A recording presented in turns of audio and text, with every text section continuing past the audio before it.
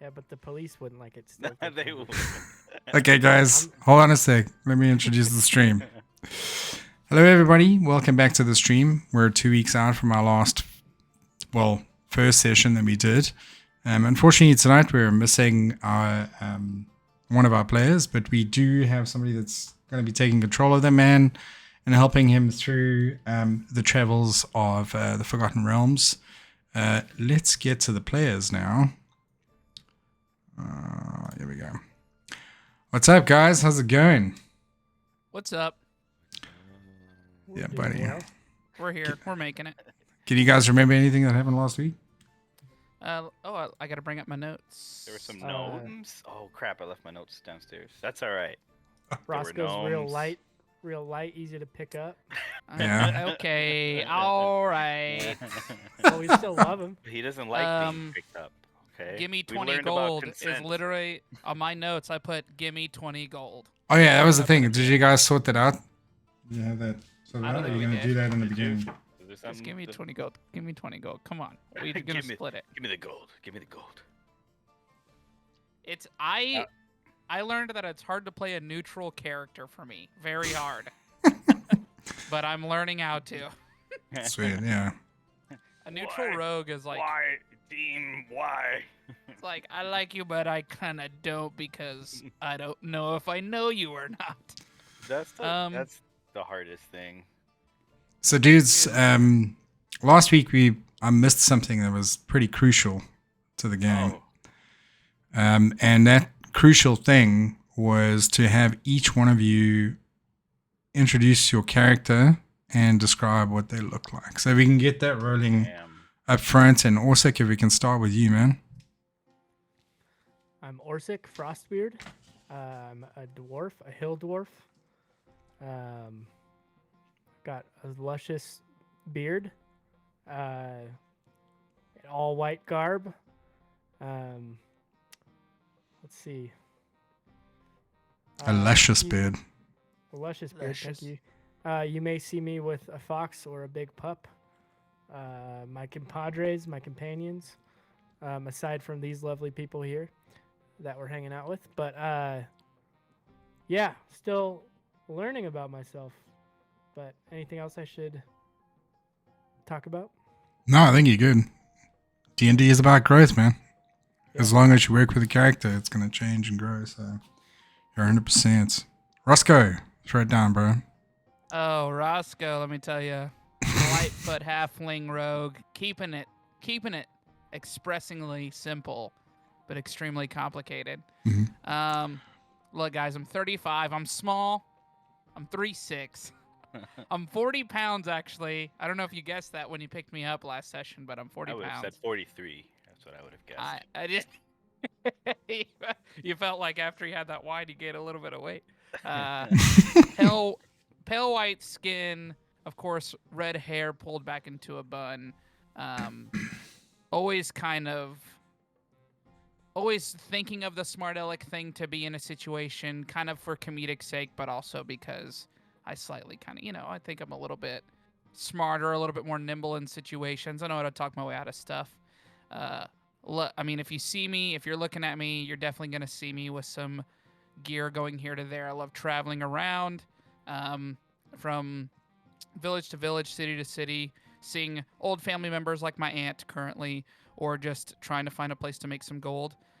You'll usually always see me with my bow or ideally a crossbow on me at all times because that's my favorite weapon of choice. And what is your action word? Oh, Shazam. It's an old thing, I know from whenever I was learning how to use it. It actually internally, it really helps me dial in my shots whenever Yeah, releasing, buddy. because it's about being relaxed when you let go. You don't want to be tense. So Shazam. Yeah. Yeah. Sweet. Yep. Can we get Calais on board? Give us a brief rundown. Yeah, man. I'm playing Calais Windward, and he is a man's man. Has this incredible mane of dark black hair. It just kind of like blows in the wind ever so gently. It looks like a shampoo commercial whenever he walks into the room.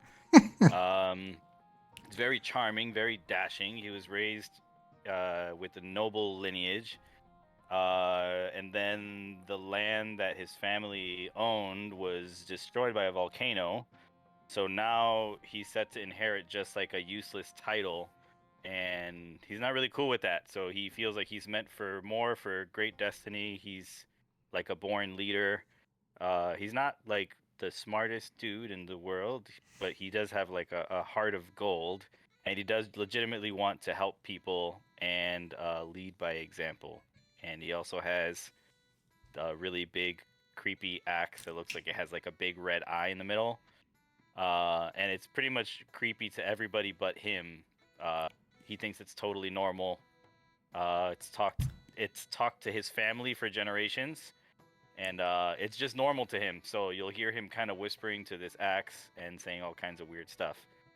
What's the deal with the axe? I don't know. Oh, well, I guess we'll find out. Yeah.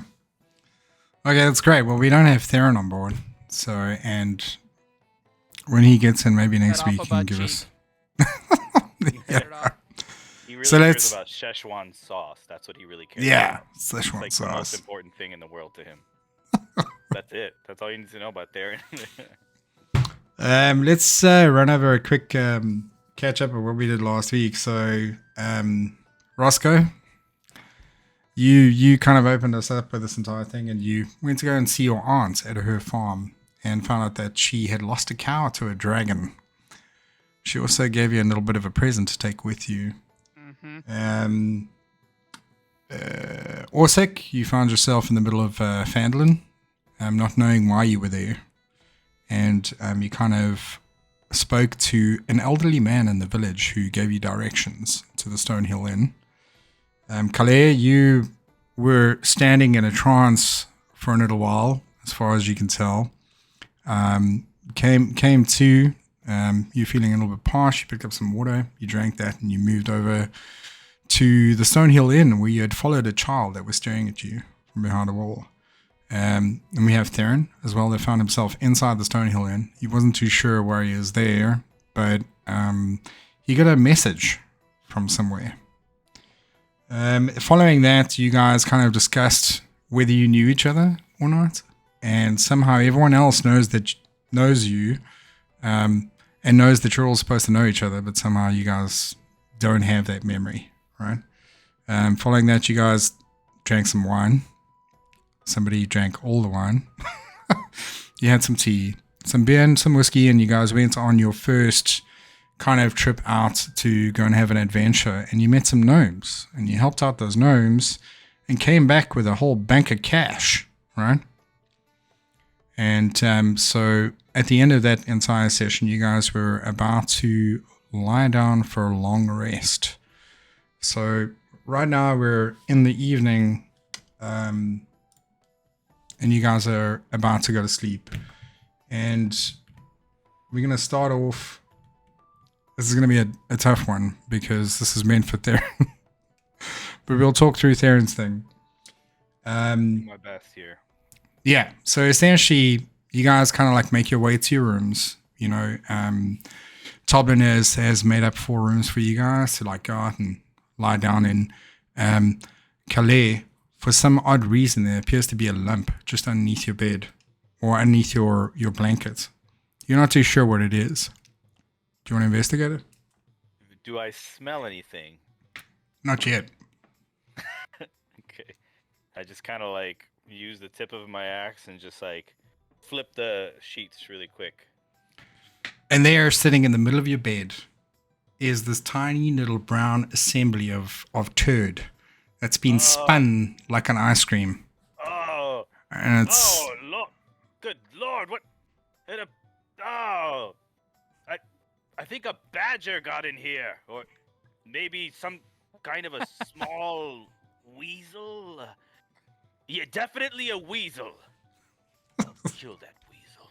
Are you sure it wasn't Roscoe? Why would Roscoe do such? Why would he do such? It has to be a weasel.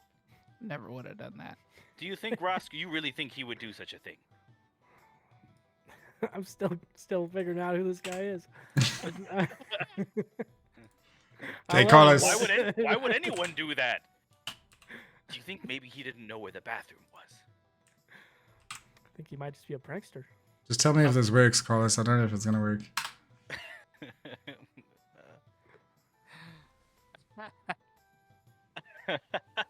What? Oh, that's what. What? What was that, Henry? Why? No, I'm not even sure if he did it. Why would I do that to him? Yeah. Theron, could you please do something about this, my friend? You have some wizardly tricks, don't you?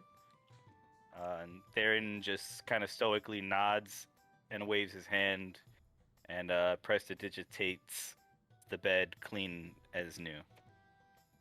Sweet. And the turd appears in some alternate dimension somewhere. Okay, we're gonna move on from there. So, oh wait, Carlos, what do you want to do for the rest of the evening? Are you just gonna lie down? Are you gonna chill a little bit?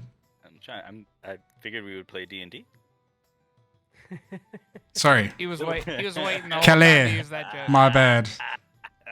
Calais, what would you like to do? Keller will go downstairs and get himself some piping hot water to steep some very fine teas from his backpack and have himself a good bedtime tea before getting in bed.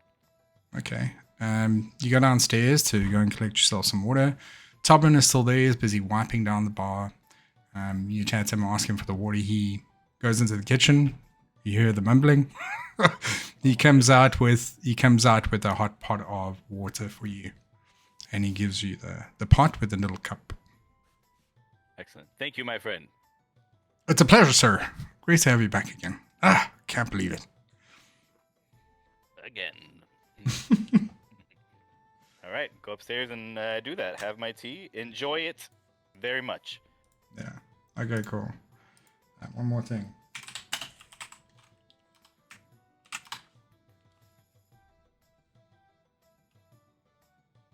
What?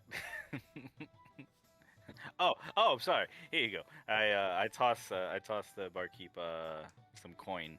Oh no, this is Henry. Oh. Yeah, so any one of those will be Henry. I don't know what you mean, Henry. English. Okay. You know I don't speak Spanish, Henry. You hate the whole eulogy. Oh god. Okay, cool. That's good.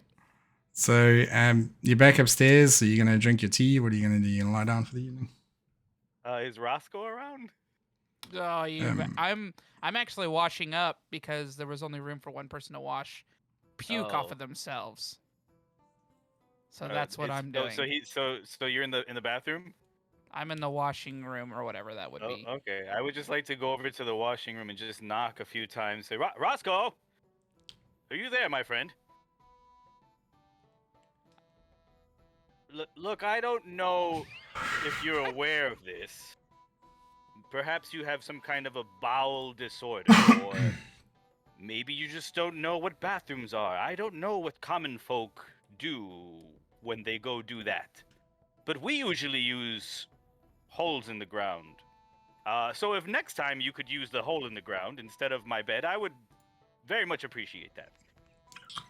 Roscoe? You might want to ask your axe what happened in your bed. Oh, so you are there. You don't want to know what Henry thinks about this. But anyway, enjoy your bath. And enjoy your sleep.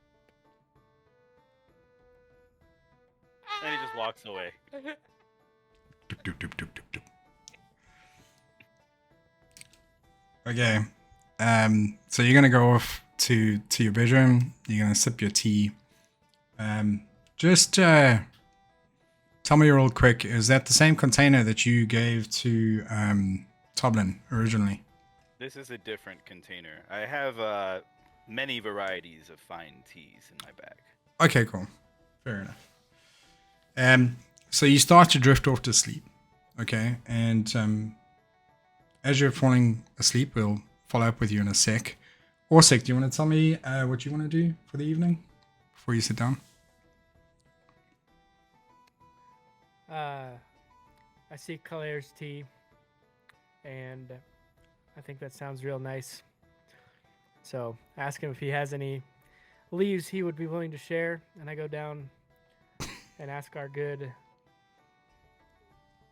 friend I Tobin. absolutely would. I'm sorry for not offering. I meant to offer. I guess I was just so I didn't know what was going on with the duty on my bed. I didn't think about asking. But I'm sorry. Here, try this. It's a lovely rooibos. Ooh, Oh, nice. thank you. No worries. I would have been distracted, and it's all good. We're getting to know each other. It'd be an honor to have some tea. Thank you. No problem. All right, so I guess I go downstairs, ask Tobin for some water as well, ask how Mr. Lupaloo's doing. And, okay, yeah. How's Lupaloo?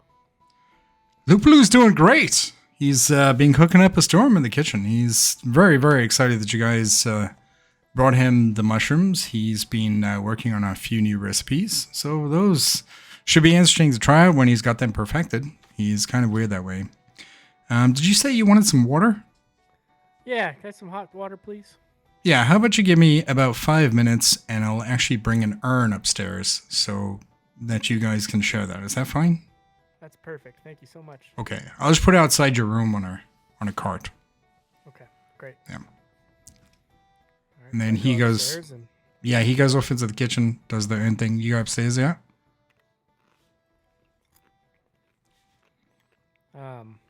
Have a snack. Yep, have some chippies. And I realize while I'm waiting that there's a bowel just waiting to get out. Okay. And I need the hole in the ground, but there's somebody occupying the space. Well, in the Stonehill Inn, the Longdrop is actually outside. So you just make your way outside. You can find yourself over there. Long drop. Yeah. The long drop. Yeah. Do I have a lantern to help me see? There's like light coming from the windows of the inn because you guys are upstairs and like the main area is downstairs and the light's just pouring out from the window, so you'll be able to see what's going on. Perfect. Okay, I go outside to do that. Okay. And all right, so you long drop guy. okay. Describe to me the long drop. Some real weird D&D going on tonight, guys. They make And short Ryan's drops not even here for it. For smaller people. I think you're fine. Like you're teetering on the edge. Oh, I wasn't thinking of me. I was thinking of our buddy Roscoe. Oh, he might have a problem. Yeah. Yeah. Maybe that's why he went on my bed. There we go. We're just getting into our evening routines. Nice. So, are you finished? Just about. Okay. So Give it a second. we'll leave you on the toilet for now. We'll give you your privacy, and we'll go over to Roscoe. So Roscoe, can you give us an indication of what's happening with you? Yeah. So after somebody threw up on my face and all over my body Do for such a no thing. reason, and then assumed that they should go use the washroom first, I just preoccupied my time. I didn't do anything specific, I just did something else while somebody was taking up the washroom. Yeah. And then when the washroom was open, I went in. Somebody was trying to bother me while I was in there. Some crazy dude, probably, I don't know. You should find this guy. For some reason. And then basically as soon as I'm done in the washroom, I go to my room. I tend to my things, as in make sure, being a person that kind of likes to make sure his things are in order, like, my tools or my different things, making sure they're properly, like, everything's still there, making sure my arrows are still not dull or broken. Just making sure all of my equipment is the way I like it. Yeah. I undo the drawstring from my bow so that it evens out tension and set it down and go to bed. And as you say that, do you say Shazam? No, I don't. It's not time. Okay, cool. So I as you sing a lullaby, but no, I'm kidding. I don't sing a lullaby. as you're going to bed, please can you give me a wisdom saving throw? Yeah, sure. Saving. 5. Okay, cool. Shouldn't have picked the green dice. Grab my Okay. dice. So you get into bed, you're all restful, go to sleep after a long day. We're gonna move over to Theron now. It's unfortunate that he's not here because this is his piece. But so Oh, he's here. oh yeah. So Carlos, what does Theron do? He's just like, he's been sitting in the corner of the room this whole time. Like, it looks like he's like even barely blinking, and he's just like almost like in a meditative state, just kind of Gandalfing a little, if you will, you know, In his room? taking it all in. Yeah, in his room, Okay. smoking a pipe and just simmering on the events of the day. Cool. So the events of the day are flowing around in his mind, and he's sitting there contemplating these things. And then they start to dissipate. They start to kind of move away from him so that he can actually focus and meditate for the rest of the evening and have his long rest. Can you give me a wisdom saving throw for Theron? Sure. And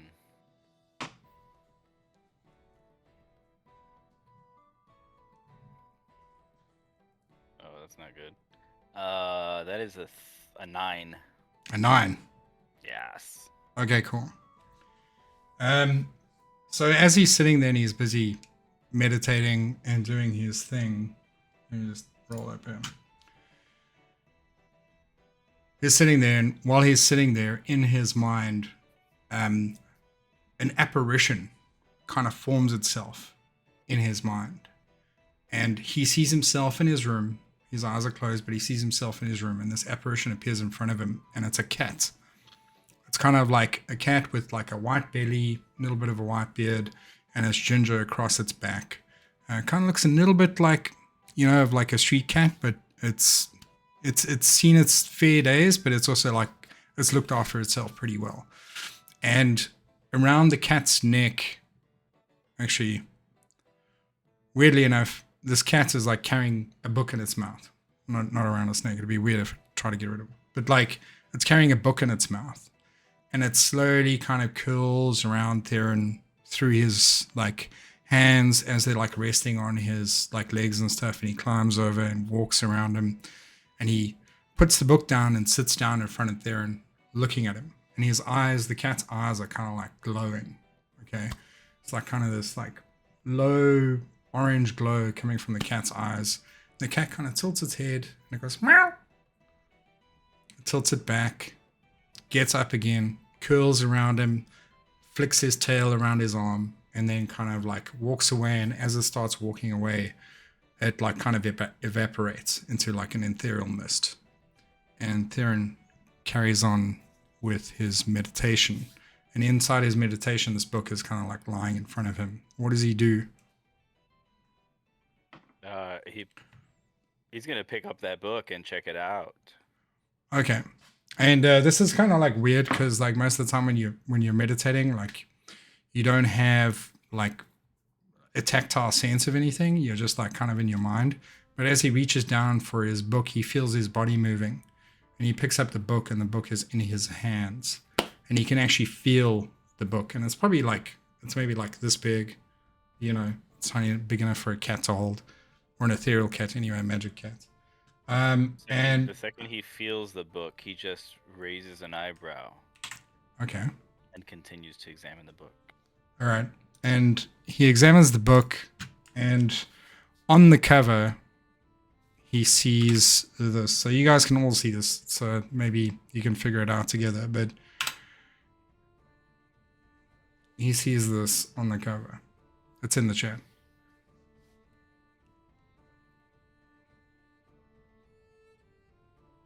That's on the cover. It just says a witchcraft. Yeah, so the dots are meant to represent like missing letters. Oh. Yeah. Is that exactly how many letters are missing? Or is it just some letters. No, that's pretty much exactly. I've given you a big clue over there. So it's like a really ornately kind of like made book. It's bound in like kind of a red leather. It's got like gold leaf inlay for the lettering with like a little bit of like silver, kind of detailing for the letters and stuff like that. And it feels very worn, or the leather at least feels very worn and soft, but it looks almost brand new. Okay, and yeah, do you want to do anything else with the book? Is it possible for me to buy a vowel? No, not at this stage. Damn it. All right. I don't know what Theron looks like. He has a beard, right? Is that what did Ryan say? He has a beard. I'm Yeah. just assuming he has a beard because Ryan has a beard. He's just gonna twiddle his beard and raise both eyebrows now, and just like continue thinking about this for a second, thinking about whether or not he should share this with his compatriots. Okay. And the weird thing about this book as well is those missing letters are kind of like they're moving. Oh.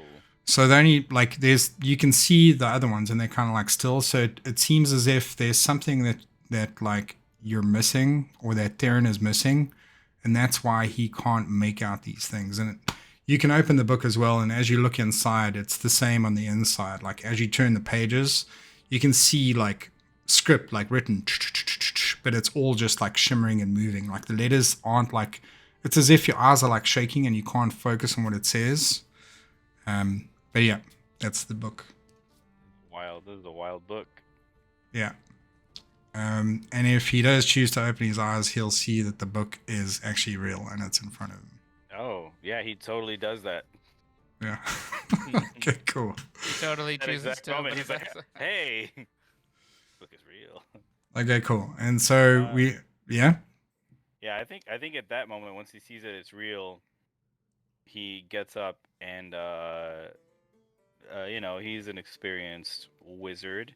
He knows this is a little extraordinary. He's going to go to knock on everybody else's doors and just let them know that he was meditating, and all of a sudden this book appeared, and asked them if they have any idea what the rest of these, what the whole title might possibly be. And Okay. he just spells it out for them the way everybody can see that in the chat, right? Like, Yeah, right now, I can or see it. okay, yeah. So he just shares that with them. Well, if he comes up to my door, as soon as he says, "Well, I found this book," I'm immediately interested. I want to know what about. I like secret books.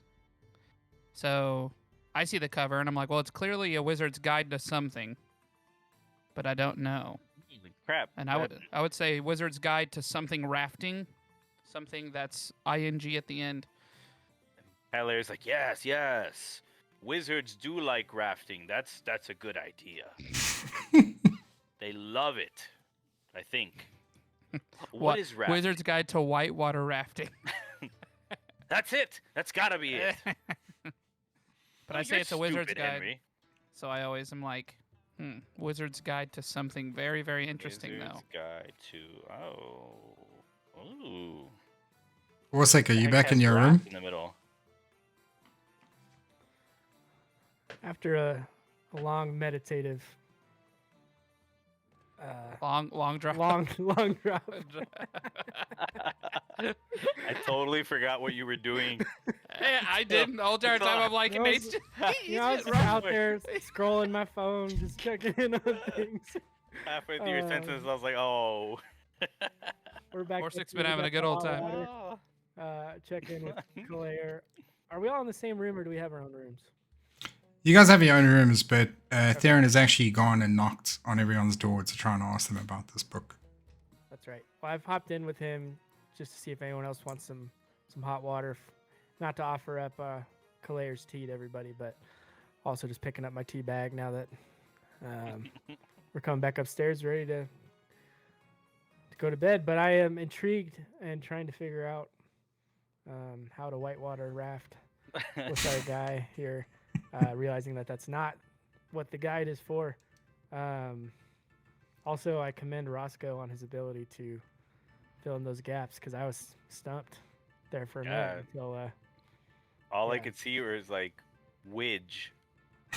A widge raft. A Yeah. wedge? yeah. So To I'm be impressed. fair, Keller has a very low intelligence. Theron should know better though, but he does not. Okay. I It's I a- give You, props you to. consulted the axe more than you consulted your own self. You were like, "What do you think, Henry?" I don't know. I compliment Roscoe. I want him to know that I appreciate his help there. So Well, thank you. yeah. But yeah, I'm trying to figure out what that last word is, along with everybody else. And I thank Claire for the tea as well. Yeah, just Okay. grateful to these guys. No problem. Cool bananas. Wizard's Guide to. I just can't stop thinking rafting now. That's a tough one. Well, it's a wizard's guide to something. Maybe you're right about that beer, Nate. It was like my brain. Okay, so you guys are ready to go to sleep, doing your thing. Is everyone going to retire for the evening? I go to Yes. bed. Okay, cool. We're going to follow through with Dorsik first, I think. Dorsik, so as you lay your head down and get to rest after your delicious tea, you start like having a couple of like flashes in your mind, like images start coming through in your dream state. But you can tell this is very similar to what had happened to you before, where it's like more of like these memories that are actually revealing themselves rather than just a regular dream, you know? And as you're lying there and you're starting to grab all these memories back, like the thing that you had remembered before with like Rockseeker and everyone like coming up and meeting you, and you guys going to go and try and find this mine that he was talking about. In that particular situation, you remember the death of one of your friends in that group. It was Tharden that passed away at the hands of what seemed to be like a very tall, kind of like dark creature. It was cloaked. It had these like pointy ears, these like very kind of like shiny black eyes, and somehow this creature had melded its form. You can't remember exactly what the form is, but the creature had melded its form and kind of like went over to Tharden and basically eviscerated him completely, and he was left lying on the ground. Yeah, so that's the kind of thing that comes to you as you're sleeping, and then as that memory comes, then it kind of like fades. What else do you want to dream about? I mean, it's fine. Like you go back to sleep, you dream about like daisies and rabbits jumping around in an open pasture, you know, ice cream and stuff like that. And then for Calais, you going to sleep as well, yeah? He's snacking. Jeez. Thought I had a minute. Kyler's trying to fall asleep, and he's just like, Henry, can you please just stop it? I'm so tired. I almost got killed by a barrel today. It was a terrible day. And then there was poop on my bed. Let me sleep, Henry. Oh, fine. And he gets up and he knocks on Orsik's door. Orsik, I'm sorry to bother you. I know it's late. No problem. I was just having a slew of dreams. I'm sorry. I'm sure they were lovely.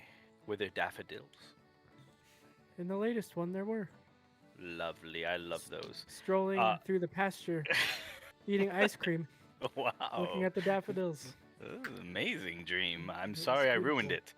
it. I'm sorry Henry ruined it. So Henry seems to think that maybe perhaps you should have more of that wine with the mushrooms.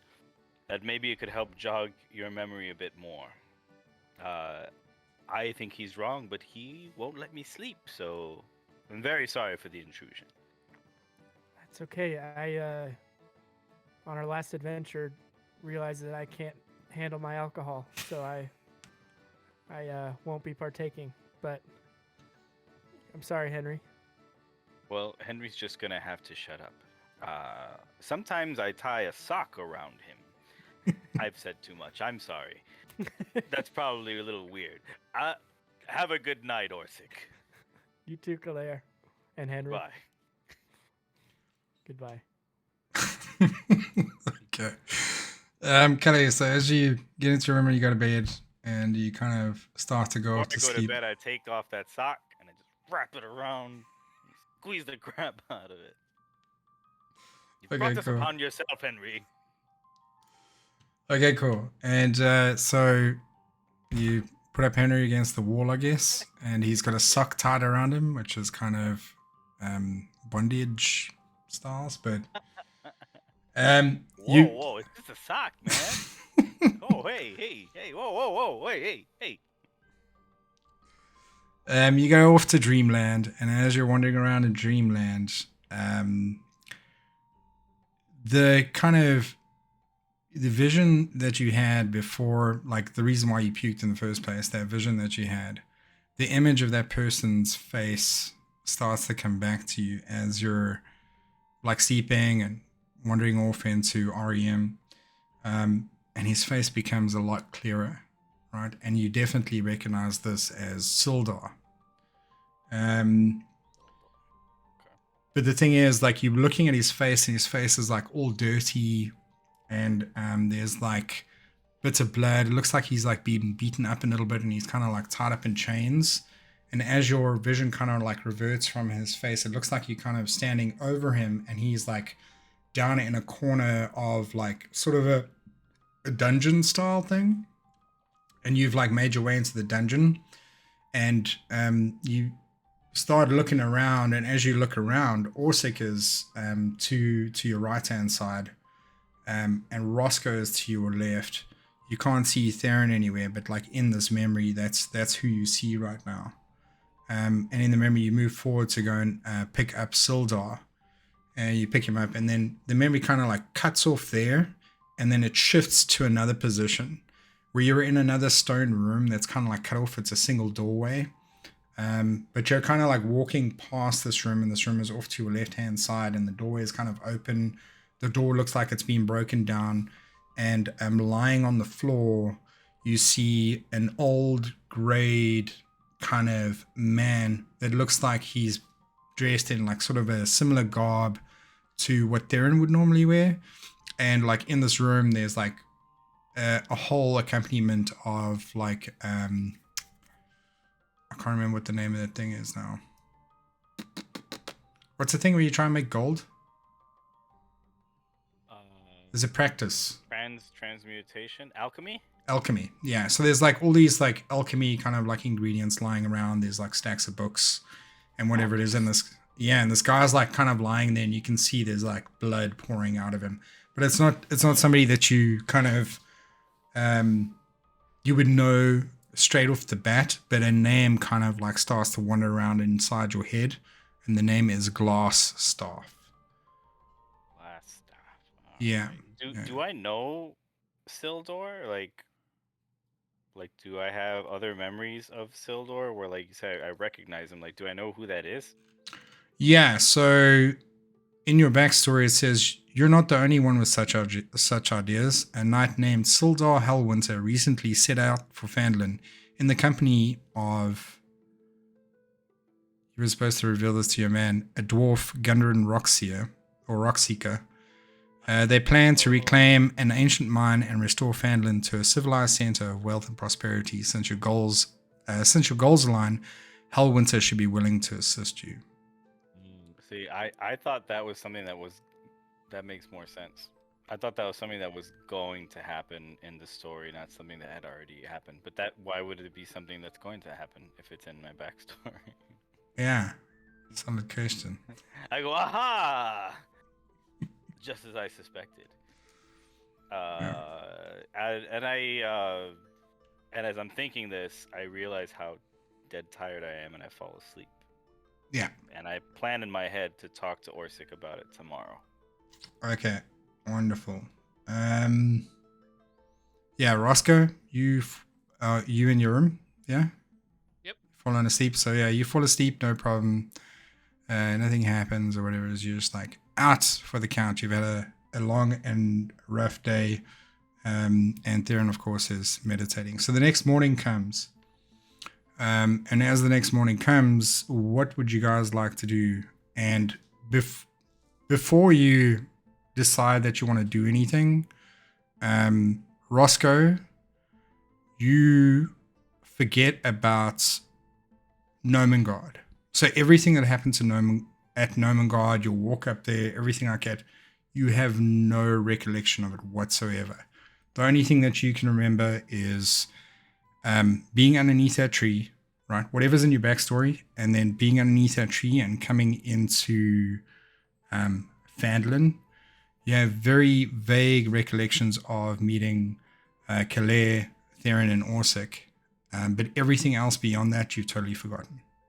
Oh, you said I also remember my backstory, like my little backstory bit, or no? Yeah, your backstory is like, it's like just part of like your history. And so, Just want to be sure. yeah, but like anything that happened at Nomengard, you completely forget altogether. Oh, okay. Being picked up, being thrown, being in the little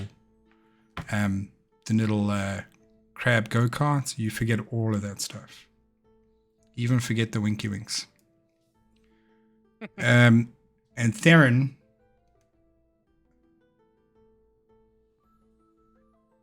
so Theron remembers his message that he had gotten in the morning, and he remembers partial moments of everything that happened in Nomengard, but maybe like a 35% recollection of everything that was going on.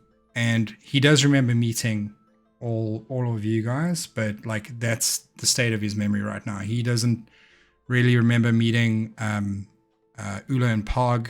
He remembers like one of the kings. He doesn't remember the spell book that he picked up. He doesn't kind of really recollect how he actually got to Nomengard. He doesn't, yeah, it's very hard for him to kind of know what's going on. It's like super, super patchy in those places. With that knowledge, what would you guys like to do? So me and Dorsik, we still remember everything just fine? You guys are fine, yeah. Oh, and there's another thing. You guys each get 5 temporary hit points for the day. Oh, okay. Cool. Additional hit points or Temporary hit It go- points. Yeah, it goes under temporary. So the way those work, Nate, is if you take damage, you take damage from the temporary pool first, and then whatever's left over goes to your current hit points. okay. Is that something Yeah. I can enter on my character sheet or just remember that? Oh no, there's You like can a enter it. yeah, there's a place that says temporary hit points. I think it's either above or below your It's main below hit in the points. center. Yeah. Yep. Top Got it. center. Yep. There's like little arrows too. You can And it- toggle like up or down. And do they only last for the day? We'd have to find out, but Yeah. for now, that's the case. Yeah. Okay. Cool. Sweet. Well, I get up and Cheers, dudes. cheers, dudes. Was that I go downstairs. Garlic bread. Garlic bread. I go downstairs, kind of like normal, sit down, ask for a small ale to start my morning. Okay, so as you make your way downstairs, you come down the stairs and you kind of like turn towards the bar. You can see Toblin and Lupulu are standing at the bar. So Lupulu's on a stool, and he's kind of like up, and he's standing right next to Toblin, and they're speaking to a woman. Okay, she has slightly curly hair that drops just below her shoulder, starting in a blonde root, blending down into a darker brunette length. She's dressed beautifully in a sheer blue summer dress, which accentuates her athletic figure. As she turns to see you, you notice that she has these like deep blue eyes that are accompanied by manicured eyebrows and a color matching her length of hair. Her jawline has a soft inward curve representing a V that peaks at her chin. Her skin is fair and it glows in the low light of the inn. She immediately smiles when she sees you. Okay. I politely do the hey like they're a stranger smile back, just the common like basically the white guy smile, where it's like just walk, and I go up to Toblin and I'm like, can I have one small ale this morning? Toblin says, yes, sure. And he hands over the mug and says, our beautiful lady over here was just telling me about your exploits yesterday. It seems like you guys made a huge impact. And I look and I'm like, that's great. See you later. And I walk to the table and I just sit down and I just sit there and sit in my morning silence. And is that a bit of meta happening right now? A bit of what? Metagaming? What? No, it's cool. Anyway, so what do you guys want to do? The rest of the group. Rest of us? Yeah. I kind of shoot up in bed in the morning and I say, I was supposed to talk to Dorsik about something. Dorsik! Yes? And I just go knocking on the doors, trying to remember which one it is. Oh, there you are. So I had a vision or a dream or something that this guy, Sildar, who I had come here to kind of reclaim this ancient mine, I remember. And he was with a dwarf named Gundren Rockseeker. I think you know him? Yes. Or them? I know Rockseeker. Yes. Yes, Rockseeker, of course. Yes, they were together, and I was supposed to help them reclaim this mine, and I don't know what happened after that, but just last night I had a dream that Sildar was tied up in chains in a dungeon somewhere, and you were there, and Roscoe was there, and there was an old gray wizard lying on the floor bleeding. My dreams are weird. I'm sorry. I feel like I'm freaking you out a little bit. No, actually, I had a dream last night. It's a lot, the axe, the hair. Sometimes it's a bit much. You're maybe not we too should much. find Roscoe and try to do something about this. Yeah, it seems like our dreams are not exactly the same, but putting pieces together.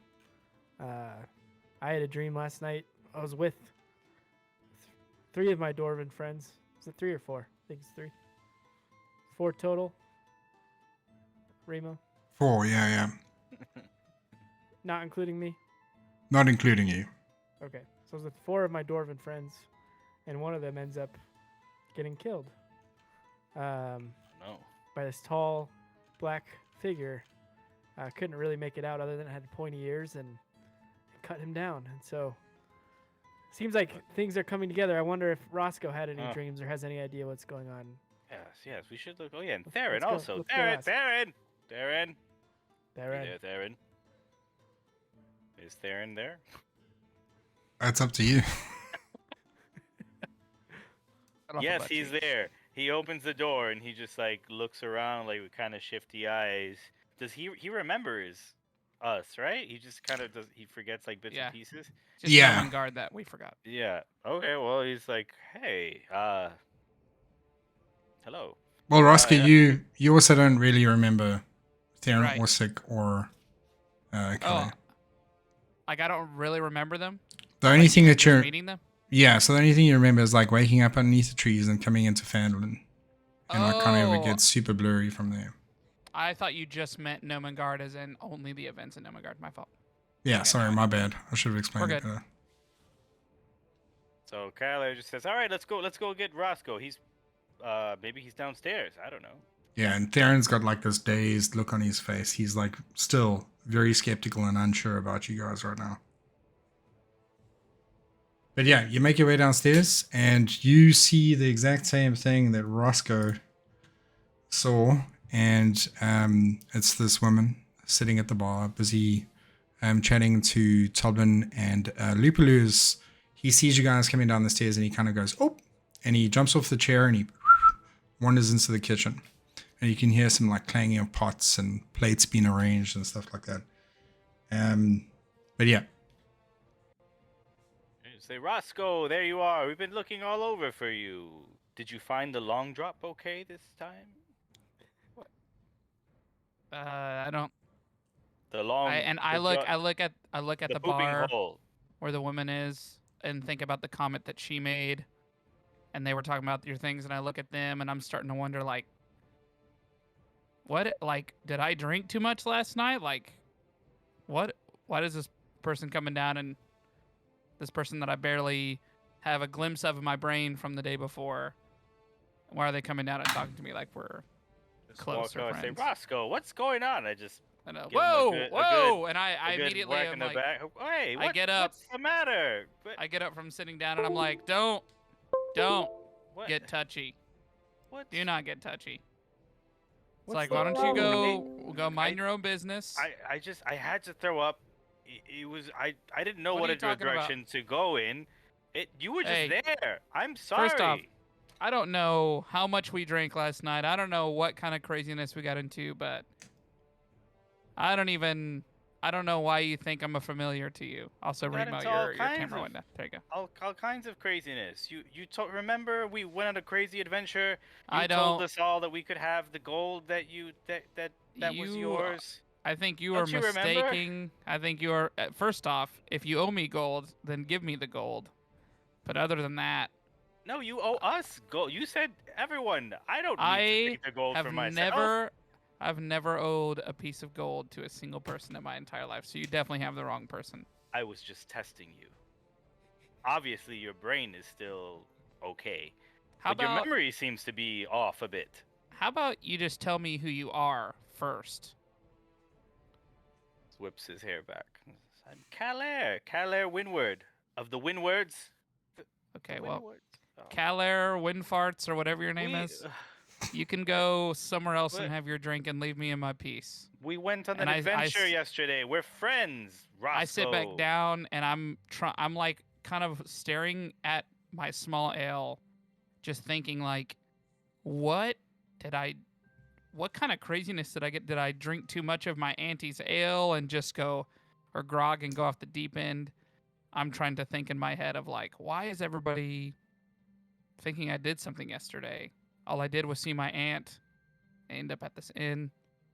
So I'm kind of lost. If he's talking to me, I'm kind of just like dazed into my small ale, like, what is going on? Trying to retrace my steps as much as I can. Okay. Dorsik? I come along, Roscoe, and say, I understand why you may not be remembering Hilaire, but you surely remember me, right? And I look at him kind of with this. I don't even kind of respond because I'm kind of like in a little bit of a shock that so many people are kind of like coming to me and assuming they know me. And the dwarf in my mind looks familiar, like something. And I say, we might have met at some time, but I don't know what you're talking about. Can I, like, come along in a very caring, like, telling something's wrong and try and help in some form, try and jog If he his memory? He sits down, I definitely allow it because I'm kind of in a spacious, like, if somebody knows something, like, I'm interested. Yeah. Like, joking aside, I'm here for you. I want to help. Yeah, I don't really know why everyone in here thinks they know me. None of you should know me. And they said at the bar that I was a part of doing something yesterday and helping somebody out, but all I saw was my aunt yesterday. I don't even know how you guys know who I am. So can I fill him in on our Yeah. adventure from the day before? Yeah, of course. I'll leave out a couple of those funny moments, realizing there's some advantage to. Nobody threw you around at all. Yeah, Ever. yeah. No one's ever done that.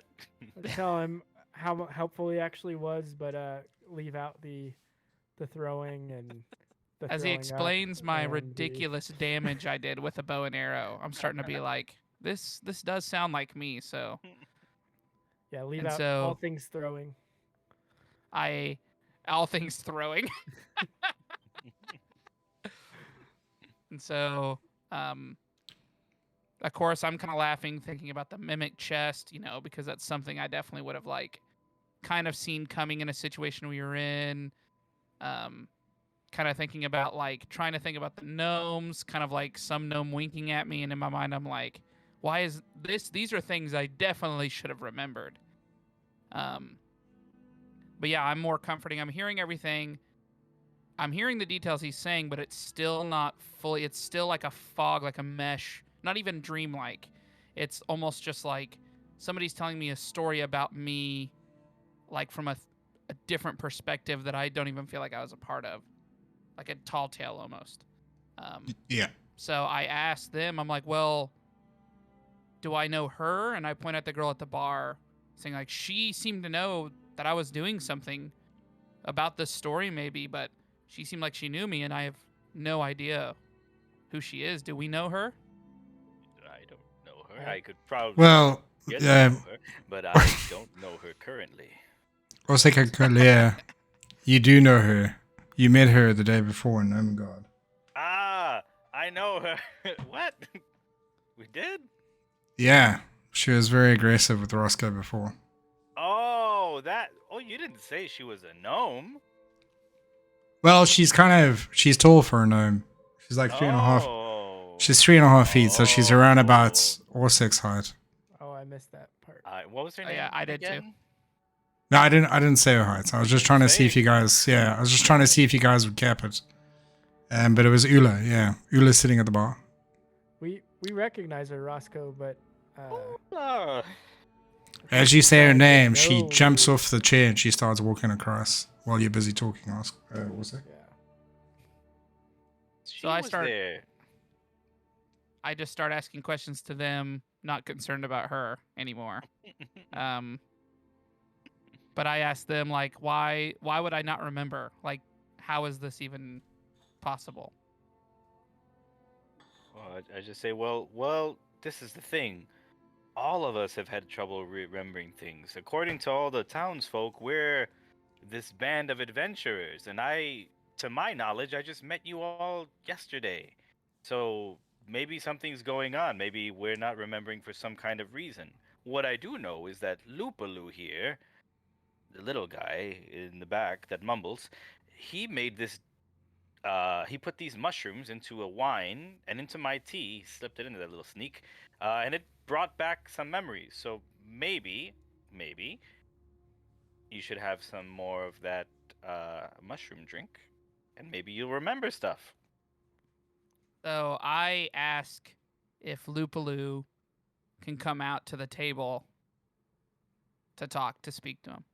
I just say like, Lupaloo, are you in the back? To come Yeah. out here? So Lupaloo is like, you can see his little hat coming.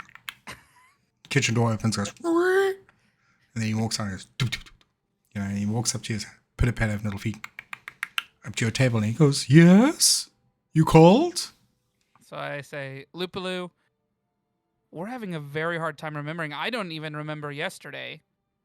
Mr. But- Willoughby, why, I fed you breakfast. It was a wonderful time. Right, but Kalir says something about this mushroom that we set off to get yesterday. I don't remember anything about the mushroom, but something about the mushroom helps with our memories or something like that. But you know this mushroom better than we all do. What's the history of it?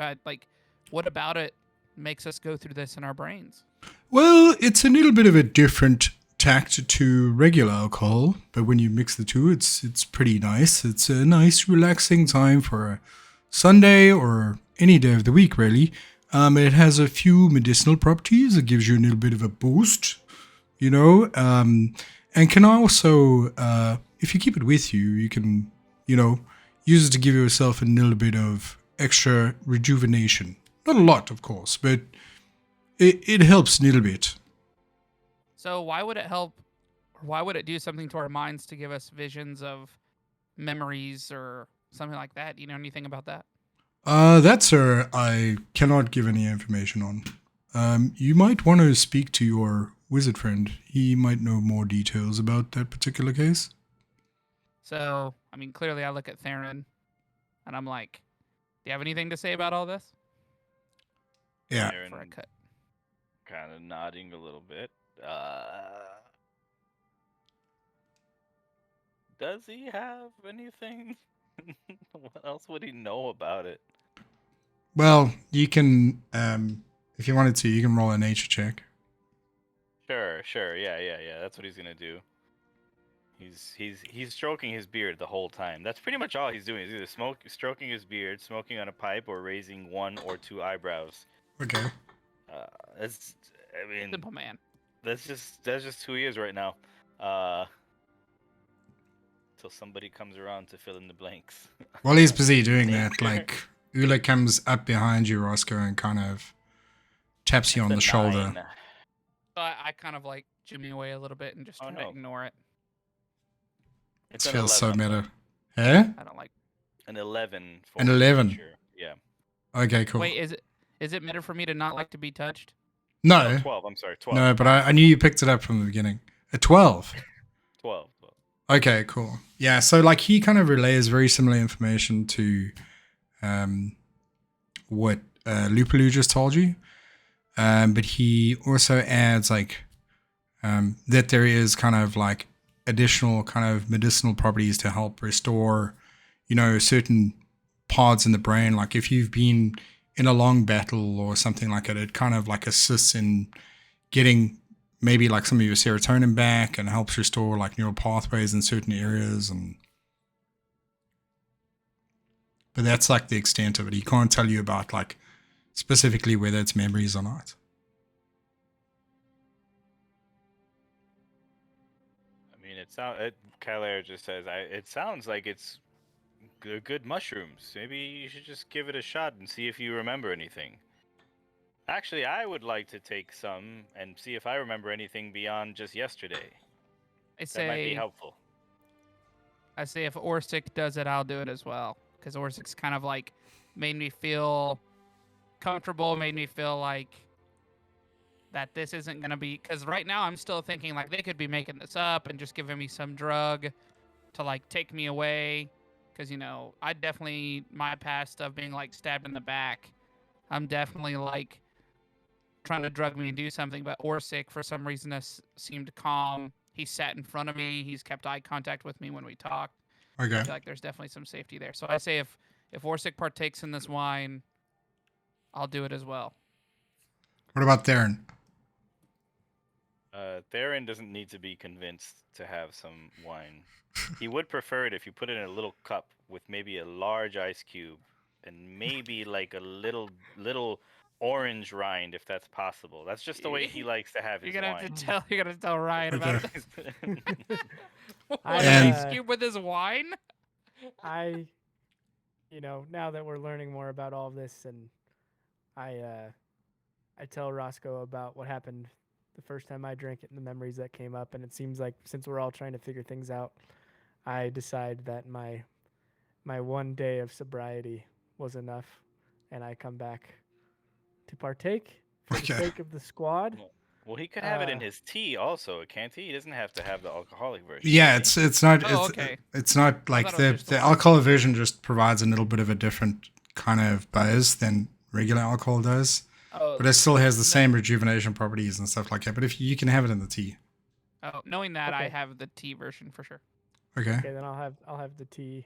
Okay, and then I just pop open my bag and I say, it's like 18 different little containers. Like, no, so there's a green tea, there's a black tea, there's Mhm. a rooibos tea, there's Do you Any have an mint? oolong tea? oh, of course, a jade oolong Yes. or I'll regular take a jade oolong. Here's the jade. Hand him the jade.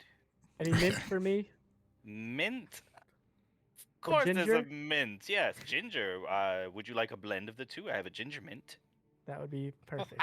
Perfect. Ginger Hilarious. mint. Here we go. Thank you. Okay. I'll have the Boy, wine. coming in clutch.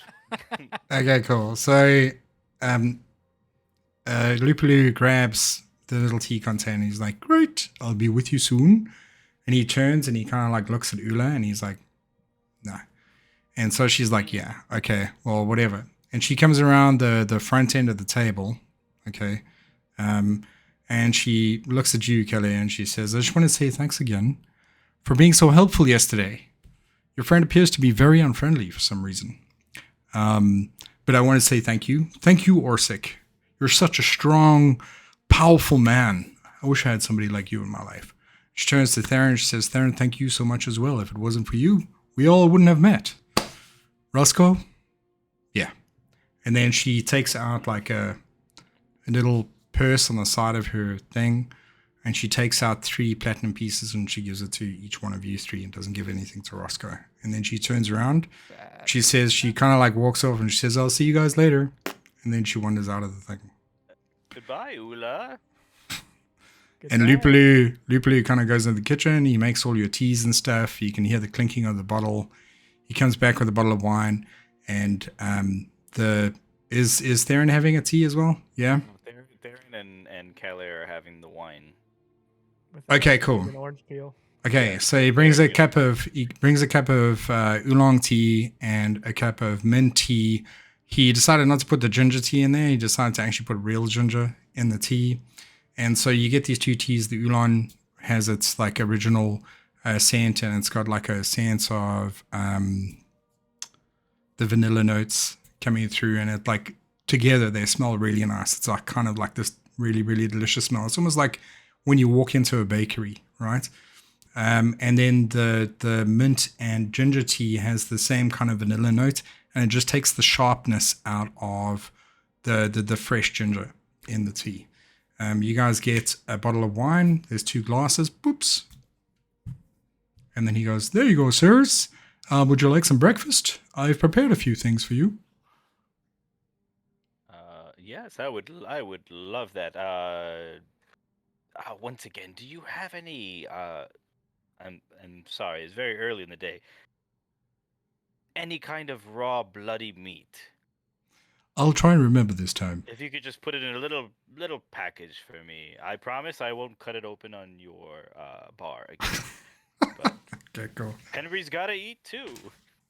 Okay, so he kind of like, he says, "Okay, I'll be right back." And he wanders off and he goes and you can hear the clanging in the kitchen, and he brings out this kind of like trolley, same deal as before, bumps into the table. And on top of this trolley, you can see like, I'm trying to think, like a really kind of delicious sort of breakfast fry up. So there's like pork sausages. There's some back bacon in there that's kind of like nice and crispy on the fat edges, but the meat itself is nice and soft. There's a dish of like mushrooms that have like been fried up in a little bit of butter with some sage, and then there's like some potatoes on the side, and then there's like kind of like this kind of handmade steel rack that has pieces of toast in it. And there's kind of like a little ramekin of like freshly churned butter. It's still soft from like coming out of the churner. And he puts all of this stuff on the table for you guys, puts out some plates, and he goes, "Enjoy, gentlemen." And he walks away with his cart. Thank you. I dig Start in. filling my plate. Oh yeah, and he also he kind of like, he doesn't put it on the table. He kind of like on the side of the table, he kind of just hands you the package of the meat. It's kind of smaller than it was yesterday, but it's still a piece of beef. Thank you very much. I just put it into my pack for later. Okay. So I take my tea, I hold it up, and kind of look at everyone else. And as I wait for Dorsik, specifically I'm watching Dorsik and I'm waiting for him to take a sip, so we sip at the same time. Still kind of nervous, even about the food. I'm like looking into the food to make sure like it's all like, because I'm even more nervous. I feel like I'm kind of surrounded. There's trust, but it's still like, again, somebody dragging me off to people I don't want to be around. I'm a little nervous about it still. But as soon as I see if Dorsik takes a sip, I take a sip at the same time, and I just kind of like eat my food, checking it pretty thoroughly as I'm eating it. Cool. Anybody else? Skylar's not waiting for anybody. He's just really enjoying this. But he's eating everything like kind of like quick and a little crazy and messy until he like looks around and tries to be a noble again and puts his butter on his bread very carefully and just keeps pigging out and drinking the wine. Really Sweet. enjoying this meal. Sounds great. Yeah, I dig into everything, aware of, you know, what I'm drinking, conscious of what may come up, and taking it for the team, and thoroughly enjoying the food. Yeah, buddy. Yeah. So everyone that everyone that didn't already have 5 hit points gets 5 hit points, temporary hit points for the day. And you guys feel something else. Like this is not the tea that's kicking in. But you got nice full bellies and you guys are feeling like, ooh, what's going on here? And like while you're sitting there, weirdly, Dorsik, like you're already quite a staunch dwarf, but you can feel your muscles kind of like tense a little bit and they start growing a little bit, and like your body like adjusts. You don't get any taller or anything, but like your bulk kind of increases a little bit. And the same thing happens for everybody. So Roscoe, Calais, everybody kind of like gets this kind of sense of like rejuvenation with the hit points get added on top of that, and you guys have now reached level 2. Oh, wow. Yeah. Do we do something to our pages? I think you increase your hit points, right, Carlos? You do a lot of stuff. I think you have to go through the like little level up wizard for it to do everything. Okay. I could tell you guys how to do that. It'll take like a second. So like if you go into your character sheet, see how like it says the core, like the core tab all the way to the left is red. Yep. All the way to the right there's like a little gear icon. Hit that. And then scroll all the way down to the bottom right of that page. And then hit where it says launch level plus character mancer. We hit the little the little anvil, yeah. Click on that. The launch level plus. Yeah, launch level plus. Yeah, not the other one. The other one will start your character at level 1, which it's already, but yeah. Okay, so you click on plus and it goes to another screen that says welcome to character mancer, level up, blah blah. Just hit next. Okay. And the same thing, go down to the bottom right and hit next. It's just gonna increase your HP like by the normal amount. Okay. And then hit next again. Okay. And then apply changes when you get there. Just keep hitting next until you shouldn't have any choices at level 2. If you do, let me know. But if it doesn't, then just hit apply changes and then you're good to go. And then go back to your core, and you'll have the increased hit points showing there and everything else. And I think I saw something about an ability I got. I'm not for sure. Oh yeah, so if you have new abilities, like in the bottom right of your main like core sheet, where it says features and traits, it would be listed there. Okay, and then if you click on those names, like on the red letters, it'll show you what the ability does. And I think for you, for Dorsik, I think he gets another spell slot at level 2. So now you have another spell that you could cast per day. You should also get. I don't know. I don't remember what clerics get at level 2. But if you look at the on the right in that little box, those are like your main like class abilities. So if anything is new there, just click on the name and then you can review it and see what it does. Yeah, like for the next few kind of challenges or whatever, it's not going to be important, but it's good to have those extra hit points. So if Yeah. you want to throw the extra hit points on there, it'll be good. Yeah, it's like double. When you're at level 1, you're like so squishy. Yeah. Oh yeah. I was nervous with 9 hit points the whole time, even with that mimic. I was like, ooh, that mimic can nasty me. Well, you guys. Amazing that it didn't kill me. I think I got some timely heals and stuff. While you guys are busy doing that, Calais, you start to, like, as you're feeling this, like, kind of growth in your body in this building, you can, like, it's almost as if you can physically feel things happening in your brain going, and things are, like, kind of clicking together. And Henry says to you, Dorsik, what happens with you is, like, you start feeling the same sort of thing. It's just like more clarity of the things that you've already learned. And you can kind of start like putting bits and pieces together, and you start understanding that like this trip that you had with Rockseek and everything was to find no,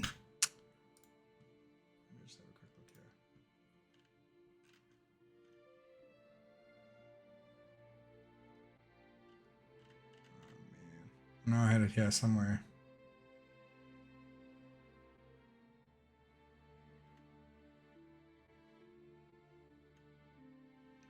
Again.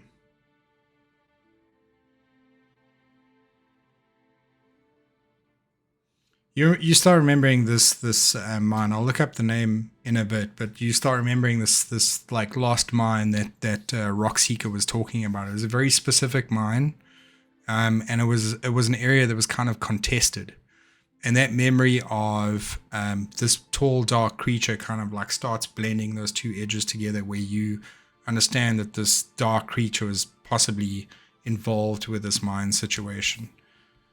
Okay. Khalid, do you want to respond?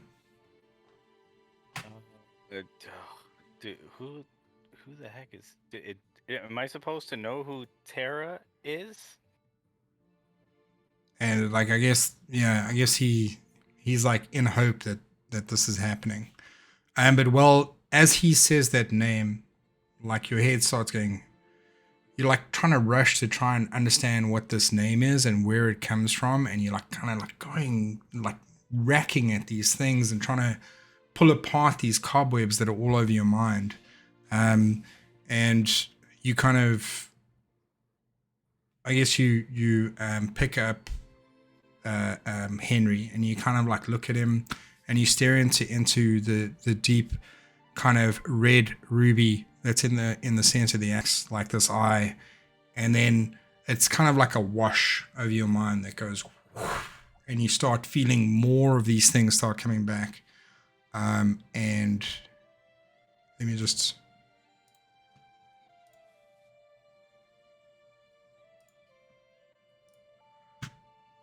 Hey, just so you guys. Oh. You see that? Yeah, I see that. Does everybody else see that? Yeah, they should be able to as well. Fancy. Where are we looking? Oh wait, it might not be in your journal, so don't worry about it. But I can show you what the picture looks like.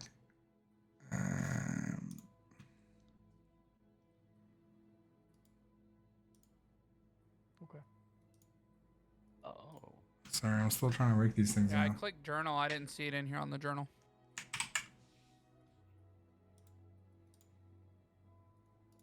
Yeah, you might have to click edit on it, Remo, and then. Yeah, I'm just trying to figure out if, because I want you to reveal this stuff, but like, do you mind if I show it to them? Oh yeah, I don't mind if you show it to them. Okay, cool. I mean, it looks cool. There we go. Whoa. Dude, that's sick. Henry's sick, dude. Yeah. Dude, Henry's freaking sick, dude. Didn't know you were chill like that. Oh, I didn't even know you were chill like that, Henry.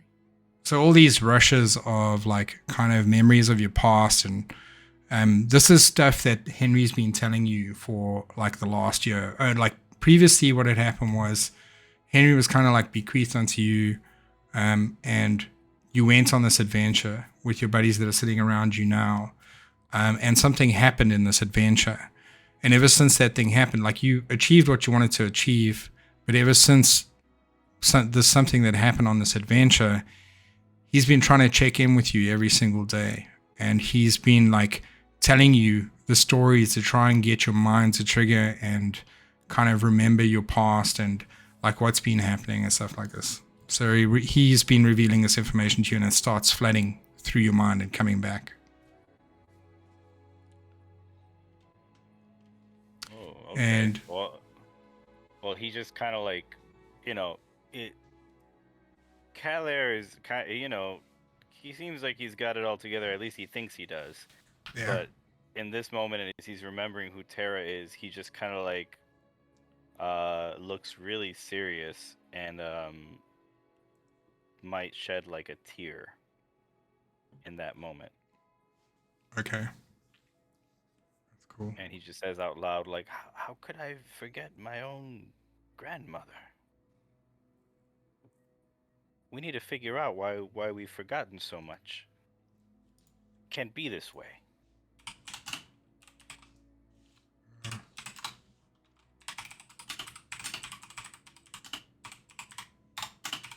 Still eating, still sipping tea.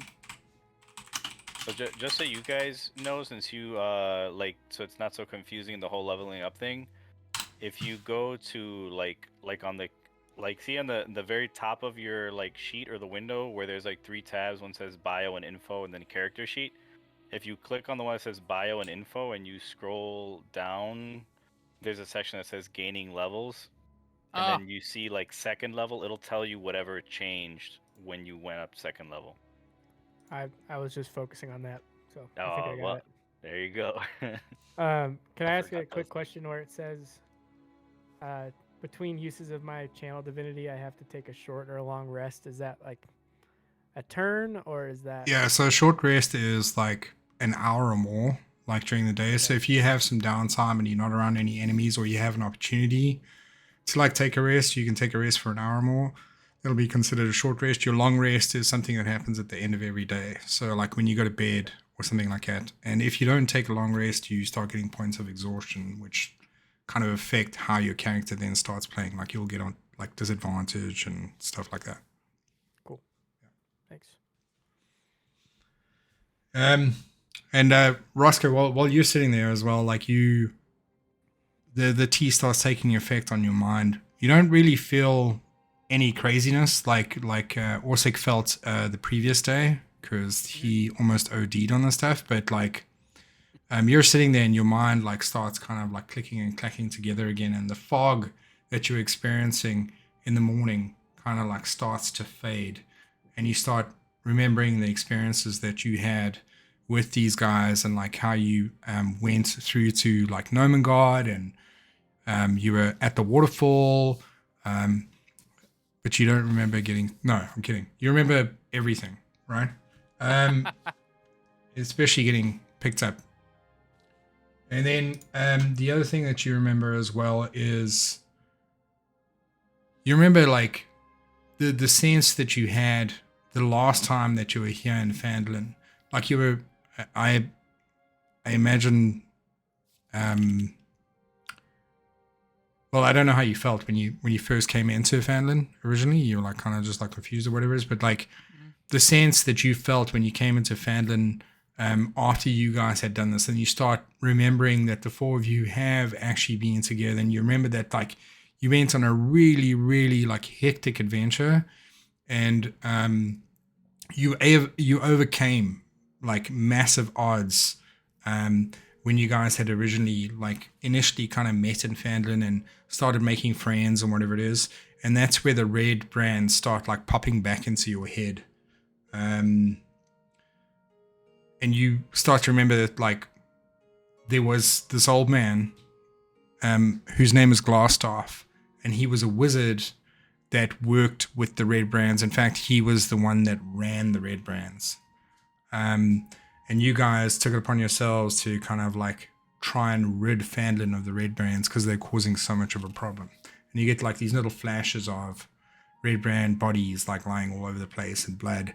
And as you made your way back into Phandalin, you remember like people heralding you as heroes and like celebrating your achievements by getting rid of the red brand group. Do I remember everything about Glassstaff or just Glassstaff in general? No, you just remember his name, and you remember like kind of what he looked like. He was like this, like kind of. He was a medium size. He was maybe like 5'8" or something.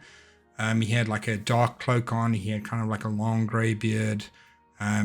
He was like, his hands were like burned from the chemicals and stuff that he was using in the alchemy that he was trying.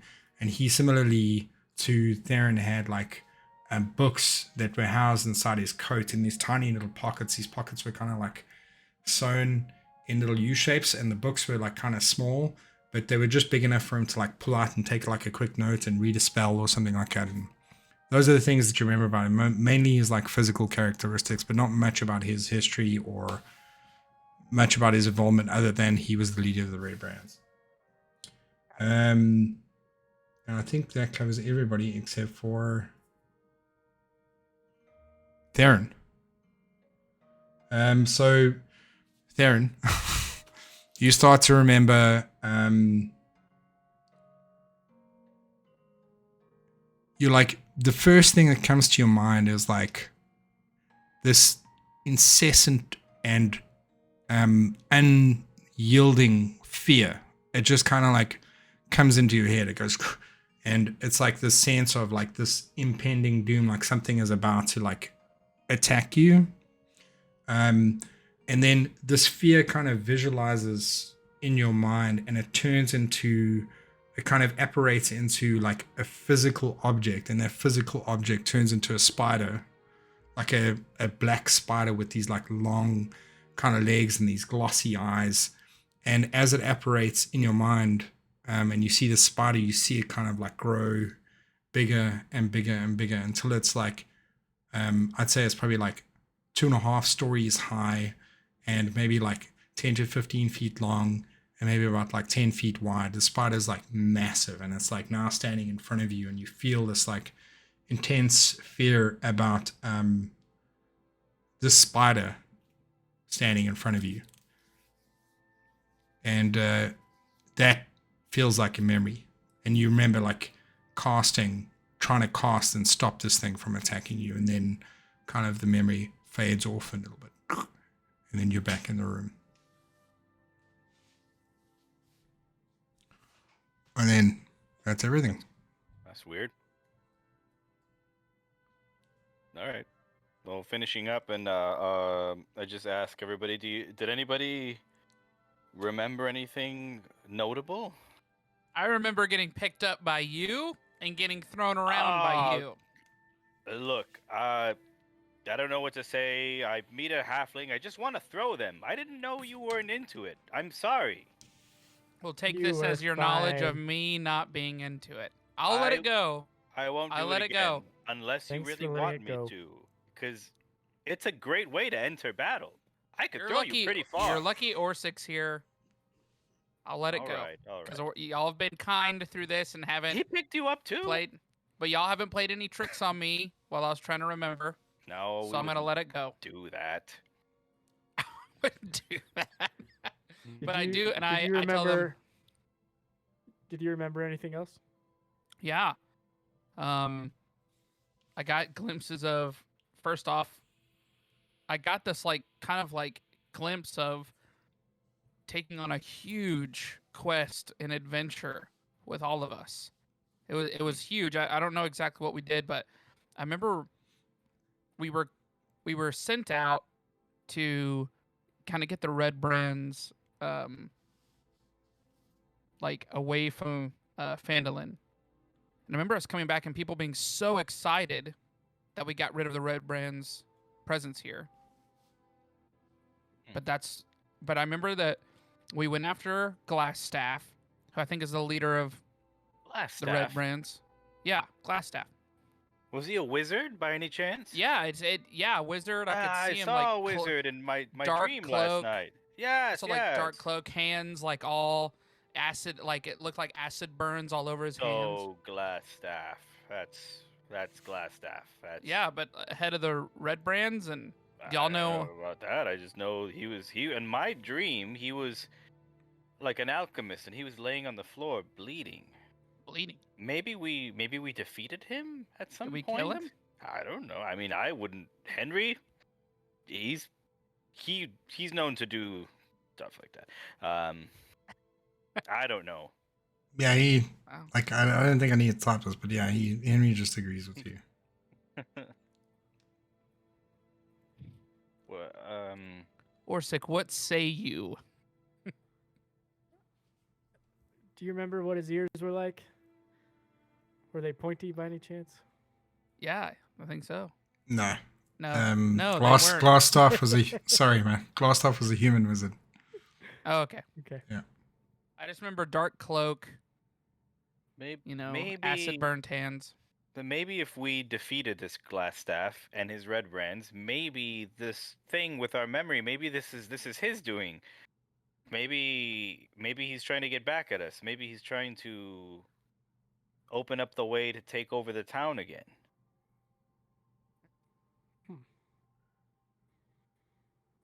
I just look at Theron and kind of wonder Theron's take on it. Baron's twiddling away.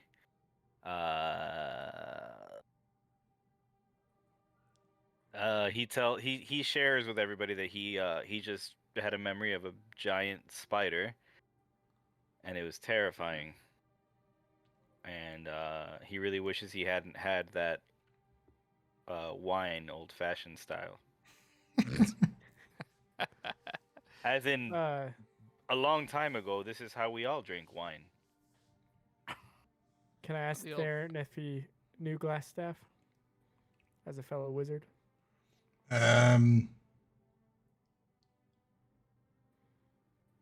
Yeah, he doesn't remember Glassstaff right now. Got it. So, what do we I'm do? just- I mean, we have to get our memories back. I can't keep living my life like this, forgetting things every day. We got to figure out how to get this to stop. Or maybe we should do really crazy stuff, knowing that we're not going to remember tomorrow anyway. I think that's Henry talking. Maybe a little bit. I agree. Maybe That's we a very should just- Henry comment. Have you fed Henry yet? Have you been Henry? I haven't. Oh, he does start coming up with crazy suggestions when he hasn't. I kind of eaten. internally like the joy of making a joke about Henry. Like, kind of makes me feel like maybe this adventure that we went on was real. It wasn't a haze. I feel like making a joke about Henry, about that's Henry talking. Oh, do you makes remember me this? feel better. I just pull out the puppet that looks just like me. Huh? That's not ringing Come any on. bells. That's Come just kind on. of weird. Put it right in his face. Come on, it's me. It's beautiful. As you whip out the puppet and you're holding it up in the air, you can see Toblin kind of like, he goes, oh.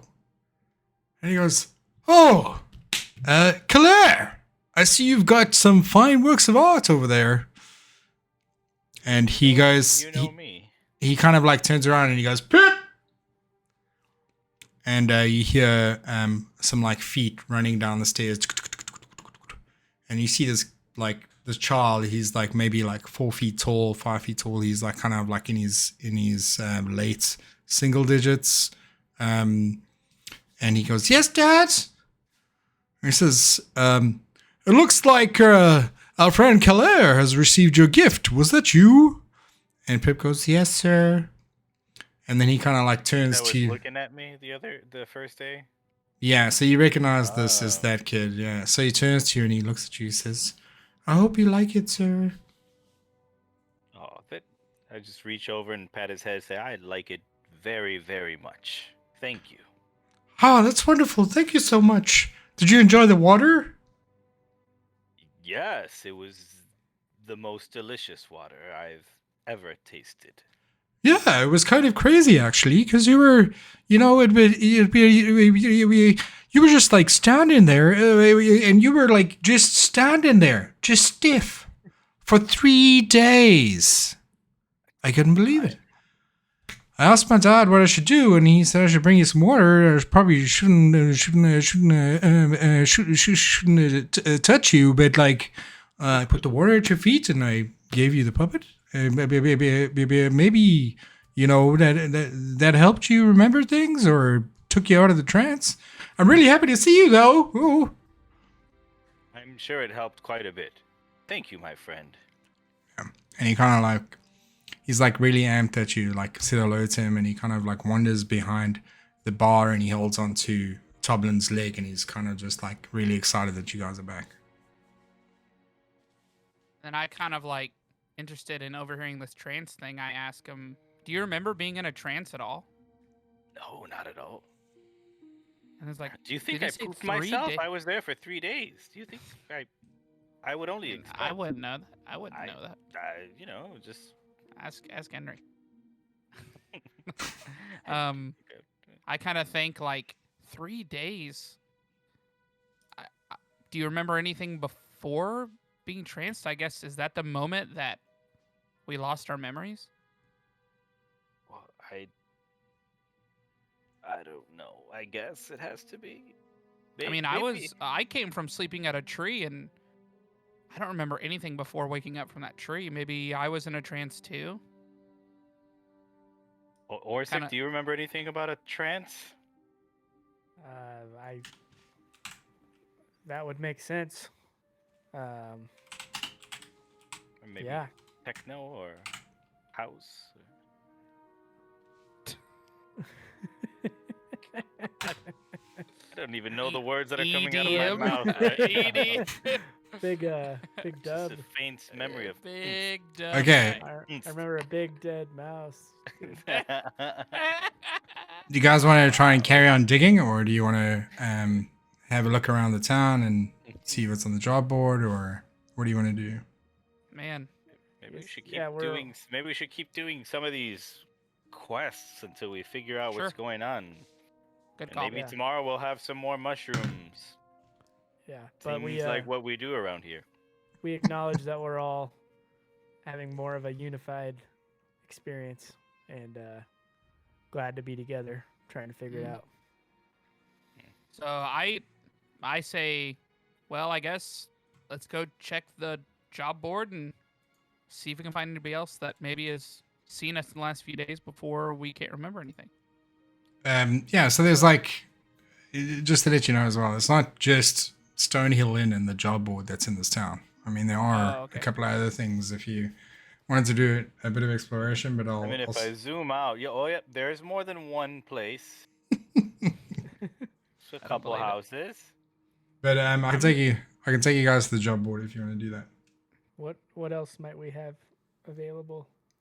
Well, there's like a couple of stores in town. So there's like a provision store. There's what would you call it? Like looks like there's like sort of like an armory or something. I was about to say. Yeah. I guess I feel like the thing that Roscoe would do, especially as common custom after a quest, I go to the armory, just check if what's available, what's new, anything that I can enhance my things or sell things myself, and before going on another quest that's kind of custom for me. Okay. As you walk over to this place, you can see there's like a. Are you guys all going together, or is Roscoe on his own on this one? I wouldn't mind going. Yeah, I'm going to. Okay, cool. So all of you guys kind of like mission over to this building that has like, it's got two large kind of like flat windows in the front of it, with like kind of like beam supports in between the pieces of glass, and through the glass you can see like little mannequins with like leather armor, so maybe some like chainmail or something like that, a couple of helmets, and there's like a few like short swords kind of like stacked up in the window, and like you kind of get, you know, this is the sense you get that this is like where they sell the good shit, right? And over the top of the door it says Lion Shield Costa above the door. It's been like etched into the sign, and the sign is like kind of being made by hand and kind of is nailed to the top of the door frame, and the door is standing open at the moment. You guys going inside? Yes. Yep. Okay. As you walk inside, there's like this light pouring in from those front windows, and it kind of like illuminates this entire room, and it's the way that the shop is made. It's kind of like a single block room that has a counter at the end of it. And on the walls, you can see a whole bunch of weaponry, like kind of stacked. You can see armor on the left hand side, and at the rear, there's this like wooden counter, and there's a woman standing behind the wooden counter. Yeah, she's kind of she's around about like 5'8" in height, and she's staring at all of you. She's got like kind of like this dark grayed hair. It's been cut short, and she's stacked with like braces on her arms, and she's sitting there with her arms folded, and she says, "Can I help you, gentlemen?" Yes, I came to look and see if you have specifically any crossbows and bolts for your crossbows. Roscoe, are you remembering things? The last time I spoke to you, didn't remember me at all. I still don't. It's still all a haze to me. Okay, and what about your compatriots? I'm not sure if they remember you or not. You guys remember each other, though? Faintly. Starting to. Strange. For some reason, we think that we might have been lost in a haze, but we don't really know. Kalair apparently was seen by the son of the innkeeper, that he was just in a daze for 3 whole days. Wow. And we're trying to figure out what could have caused that for him, if that was when we lost our memories, but I'm still trying to remember. Okay. Well, let me reintroduce myself. Obviously, you can't remember me, but I am Lenine Greywind. Great to make your acquaintance again. Roscoe, Dorsik, Theron, Kalair, great to see you again. Is there anything I can assist you gentlemen with? For me specifically, just wanted to try to find a crossbow and see what it takes to get one, maybe some bolts along with it. Okay. Okay. So yeah, you can pick up some bolts for like maybe you can get a set of like 20 bolts for maybe like 10 silver. And then you can pick up another light crossbow. Just double check. You can pick up another light crossbow for about 25 gold pieces. 25 gold. Yeah. Whoa, Dorsik, she's a friend. No. Okay, 25. You said another light crossbow. I don't think I have a crossbow. Oh, I thought you had one. Yeah, No, so I you have can a short bow. Okay. Yeah, so you can pick up a light crossbow for 25 gold pieces. And how much is 1 platinum? 1 platinum is 10 gold. Yeah, not quite there. But I was like, well, I have something to work towards, that's for sure. Okay. Carlos, I think I'm going to have to text you these things from now on, bro. Like instead of putting them into the chat? Yeah. Yeah. Do you guys want to explore any other options or ideas in this place? Well, first off, I think Lenian is what you said? Lenine. Her name? Lenine Lenine? Greywind. Yeah. Hold on, I want to correct that. Let me get Well, a beer really quick. I'll be right back in like 10 seconds. Well, Do you guys want to take a quick break? Yeah, let's take a quick break. I'm just Okay. going to fill up my water. Alrighty. Yeah. Break time, dudes. We'll see you in a sec. Okay.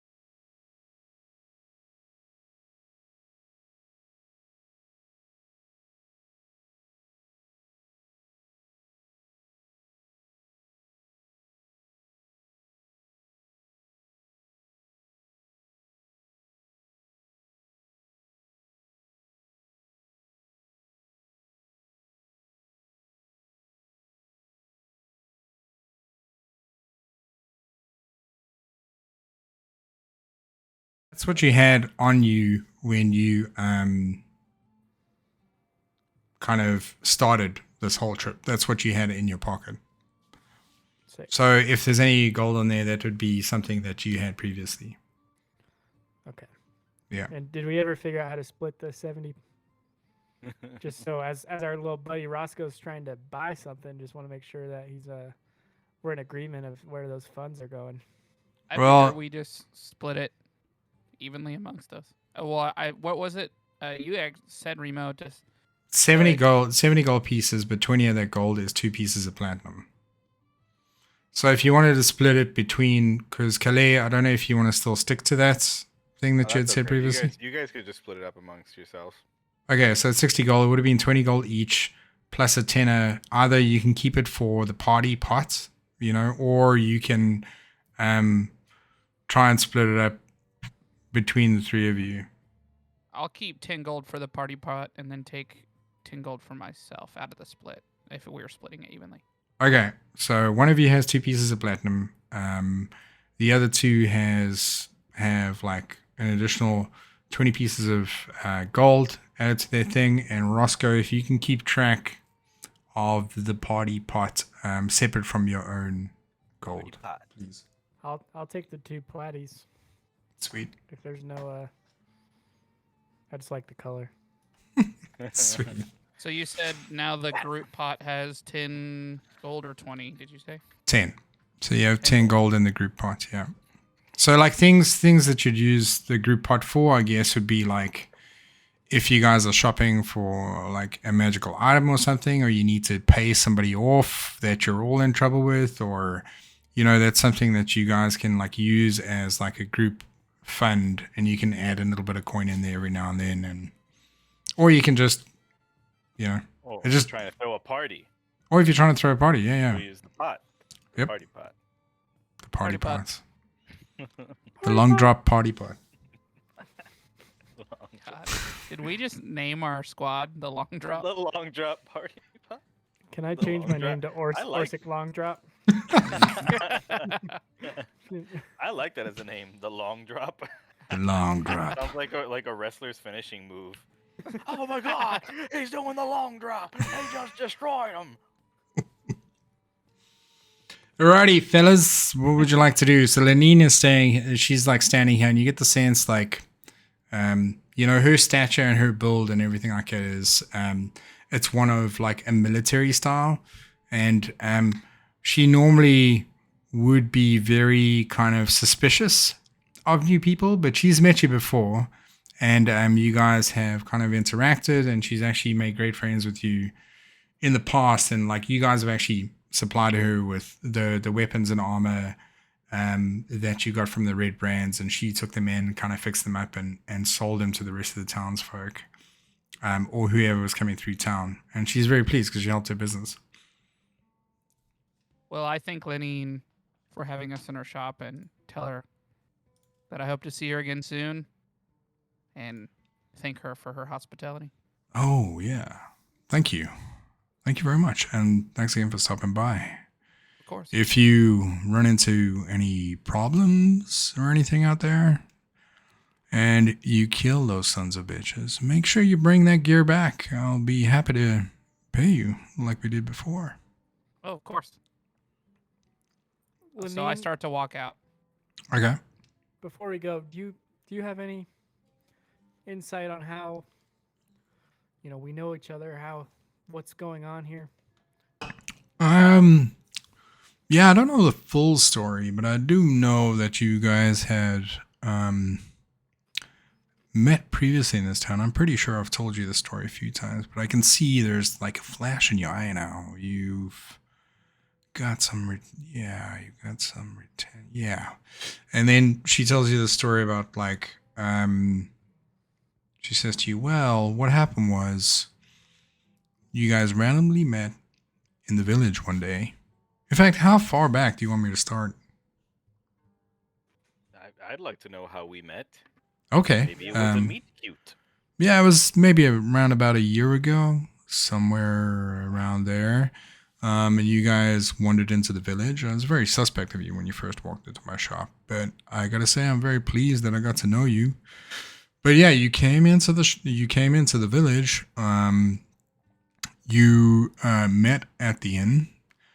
Toblin loves having you around, and you guys kind of hit it off with each other. Particularly Theron, he was very talkative before. Appears he's not so much now. He really isn't.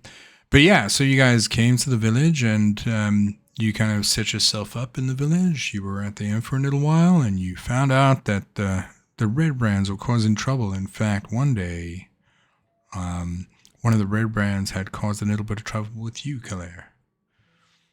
And as far as I remember, Roscoe.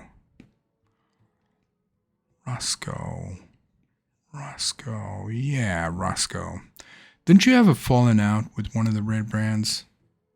I did. Because I remember you as a little kid. You used to come into my store and try and steal my stuff. But I caught you red-handed every single time. Mm. But weren't That you... does sound like me. Yeah? Yeah, so... as far as I can remember, something happened with you and them. And you ran away from the village. And you came back. You met up with these other guys. And, yeah, you kind of found out that the Red Brands were no good. And you slowly made your way through... let me just have a look at what this place is called. Tresender Manor. Up on the hill, and you found out that that's where they were staying, and you quickly took short work of them. Left a lot of bloody bodies. A lot of work for the town mortician, but he loved it, so that's fine. Yeah, and everyone loved you, but after that, you guys are very happy. You stay around for a couple of drinks, and then you left town, and then you came back in bits and pieces. Every now and then you would come in and leave. And then come in and leave. Then come in and leave. Particularly you, Kalair. You would stand in the oddest places. Just in the way all the time. But yeah, you would just like wander into the village and wander back out. Wander into the village and wander back out. I wasn't too sure what was going on, and I tried to chat to you, Dorsik, and it appeared as if you didn't remember me, and I wasn't sure what was going on. In fact, I'm not sure what's going on now. I'm surprised you guys remember me now. It is great to see your faces, though. Thank you so much for that wisdom. Sure. Yeah, it's coming back to us slowly. Okay. Today we've all kind of gained a little more wisdom on what's going on, but having some visions and connecting all the pieces.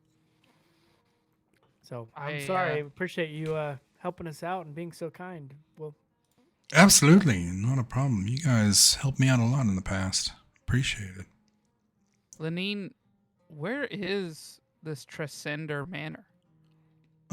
If you head from my place, so Lenine's spot is over here. Okay. And she says to you, like, if you head out the front door and you kind of go along the trail that passes the Stonehill Inn and like the road that's between the Stonehill Inn and the Townmaster's Hall, like if you just walk down that road, you'll see it on the top of a hill. Is this one all the way over here to the... That's the one, yeah. Oh, okay. Oh, we tore that place up. Yeah, it's a wreck right now. Well, I look at the guys and just say, I think if we get any answers, it might be there. I mean, maybe some stuff will come back if we see the wreckage there. If it really was a spell put on us, maybe we can find some clues there. What do y'all think? I think that's a great idea. let's go. Lenine, you rock. Keep rocking. No. And then You I rock. whisper, Shazam. Just to where she can hear it. She just like shakes her head and smiles a little bit. He said it. Can I, I love it. on our way out, can I just ask Lenine real quick if Roscoe's always had problem with girls? He's always had problems. I think it mostly had to do with his stature. I don't know personally what his feelings are on the matter, but that was the sense that I got. Okay, because he just. But he's There was a sweet lassie, same height and everything, just giving him the eyes and everything, and he just couldn't take it. yeah, that might be something you have to discuss with him. The one thing that I do know about him is he's loyal to his family to a fault. Okay. Yeah. I do love his aunt. Yeah, Colleen is great. I love Colleen. Whenever she comes in, she's always screaming. It's wonderful. She brings me this wonderful booze. She makes it herself, out of honey and apples. Honey apple booze. Well, Shazam of herself. There you go. Would the rest of you fellas like to buy anything, or is everyone good? I'm all set for now. Good for now. I think I'm good. If I even look at the other weapons, this guy here gets a little testy. Okay, cool. Celine says, all right, well, it was wonderful to see you guys again. If you need anything, you know where to find me. I'll be here. I'm open most days of the week. And again, if you find any armor, weapons, or anything like that, bring them back. I'll give you a tidy sum for your assistance. Goodbye now, fellas. Cheers. Farewell. As you're leaving out the door.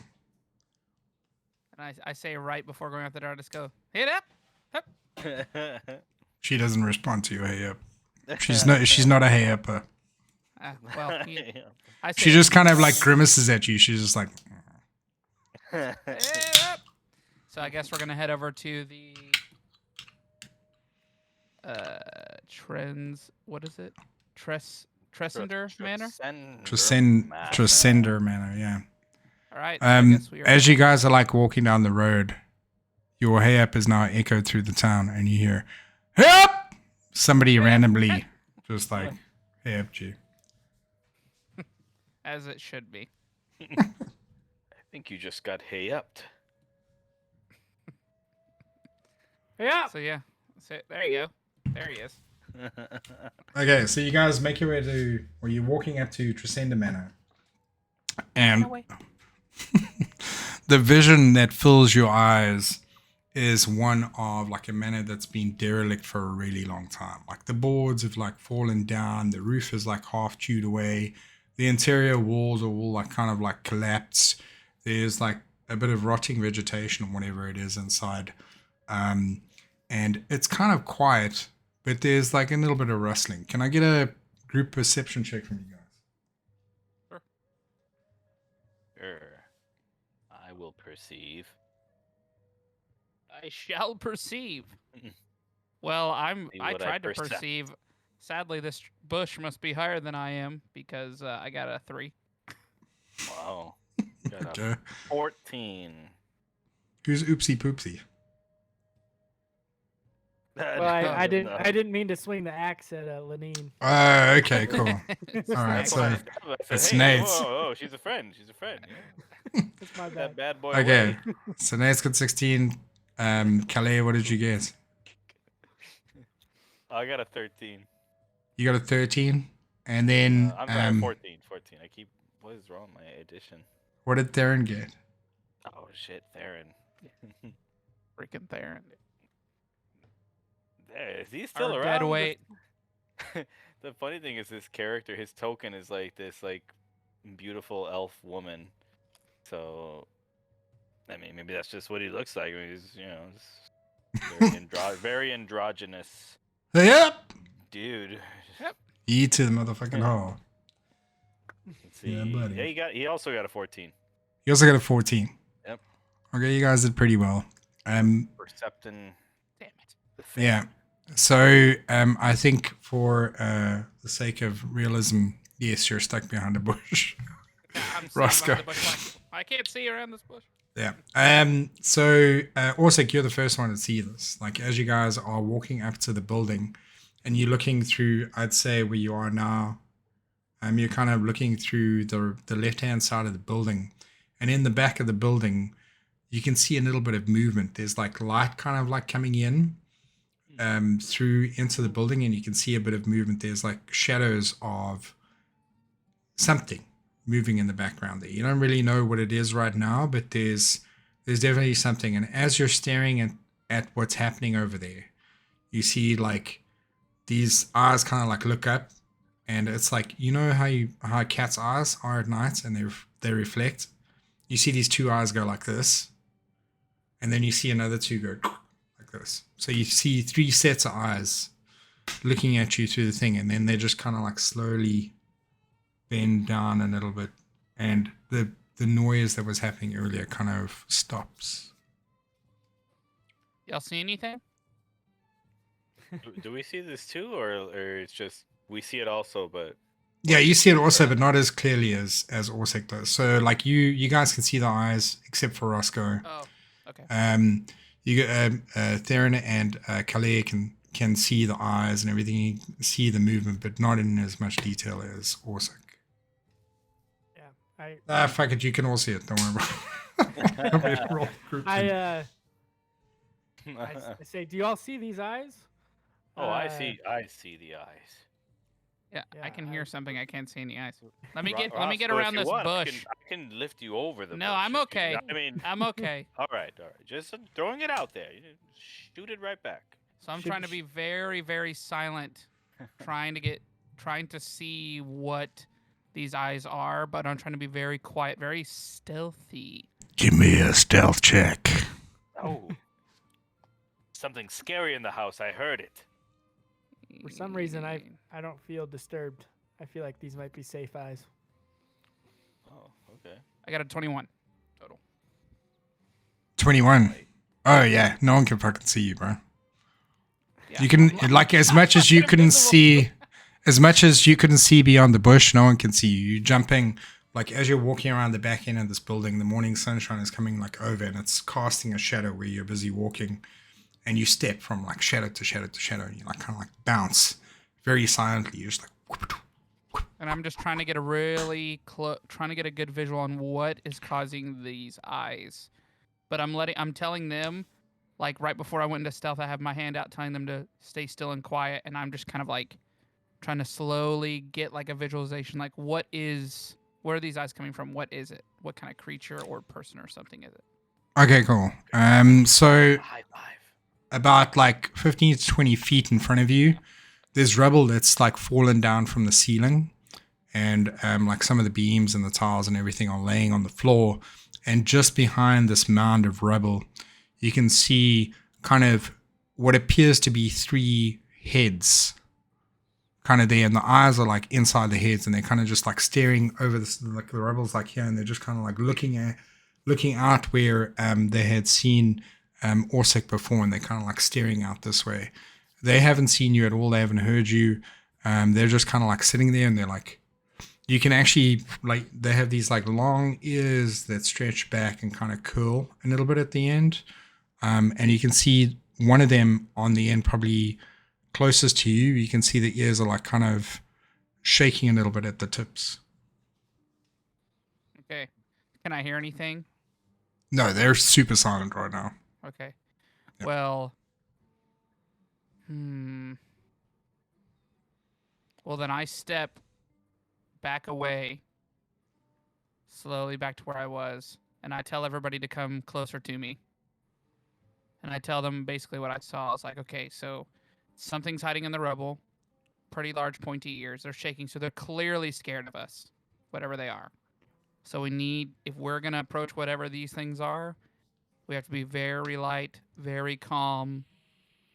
But they seem to have some knowledge of like being more scared than they want to attack.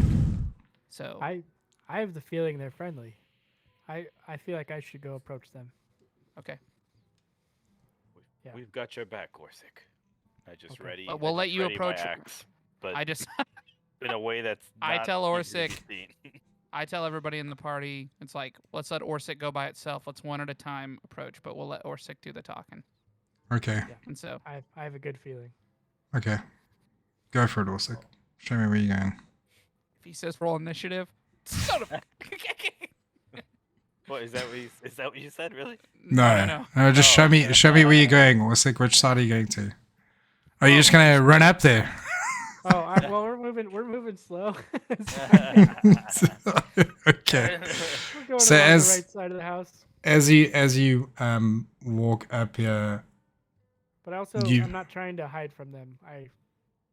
yeah, you're making yourself heard. Yeah, okay. So like as you're walking up here, the eyes that were looking in the direction where you were before, all of a sudden just go like this, and they look at you, and they kind of dip down a little bit further, and they see you stepping forward, and as you look in, you have dark vision.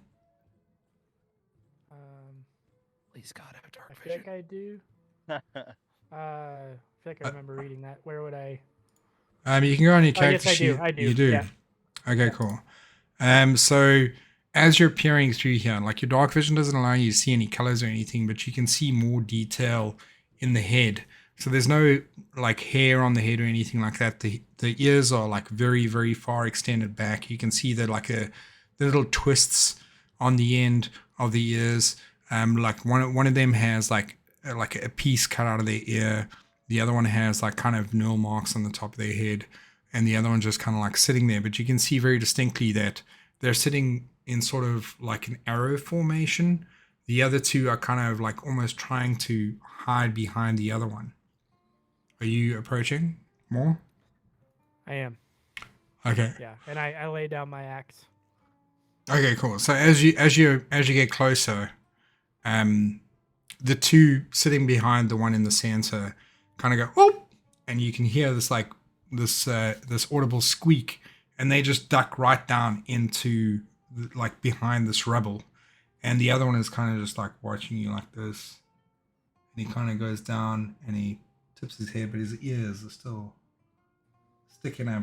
He does. I think from his perspective, he probably doesn't know that they can be seen above the pile. I yell out and calmly. Calmly Desire. yell. It is I, up, Dorsik. Hey, I and come from in the back peace. you can hear me go, hey, come in peace with my three friends.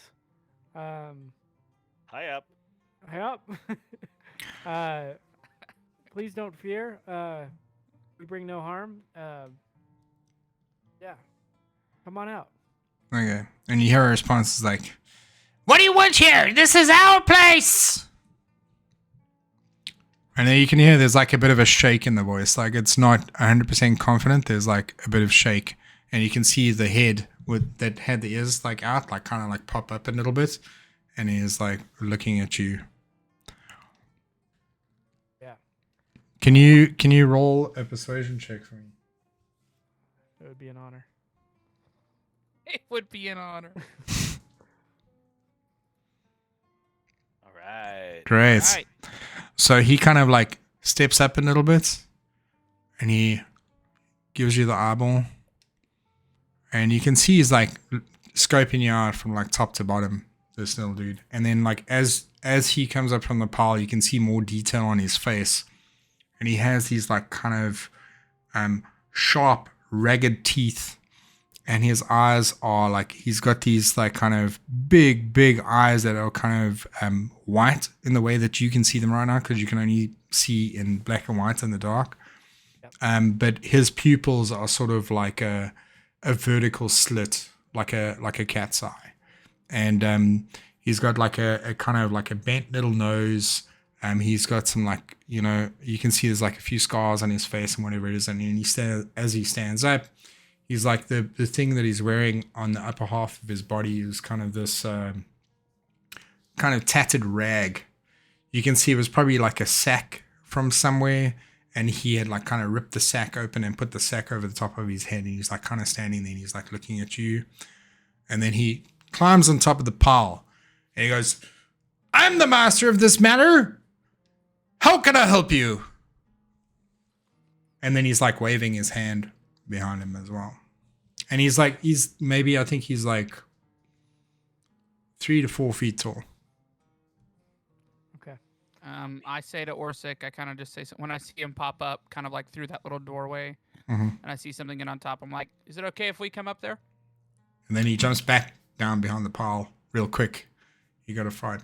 And I'll just be like, I guess I'll just stay here. Well, and I say, again, these are my friends. You can trust them just as much as you can trust me.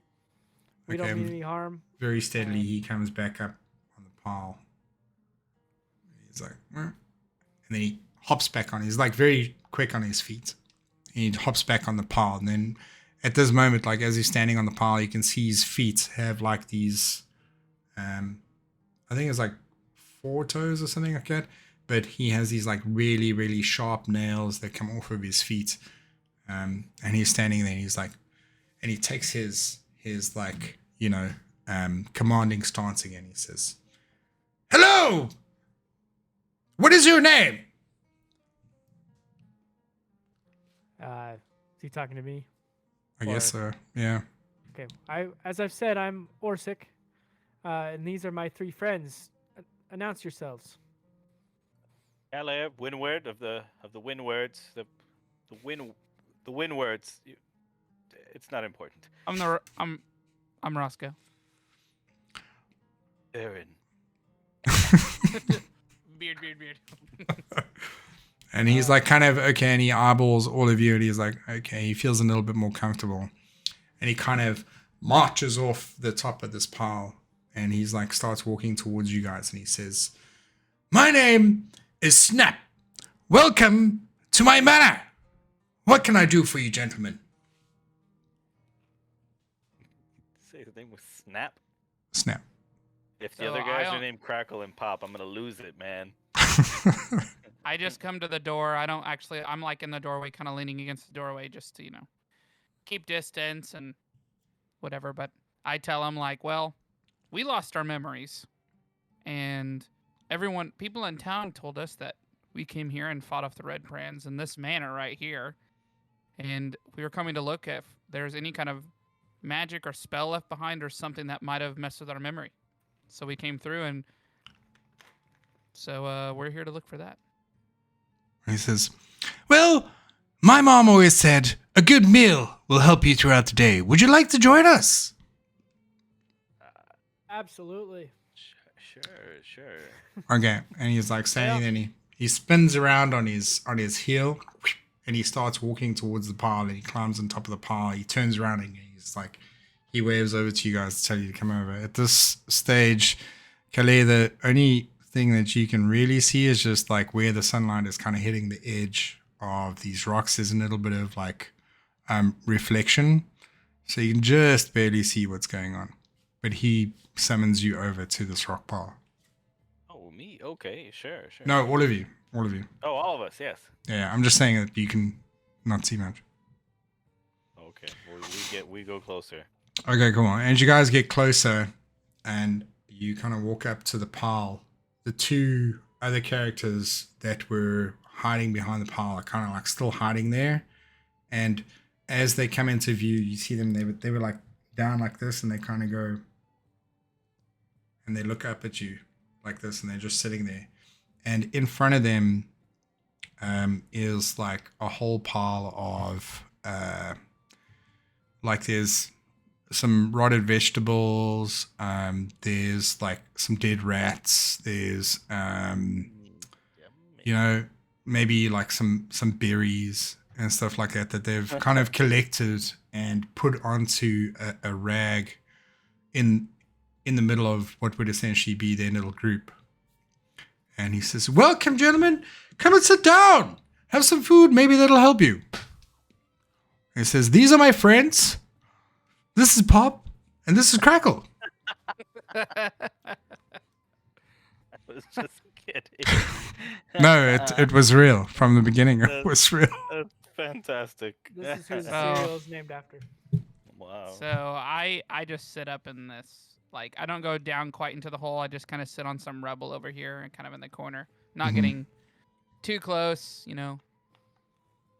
letting Okay. Dorsik take part in their berries and rat.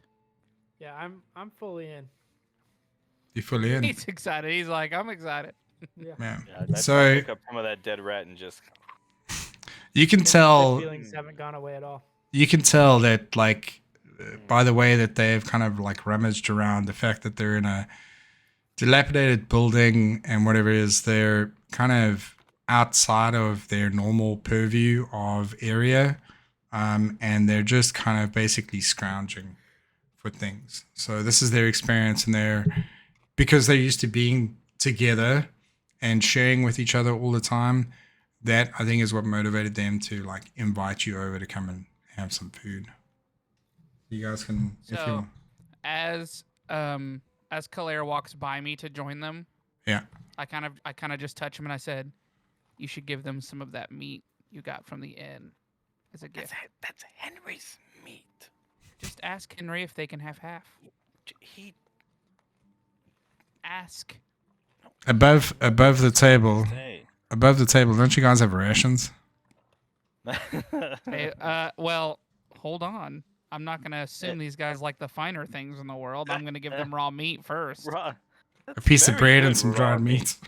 I mean, they got dead rat. They got, who knows? But I just say that he can do it every once. But I just say like, just think about it. Ask Henry. I'll ask him. You don't want to know what he said. You- Let's just say he thinks you might be tasty. oh. So that's it. That's all I would say. Well, no, I wouldn't. Henry's words, not mine. No, not you. Gosh, neutral characters are so hard. I'm just gonna say that. In my mind, I'm like, I always have to. Is that too good? Is that too bad? This is like This is hard. Anyways, while Who am they're I? kind of sitting down to partake, I ask like, so how long have you guys been in the manor for? So kind of Snap pipes up. He seems to be the leader of this little crew of little dudes. He's like, we've been traveling the countryside, going from place to place to place, and just getting what we can. We're gonna make our way through the Forgotten Realms and try and get to Waterdeep. Wow, that's amazing. You guys must be traveling for a long time. Well, we try and make our way. We do what we can to survive. Have y'all noticed any weird kind of things in the manor itself and amongst the rubble, or found any like weird magical items that might help us remember anything? We've only been here for a couple of days. But we did, when we were searching for berries, we found a door. Wow. And then occasionally you hear Pop go. Well, Oh, we lost somebody. Nate's gone. He's out of here. He's done. It was that pop. That's enough of this. It's like, I can't take this anymore. Nate, come back, bro. There we go. There you go. Come on back, Nate. Come on, boy. Come so on, sorry. boy. I'm so sorry. We're still heavy on He the. disconnected at the exact same time. He went. It's like a sound effect. Let's see if you got. Yeah, okay, you guys are in the right places. I meant to Okay. unmute and I hit end call. There's- I was Well- gonna ask if anyone's gone in the door that they found. Yeah, I was about to say, I just asked about where was the door at? Hey, Sorry. sorry, I thought you guys were busy chatting. What did you say? I said I asked them where they found this door at. Ah! The door. Door. Yes! The door! It was on the south hill. Just South behind hill? just behind the mansion. Yeah. Oh. Yeah. Can you show us to this door? Pop. We understand. It's what you do. Where is the door? You hear a little bit of whistling. Again. And then So unnerving. he he kind of like He kind of just like points out the side of the building where you guys are standing, and he goes, "Just on the hill, south of the house. Just on the hill. There's a door." Okay. Yeah. Well, I. And then you hear like Crackle, like giggle a little bit. He goes, Well, I. Probably the long drop is what it is. Everyone's got Rice Krispies right now. I Go check it out. Let's just go check it out. You know? I look at Check it out. yeah. Before we go down there, I. I mean, I've got a lot of armor. If you want to send me up first, I would gladly be the meat shield. Well, to me, I just tell Dorsik, it's like, hey, Dorsik, you stay here. You know, commune with our new friends. Kalir, and I guess I could tell Theron to stay here too. No, Kalir you and I can are take Theron. okay. We'll take Theron. We'll take Theron. I'll ask Kalir if he wants to go down. Aaron just to the raises south his of the hill. eyebrow and nods Just a little because we bit. can, that's within earshot. Like if we yelled from down here, Dorsik would be able to hear, right? Yes. I say we go down there. I would say that the two of you are. I'm not trying to insult you at all, but you are the squishier of our party mates. You know, Dorsik and I, we're wearing heavy armor. If something jumps out and attacks us, we probably won't die. Okay. So. And you hear like Take it or leave it. while you guys are busy discussing all this stuff, you hear the crunching of rat bones behind you. Delicious. Crackle and Pop have taken up residence around the pile, and they're busy munching away. And you can see Snap is still standing there very proudly, and he's like, Well, then I'll just stand there and I'll stay with them. Dorsik, you can do what you want, but I just let Kalir know, like, yeah, I think a few of us should go check that door and just take a look at it first before we go through and check what's inside. "All right." Claire, do you feel good going without me, or do you want me to come? I think we should go together. All of us? Okay. Just to be safe. I mean, they're enjoying their meal. Well, in this case, if we all are gonna go, I take one of my rations and I go up to Snap and I go, you know what? This one's for all the roads that you guys have traveled. And I just leave it. He he looks at you, and his like whole demeanor changes from like this to like kind of, and you can see his ears kind of like go down a little bit, and his eyes go like really, really big, and it's like that puppy dog style. You can see like the little glistening light from the sunlight that's just about falling in. And he's like, "Thank you so much." And he puts out his hands. I tell Snap and I was like, you have to promise to share with Crackle and Pop, though. Yes, of course, absolutely. And so after that, I join Kalir down to this. Just as soon as we're like far enough away from them where they wouldn't see, I unpack the meat and I grab the axe and just start hacking away. I step away. I'm like, oh god. See, Henry, I could have done a nice thing, but instead I'm here hacking meat like a fool. Yeah, and like some of the remaining blood from this freshly butchered meat from the morning is going. And leaves like step a away. I'm sorry you And in all my- had to see in my- that. leaves a in my wet mind, spot I'm on the like- ground. I'm just like, okay, are you All right, good to let's go check the door now? Let's just right Dorsik, away. onward. Onward. Okay, I can go on up ahead. And Oh, go ahead. can I just listen at the door to see if we hear anything on the other side of it? Yeah, you can, of course. Okay. Perception or Hold on a second. Jeez, that's a good question. Actually, I didn't even think about that. Yeah, give me a perception. Oh, jeez. Get Because your not- tail end down here. Oh, It's not- jeez, Rick. It's not That's really a- listening. That's a 5. Jeez, Rick. So as you guys get on this level, so just save your perception check for now.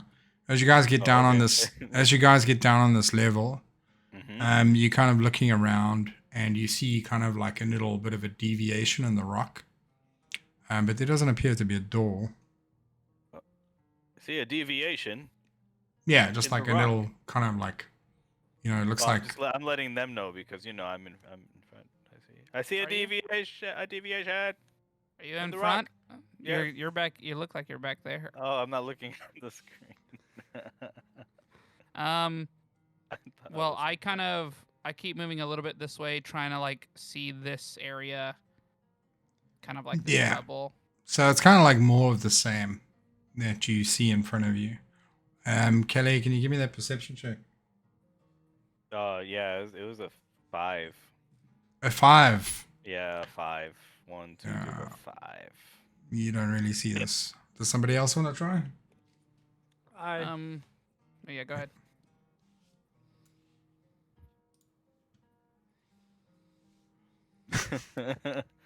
It's better though. It's You better. you are just about as blind to this thing as Kelly is right now.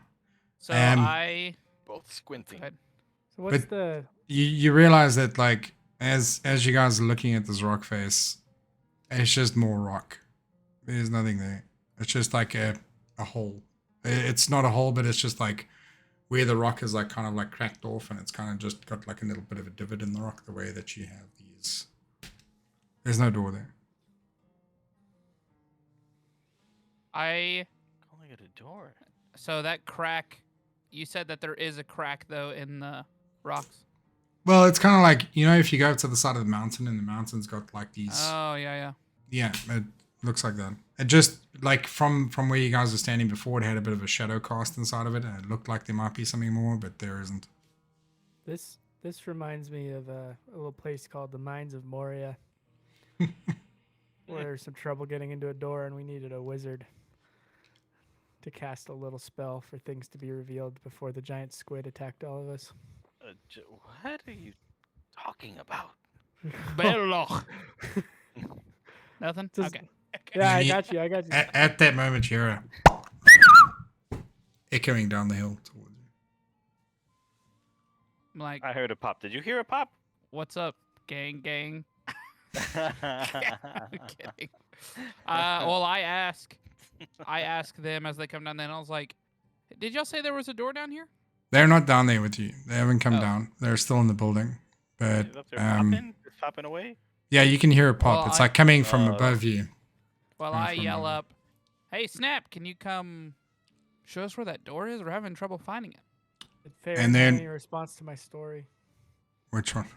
I think about the other- Theron tried to do some prestidigitation, and he waves his hands, and just like some random sparks just come out in all directions, and he just goes, eh?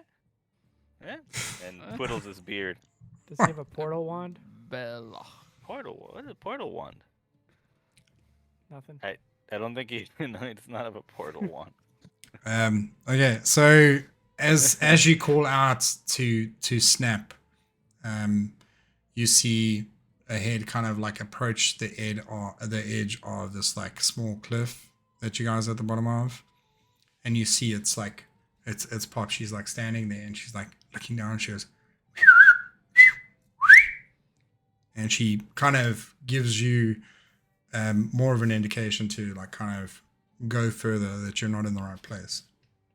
Oh, down here?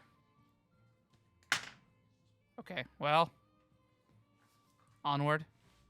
So I go, first off, I go, thank you, Pop. Yep. And I move on. And she turns around. She goes back inside. Are you guys going to follow me? You going to stay here? Oh yeah, following. Following. We're following. You see how I'm doing small steps, everybody? It's to show that just in case, I don't have to do an athletics check, right? Because I'm nervous about like, oh, you stepped on that one bush. Okay, so That's before the we go into wrong the bush. woods, For some reason, it won't this let little me, like, darky area, move I it. just Yeah. ask, Do you guys have a lantern by any chance? A lantern. I guess somebody has dark vision. We don't really need it, but I got have us. an axe. well, then I would say, No. I have no, a- I tell have a Dorsik. torch. I asked Dorsik- Dorsik Dorsik if he'll and- take point. Dorsik and Theron both have dark vision. Well, I'm like, well, you guys go ahead and take point since you guys can actually see in the dark. I also have a torch if we want to light that up. I would Okay. wait to use the torch for fiery situations. You want me to burn the forest down? Yeah, we should all about there. Too soon. Go ahead, Dorsik. Take us away. Onward and then upward. Okay, cool. You can stop there. Oh God. As you make like you're walking through these trees and stuff, and they're kind of like Orsic, they're up to your head, but for Theron and Kaler, they kind of like just come up to their chest. Oh, These hey, Theron. trees are berry trees. They're like fruit trees that are Oh, naturally occurring. And to your left-hand side, Orsic, you can see kind of a semi-hidden wooden door. So there's like been leaves from these like short trees that have been like kind of stacked up against the door. But there's a door there, and it's kind of like ajar. It's been opened, and you can see that the iron lock for the door has been broken, and the door is kind of like ajar now, and it's open, and beyond that is darkness. I'm just gonna scoot right. All right. All right, get in there. Yeah, I'll take a little step forward. I open the door fully. Yeah, and you just hear this door like scraping. It's like barely on its Yeah. hinges, like, and the stone from inside this cave just kind of grinds away. Door's open now. I slowly enter. Right at that very no, I'm kidding. As you, I'm gonna wait for the moment until it's serious, and then you're gonna be like, what? You make your way into this cabin, and as the sunlight disappears from like your eyes, the vision of this like kind of like pathway comes to you, and you can see like it's kind of a dug out sort of thing that's about 8 feet high, and it extends a little bit further into this area, and you can see this kind of just in front of you, maybe about 50 feet. You can see kind of the cabin kind of opens up a little bit and extends a little bit further into the area. We follow. Yeah. Yeah, Get in let's- that pit. It looks dangerous. Okay, so All right. Roscoe, Onward we move. Long drop. Roscoe and Kalia, are you holding on to somebody to try and feel where you're going? I'm Well- staying right beside Kalir. Like I'm- right. Kalia is can't just see as blind either. as you, bro. Vision. I know, but I'm right beside him just because I he's the got- only thing I'm I close have to. my hand on Orsik's shoulder. I ask Theron behind squinting us. in the Can you guide us there, and can you guide us to where Orsik went? You can't see Theron, but he's definitely twiddling his beard right now. And he's standing next to you guys, kind of gathering you guys along, just kind of rudely pushing you guys in whatever Well- direction we're supposed to be going. Kalir, will you move forward and get close to Orsik, and I'll stay close to Theron so we can Yeah, have a guide? I have my hand on his shoulder. Oh, I'm That's with you, y'all. is it you, right, Orsic? It's me. I knew it. I knew these shoulders. I'm just holding on to Theron's robe, Very like just muscular. on the tailcoat, just to make sure I don't get lost. Okay, cool. I don't have a map for this particular area because I wasn't expecting you guys to go in there, but just give me a second. Once again, Remo, welcome to being a DM. Let's see. I didn't know we'd be Never- going they- through a creepy door. They never know what they never do what the hell you expect them to do. You'd be like, "What about this way?" Nah, let's go that way. I'm a big door guy. Yeah, well, I'll try I'm and gonna open. explain it man, to right? I you. see a door, I walk through it. That's Yeah. who I See am. door, gotta walk there. Okay, so the interior of this place is completely dark. The only people you can see obviously are Theron and Dorsik. And Dorsik, as you're looking through this area, and it opens up, it's kind of it looks like a built up area. So this would seem to you as if it's the basement of the manor above, although it doesn't appear that there's access to the manor, that this would be the actual access to get to this spot. And as you walk in, there's and the room opens up, there's a ledge that's maybe about 5 feet long, and it drops off immediately. And to your left and to your right, there are stairs that go down maybe about 5 feet. And then as you're looking around in this room as well, you can see that where those stairs go down, it's kind of like a wraparound platform. And then there's another set of stairs that go down. And this room kind of opens up a little bit more. And just beyond where those stairs are, there's like a small, not a small, it's maybe about 10 feet wide and about 15 feet long.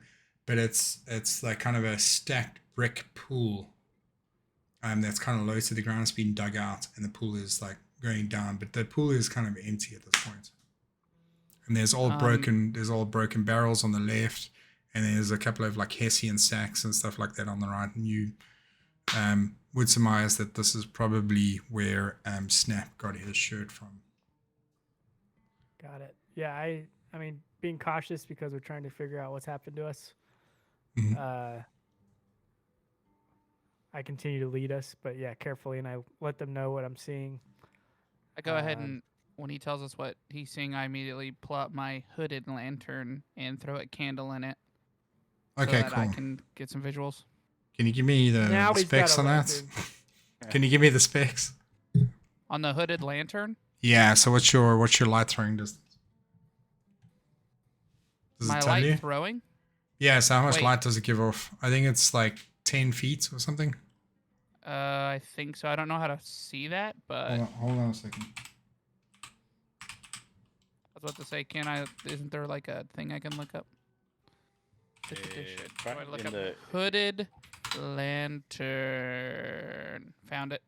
Yeah, Boom, clicked it. So it says yeah. About 6 hours, 30 feet. Okay. Cool. And then an additional 30 feet. So you can see basically the same as what Dorsik can see now. To the same distance.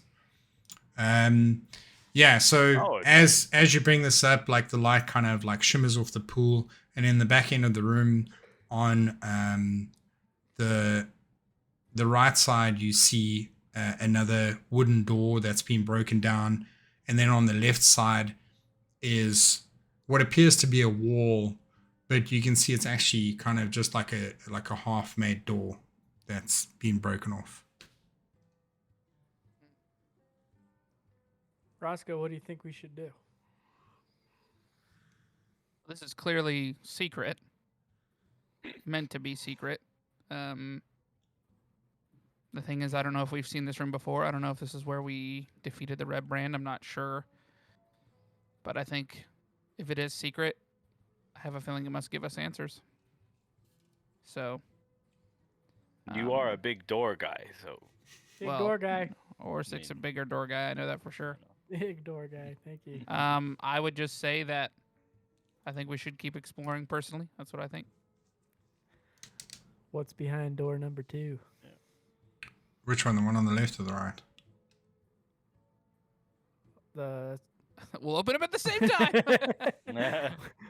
Well, in classic RPG faction, we'll go through one door, and then we'll see what's in that door, and then we'll go out, and then we'll go through the other door. So I say door number 1, which I missed that there was a first door, honestly. I thought there was just one. Oh. Okay, yeah, no, that's fine. So you make your way through the right door, which is the wooden door. It actually looks like a door.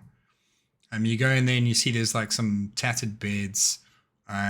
There's a bit of there's a few blood spots on the floor, and there's some broken barrels and some rotting food on the left-hand side of this room. It's just it's a rectangular room. The beds are kind of on the right-hand side, and the barrels and the vegetation, everything on the left-hand side, and the big piles of blood are in the middle of this room. Remo, does any of this look like the dream that Calair had? Not Like the right now. dungeon? Not right now. Okay. Dorsik. I was like, maybe if you pick up some of that rotted food, you could give it to Snap.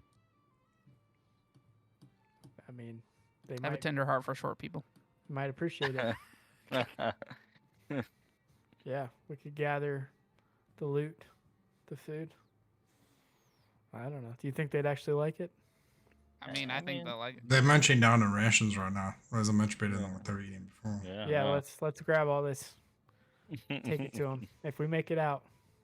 Yeah, if we Yeah. make it. Hey, Dorsik, we don't talk like that. All right, when, so when we make it out. you grab up about 3 pounds of rotting vegetables and fruit and put it in your backpack. You now are a little bit smelly. Perfect. It's okay.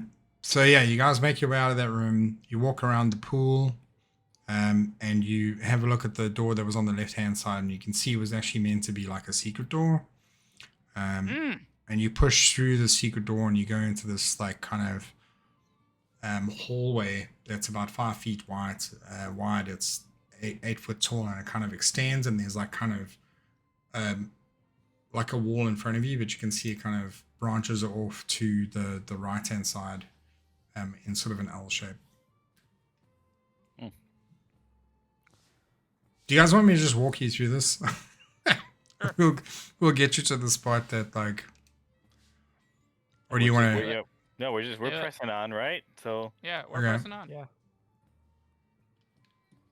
All right, We're so being you careful, but we're pressing on. okay, cool. You make it to the end of the hallway. Again, you can see the wall then kind of goes left again, so it makes this kind of like dog leg shape. And as you go around the dog leg, there's this central cavern that opens up. This massive cavern that's like maybe 20 feet high.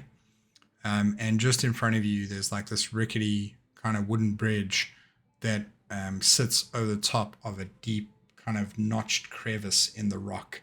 The formations in here look more like rock and like a cave than the stuff that you've just come through. Well, since I'm 40 pounds, and I go, I'll throw you. so how long is it? Can we see? Is it 30 feet? Can my lantern see the other side? Yeah, pretty easily. There's like, you can see like there's another hallway that extends like where you guys are standing right now and where I'm the looking bridge at is. the bridge, Yeah. kind of trying to study it, trying to like see if it's like strong. I'm kind of like taking a hold of the post-its on, kind of wiggling them, seeing if they're taut. Yeah, there's a little bit of dust on the rope that goes across the bridge, and the planks are a little bit laid with dust, but other than that, everything looks fine. Okay, fellas, we cross. Onward. But I think One you at a should go time. first because you're the lightest. What's your guys' passive perception? I think Theron and mine are both 13. 13. Has anybody got higher than that? Passive perception. Hold on. Dorsik should, because it's Where is that? wisdom based. I'm trying to understand. 13. 13. Okay. Passive perception should be on the left hand side, and you go right down your list of like your 6 abilities, and just below Right. that. I see the perception under like nature above performance. No, Just Below a that, little bit further down. It says passive. It's like its own Oh, thing. 10. Bad. Mine's 10. I see it. Yours is 10. 10. Yeah. Okay, cool. Well, Theron and Calais, what did you say yours was? 14. 13. 13. So we got 3 13s in the room. Okay. Well, all of you guys notice this at the same time. As you're walking across the bridge, on the right-hand side of the bridge, there's another bridge just further down. It's just like right at the edge of your lantern's light right now. But like just forward of where that bridge is, in the crevice of the rock, you can see a creature that's kind of like lying there that doesn't seem to have what do you call it, like degraded at all, and it's got like this purple skin. It's got a big kind of singular eye, and it's got this really really bony body, and it's got these sharp appendages, but it's like lying there, and it's like in a pool of this liquid that you imagine to be its own blood. It's not moving. Literally just look at everybody, and I just do this just in case. And I even point at Henry. And He's still hungry. I'm sorry. and then we just keep moving across this bridge. He said it looks delicious. I don't know what that means.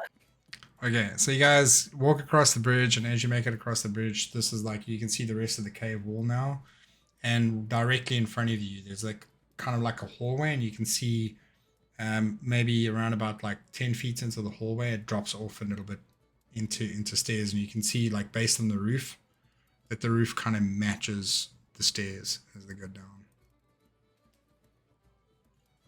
Crazy. Onward. Well, first off, Are we I gonna, asked are the we gonna guys. pass by the thing? I quietly asked the party. I'm like, what the heck is that thing down there? my Have log we drop? seen anything like that before? Like, have I seen anything like that before? That creature look familiar at all? I don't know if it would look familiar to you now, but you guys definitely did interact with it previously, all four of you. Oh, we've been here. Well, that means we got to keep going. So you go down We the got stairs. Are you going? Yeah, Sorry. I mean, I say yes. Okay, cool. So you go down the stairs, and as you come down to the bottom of the stairs and the light kind of like fills this area, you can see the hallway kind of branches off to the right-hand side in an L shape and extends a little bit further down. And at the end of that right side hallway, you can see a door over there, and immediately to your left-hand side where you came down the stairs, there's another door that's been bashed open. Dorsik, take us to one. Let's go down to the door that's bashed open. Okay, so you come into the left-hand side door, and over here you can see some more cots that have been set up.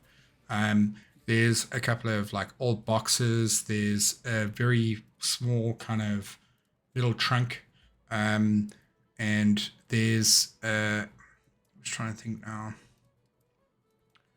There's like a weird looking bone sort of comb that has very, very wide tines on it.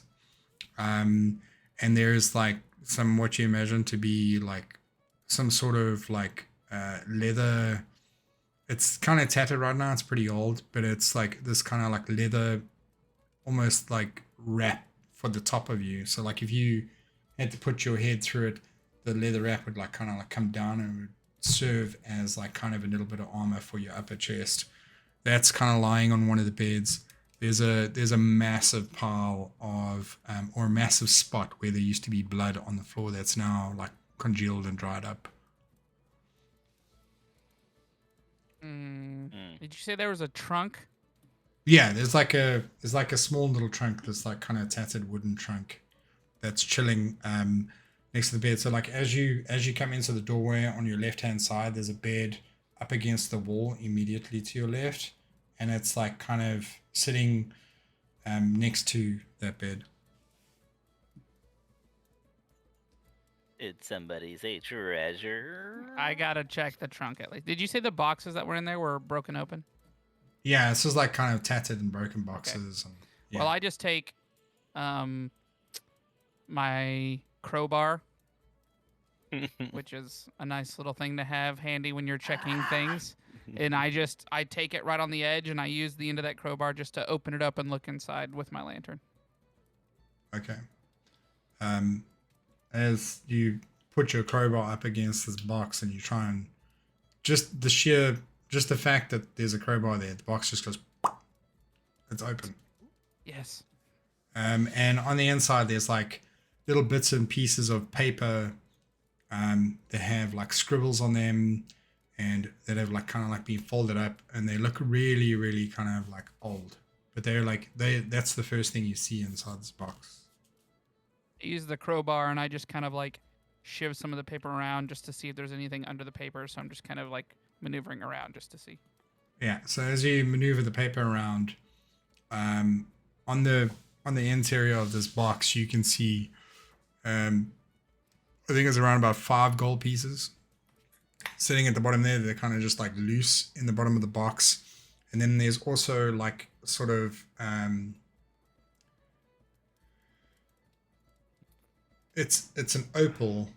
It's maybe like this big, and it's kind of it's got a weird, very, very low glow to it.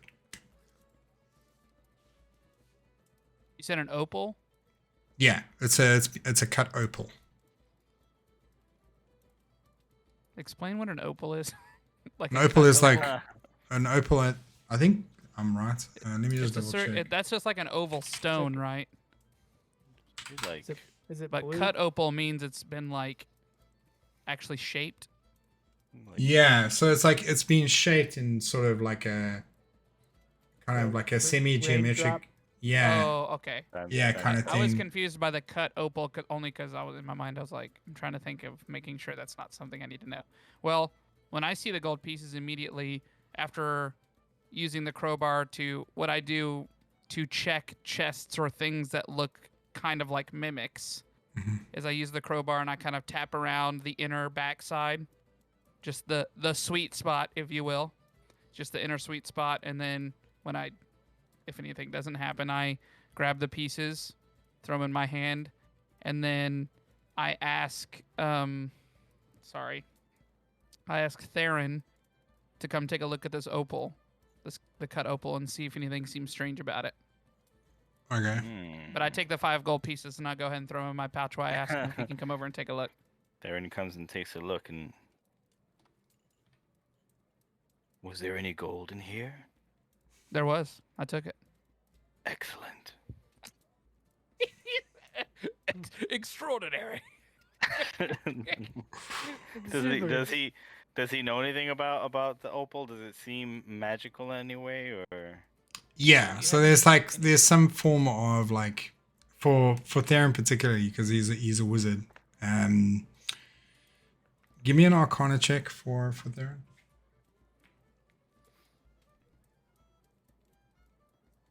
Could also do detect magic as a. I was about to say, I didn't know if you as a had detect magic. ritual. Yeah. So if we want to spend 10 minutes, let me just do the Arcana check here. It is a 13. Okay, so Theron looks at this thing and he kind of like, you can definitely see that there's something about it. Like it's like normally with opal, any kind of cut opal that goes into a piece of jewelry or something, it doesn't have this kind of glow to it. So there's definitely magic about it, but he doesn't know what kind of specific magic. It's not really,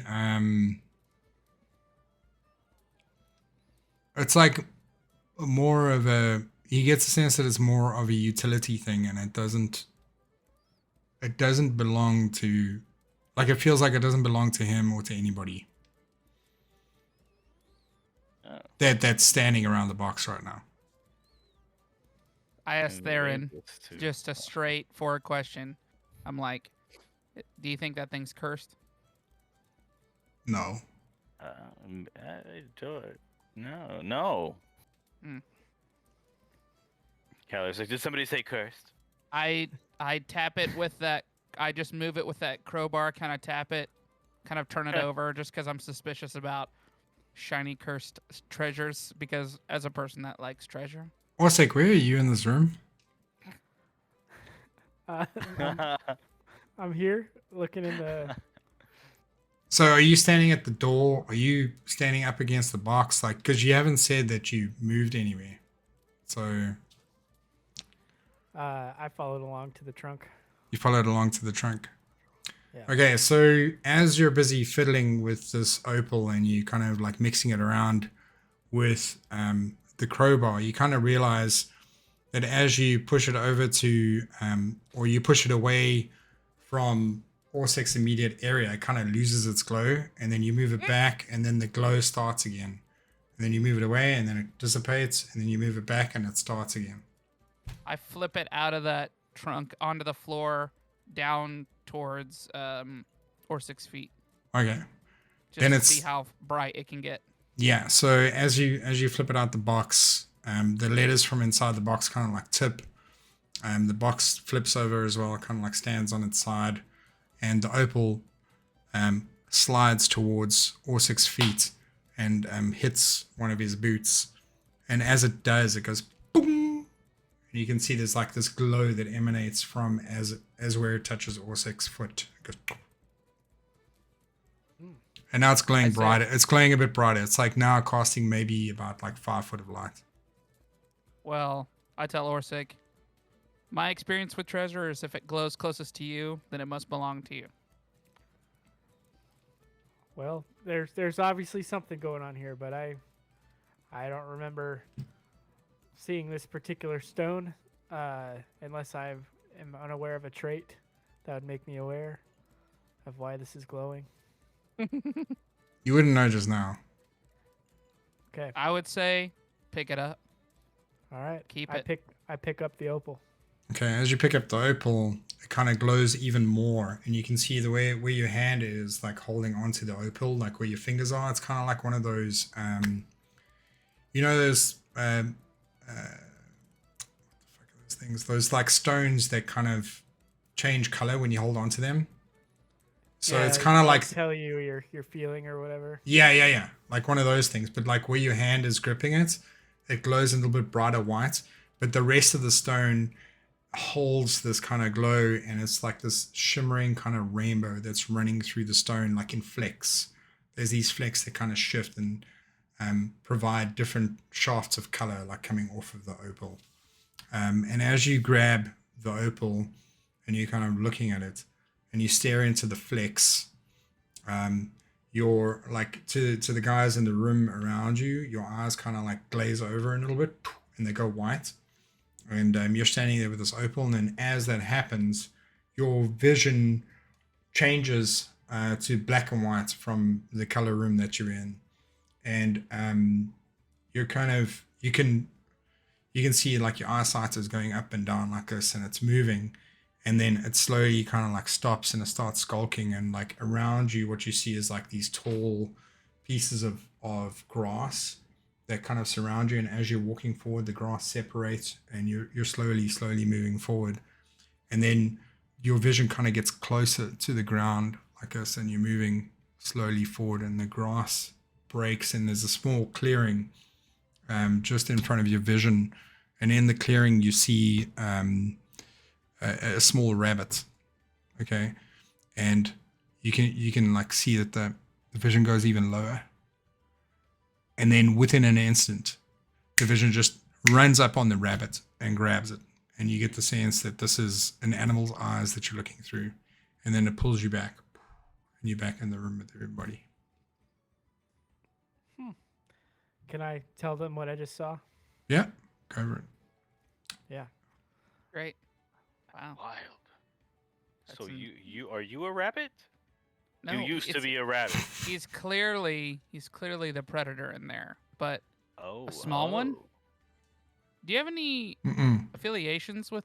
So they're like, from your perspective, Orsik, like when you were looking at this, and for reference for everyone else as well, when you were initially walking through the grass, like the height of the eyes was more like 4 or 5 feet from the Oh, ground. I see. Yeah. Interesting. Well, at least you're not cursed. Maybe we should move on. Could it have been a big wolf or something? Maybe. Yeah. Do you have any affiliations to animals? Affiliation. I do.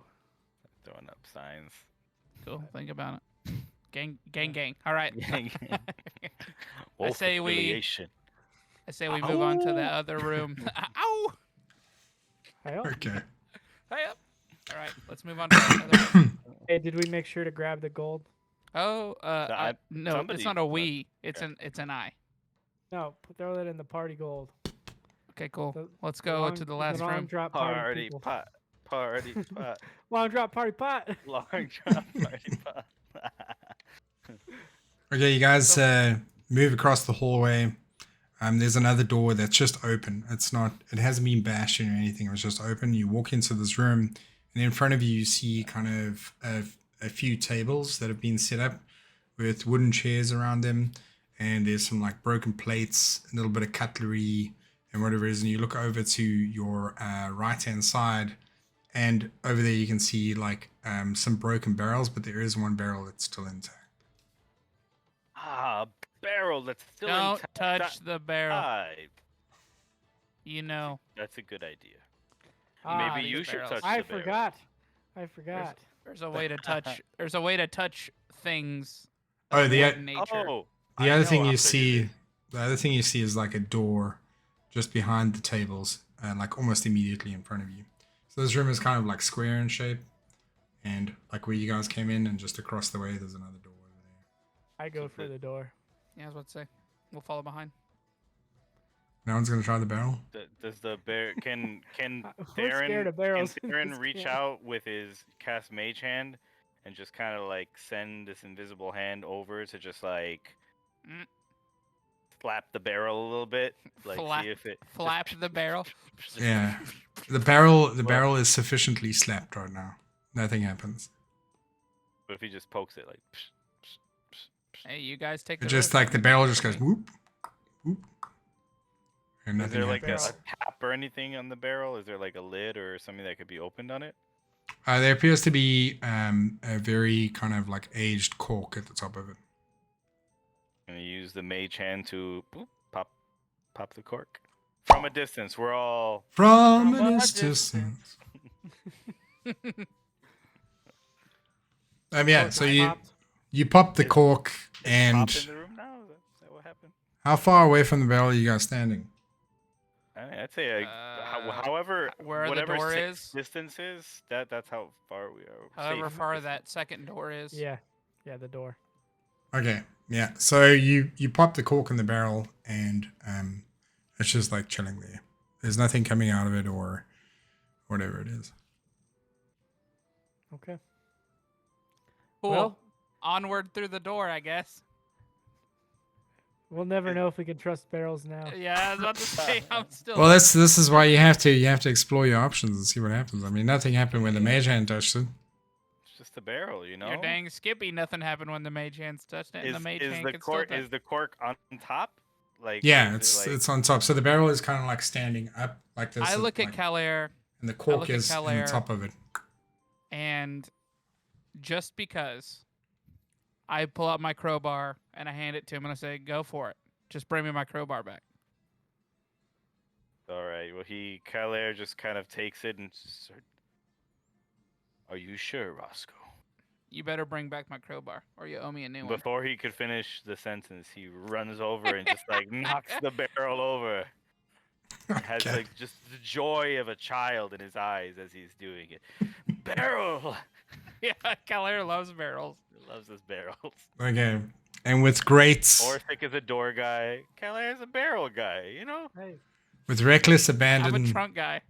and great thrust, Kelly runs over to the barrel and hits it with his crowbar. The barrel kind of just goes boom and falls over and rolls a little bit until the hole where the cork was pulled out is like closest to the floor, and you see this kind of deep amber liquid kind of pouring out and slowly spilling onto the floor.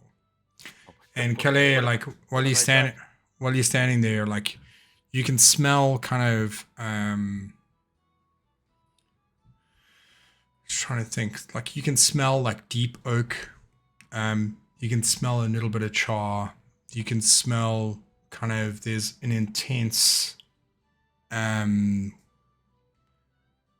it's like almost as if it's evaporating pretty quickly, but it's like it's filling your nostrils. It's really nice. It's kind of like a bourbon. You just very quickly push it back up on its side. Then I Yeah. hug it. okay. Do you want to He try hugs it, some? I go over there. And I take my crowbar away and from his hands and I put it back in my. Do you want to try some? I mean, you know.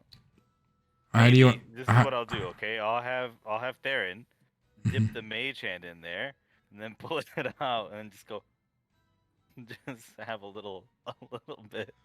Okay, cool. And as the mage hand comes out the barrel, taste. and you have a Can't nibble of help that. The No, main but- hand is like, You lick this, you lick your finger, or you lick the mage's finger, the mage hand's finger, and it's just a really delicious oaky smoked whiskey. It's nice and deep, and it's quite aged. It's super smooth. why aren't we throwing Theron into danger Hey, more often? Theron, you gotta try this, Theron. You would like this.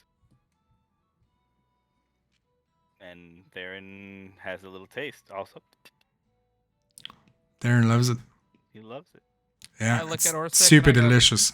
You guys are missing out with that door. We got a perfectly know- good girl over I here. know Orsik's trying to be sober, so I just look at him and be like, not for me. Oh, thank you, my guy. But if you want to partake, feel free.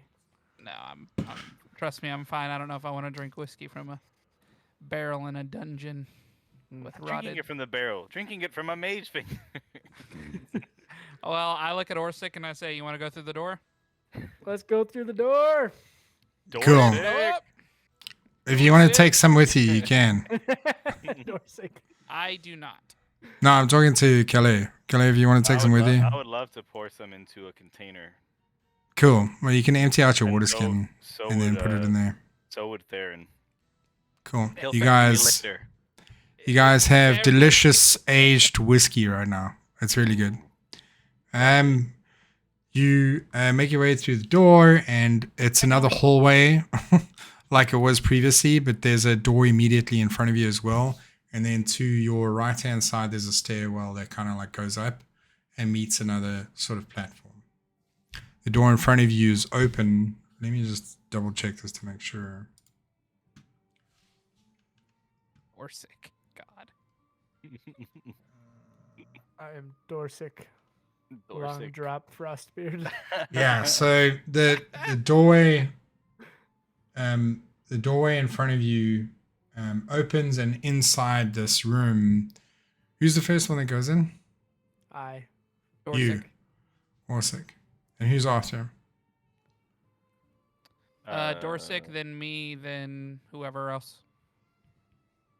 Okay, cool. So Dorsik, you walk into this room, and there's like a whole bunch of shelves on the left hand side that have like little vials and containers and stuff on those shelves.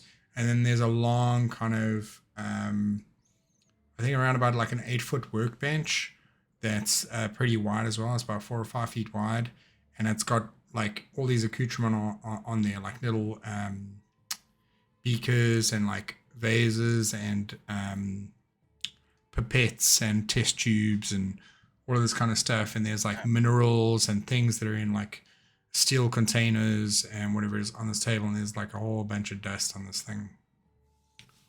And then over. Recognize this room? Yeah, so Calais, once you walk into this room, you recognize that this is the room that you saw in your dream. This is the room I saw in my dream. Hmm. Is The one glass where you staff saw the around de- anywhere? Yeah. Yes. No. The- No, not in this room, but there is a door to your right hand side, or just opposite the table. There's a door that's been closed. Actually, now that I remember, he was in that door opposite the table. And I kind of scan the room, you know, looking at the vials, looking at if there's anything that I might see from value. I asked Theron, is there anything in here that would be valuable for us to keep? That you I think can at of? this stage it's probably been looted. Oh, okay. Yeah. So there's nothing really of value over here. I think you found your treasure, Mr. 5 Gold Man. But yeah, so do you want to go through this doorway? Let's go through the doorway. Let's do it. Okay, you walk up to the door and you kind of put your hand on the door and you push it and it goes, and it kind of like squeaks open. over to the left-hand side of this room, it's kind of sort of rectangular. Over to the left-hand side, you can see a desk with like a stack of paper on it and like some what do you call it? Like a Ink. yeah, a Quill? pot of A ink quill? and a quill. Yeah, a pot of ink and a quill. Some pieces of paper. And then over to the right-hand side of this room, there's like there's a bunk that's been set up that has some really kind of based on the rest of the rooms that you see, and these are pretty special sheets. And then right in the middle of the room, there's a massive, massive pool of blood and some old bones that are covered in a dark cloak. Oh. And maybe he didn't do this to us after all. Well, I go over to the bed, the bunk, and I kind of like lift the sheets. Like I lift the top sheet, like the comforter sheet, and kind of lift it up and just check that bunk. Yeah, Poop on it. there's nothing really in the blanket. It's just a regular bed, but you can feel like the blankets have a very high thread count. They're nice and smooth, and soft. I take the blanket with a high thread count. I take it, fold it, wrap it up. Okay, mark it in your inventory. You know I have a high thread count blanket. And Calais is just like, whoa, that's a good thread count. You said there was a desk with papers on it? Yeah, so there's a desk with like your the quill and the ink pots and pieces of paper. I asked Theron if any of those pieces of paper make any sense to him, bring back any memories. Theron walks over to the table, picks up a piece of paper, and he replies to you that it's just a log. It's like a log of so the first piece of paper he picks up is just like a log of materials and equipment and stuff like that. But it like he doesn't notice anything about it right now. Okay. There's more pieces of paper if you want to go through the stack. Can Theron try to just take a minute to do detect magic just to see if there's anything magical in the room or in the area? Nice. Yeah. So he casts detect magic, and there are no pings in this room. Wow. Nothing magical. Well, since the opal is close to him, does he pick up on any specific magic or magical school coming off of the opal? That would be. I don't know. Like, I'm trying to figure out what school it would be in.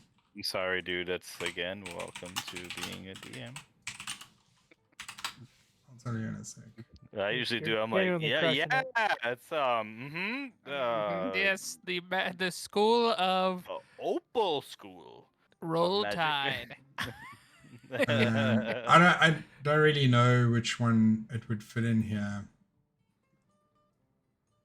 What is scrying is divination, right? That would fall under divination. Okay, just hold on a second. I believe so. Sitting there counting the threads. I'm kidding. And just when you get around 100, I just start saying random numbers right behind you. 55, 66, 32, 32, 32, 32. Okay, yeah, so it's like 32. The magic You're is getting warmer.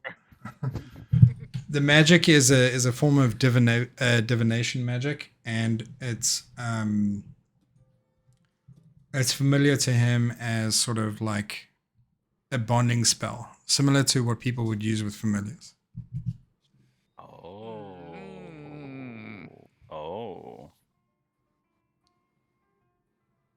Well, what do you guys think about this room? And I mean, while I kind of say that, I'm kind of like down by that robe, kind of just like touching it, kind of looking at it, kind of trying to get an idea of like, this must be, I'm trying to see if memories are coming back to me that this is for sure. Yeah, is there a staff made of glass anywhere around? As you- Extra glass shattered on the floor. There's no glass star flying anywhere around Ah, except for damn the it. dead guy in the middle of the room. But like you flip open the tall dark cloak, and within the cloak, what you recognized from Glasstar, from what you knew about him Yeah. physically, like you can see those little pockets where he would have kept like his spell books and all that kind of stuff. And the rest of the clothing on his body is like super tattered, but it like all the actual like flesh on his body is gone. It's just a skeleton right now. In fact, the head kind of like loosens and it goes Oh man. and rolls away. I just check the pockets of that robe, just kind of like feel them for anything. Okay, and as you're looking through I'm just trying to think now. On the right-hand side of the robe, so if you're standing at the guy's feet on the right-hand side of the robe, there's a very long pocket that kind of goes down. You put your hand inside the pocket, and it kind of extends a little bit further than what it looks like on the outside of the coat. And you start digging around down, and you feel like there's like a little kind of compartment in there that you have to kind of like push apart with your fingers, and you fiddle around, and you can feel a few pieces of like hard material. And it's like they've got like a really odd shape that you can feel with your hand. They're kind of sort of oval.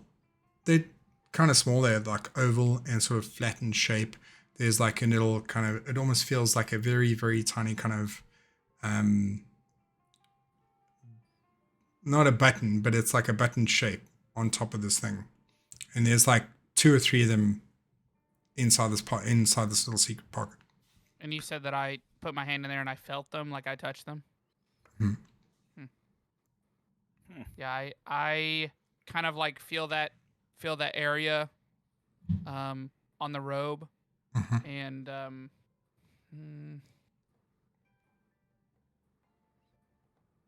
in my thieves' tools, would I have like a small knife, like a small, like just shiv knife kind of thing? Oh, you can they'll right on your hands. Like you just open a Oh. little pocket and you stick your hand in and you can feel these things. Oh, it's not like secret compartment. Like I can't get to them through the pocket. I can actually just reach them and pull them out. Yeah. So when you okay, put yeah, your I pull 'em hand out. in, like you felt the base of the pocket, and then you felt there was like a little rib or something, and you used your fingers to split the rib, and you went down deeper into this pocket, and you felt these like 3 or 4 things in the bottom there. We're going deeper. Give them to me. Are you going to take them out? Roscoe's little I'll arm. take 'em out. like, Okay, so you take these things out of the pocket and you kind of like reveal them in the light and you put them in your hands and you have a look at them and they're kind of sticky. You give them a bit of a whiff and you realize that it's just boiled butterscotch sweets. oh, I put them in. I put them in my pack. Okay, you have 4 boiled butterscotch sweets. Y'all are laughing. He was an old man, this glass staff. Wow. That's a shame. Takes me back. Does Henry remember anything about this? Yeah, so Henry will tell you that, like, you know, in this situation, he kind of reminds you that you guys came down here and wreaked havoc on any living thing that was in the space, and Glassstaff was one of those living things, and he's no longer living. Oh, sound like a bunch of. He tells you as well that this was like the Red Brand's hideout. This is where they used to hide away and take all their stolen goods. Does he remember how Well- long ago it was? A year ago. Was that our first adventure together? Yep. Wow. Well, there's nothing in here that's bringing back all the memories. We're only just getting like little bitties, but guess we got to go back out and go up those stairs. It's a Cool. good name for group 2, the little bitties. You guys make your way out of here with the knowledge that you have found Glassstaff dead. Thank Theron, God. All I Darren- gotta say is thank God to that. I was hoping he was alive. We could whoop him again. Theron grabs a few more Unless he pieces of faked the his own death. paper on the desk to look at later. But you guys walk up the stairs and you come out of this like hallway. And as you come out of this hallway, it opens into that big rock cavern. And there's like another bridge similar to the one that you crossed earlier that goes across this way. Is it the same like crevasse, the same one with the same thing on the bottom? Yeah. It's just that your light doesn't penetrate all the way. So you can see the edge of the other bridge that you came across. I guess I check it out, make sure it's, sturdy, same way I did the last one. Just tug the ropes a little bit, see if I hear anything. I move the main posts, see if they move at all. Same thing as previous. Okay. There is one thing that you notice about this bridge, though. There's like there's a unique kind of divot in the wood, like on your right hand side. In one of the planks, there's like a unique divot that kind of reminds you of the edge of Henry. This is also like You old devil. as the light kind of comes into this area as well, as you're carrying your lamp into this area, you can now see this one-eyed creature lying underneath the bridge in what now appears to be dried and congealed blood of its own. I look back and I look at Henry and I go, "Was that you?" He said you already know. Oh. Well, I say we cross the bridge. Ooh. Cool. You guys walk across the bridge. Theron, as you're walking across the bridge, you start getting kind of like things in your mind about like this particular situation. Like a couple of throws when you were trying to attack this creature down below, and you recognize it as a Nothic, but it's dead. And you remember like hitting the bridge as you were trying to swing at this thing and it was trying to control your minds. You walk across the bridge. There's like a kind of off to the left-hand side. The cavern opens up into another sort of built-up room. As with all the other rooms, there's like stonework on the inside. And you can see on the interior of this room, there's more like broken boxes. There's like more broken barrels. There's another barrel with a cork in it. There's rags on the floor. There's like a couple of spots of blood. And then like just off to the right-hand side of this room, right at the end, there looks like there's like sort of a small passageway that leads off. Did I hear Calero?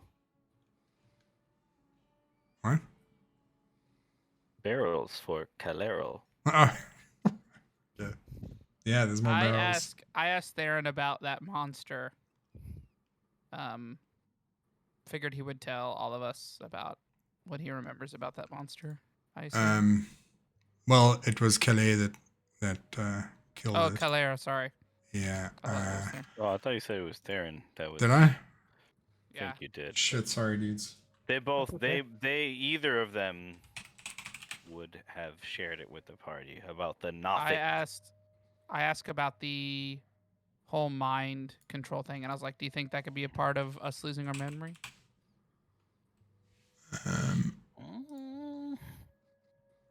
Do you know I had the that same much thought. about a Nothic? Okay, so I think Nothics can do all that. yeah, Cool. so They pretty much just want to know stuff. They're like creeps. Oh. They just want to know secrets. yeah, Okay. yeah. Try to pry into your mind to find stuff out. Not so much Okay. take stuff out. Cool. Yeah. Well, with that, I say I love cracks in the wall. Let's do it. Big crack guy. Cool. So you mission over to the wall, and it looks like it's another one of these secret doors that you guys had discovered. It's been broken down. It's like not even on its hinges. It's like laying down. As you walk through this area, just in front of you, you can see like a wrought iron gate that is set inside like an iron wall that goes down to the right-hand side of you guys. And then at the end of this hallway, that's kind of like has the iron wall on one side and the stone wall on the other side, there's another door at the end.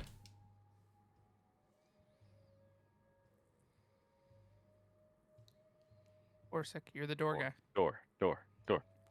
I don't want to You- rush us, but you know, I mean, I'm you could always have the mage hand kind of open it in front of us, so just in case there's anything bad on it.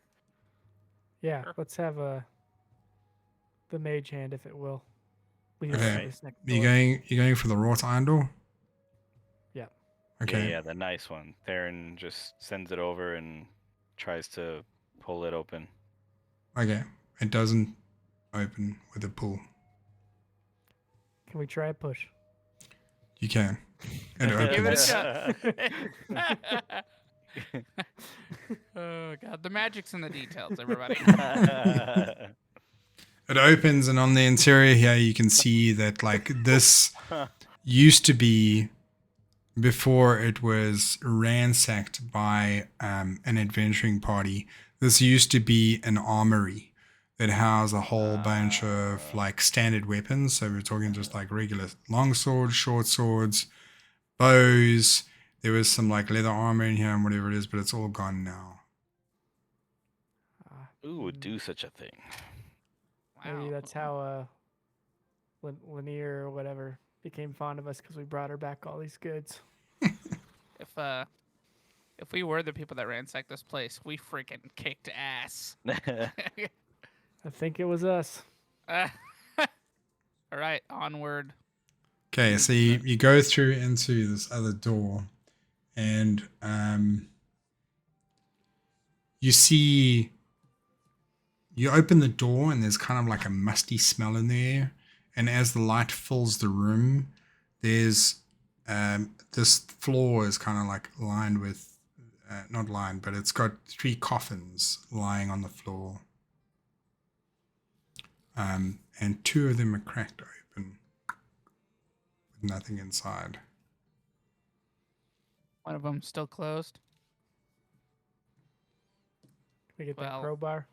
Yeah, I was about to say, Dorsik, would you like to use my crowbar? It would be an honor. Yeah, I go over and cropen the Open.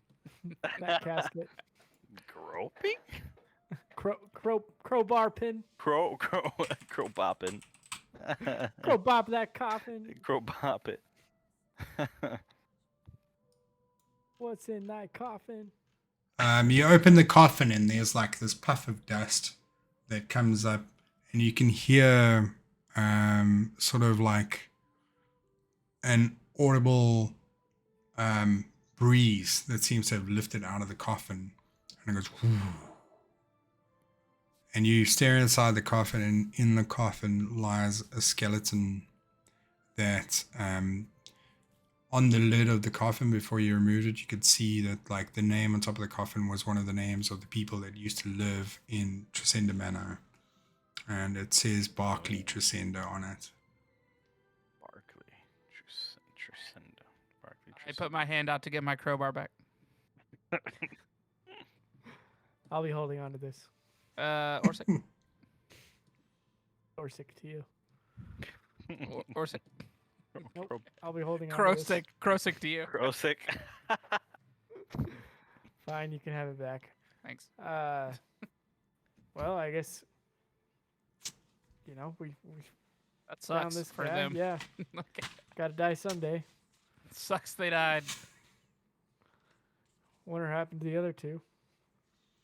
It Yeah, what do you- happens, you know? What do you guys want to do? I guess we'll leave.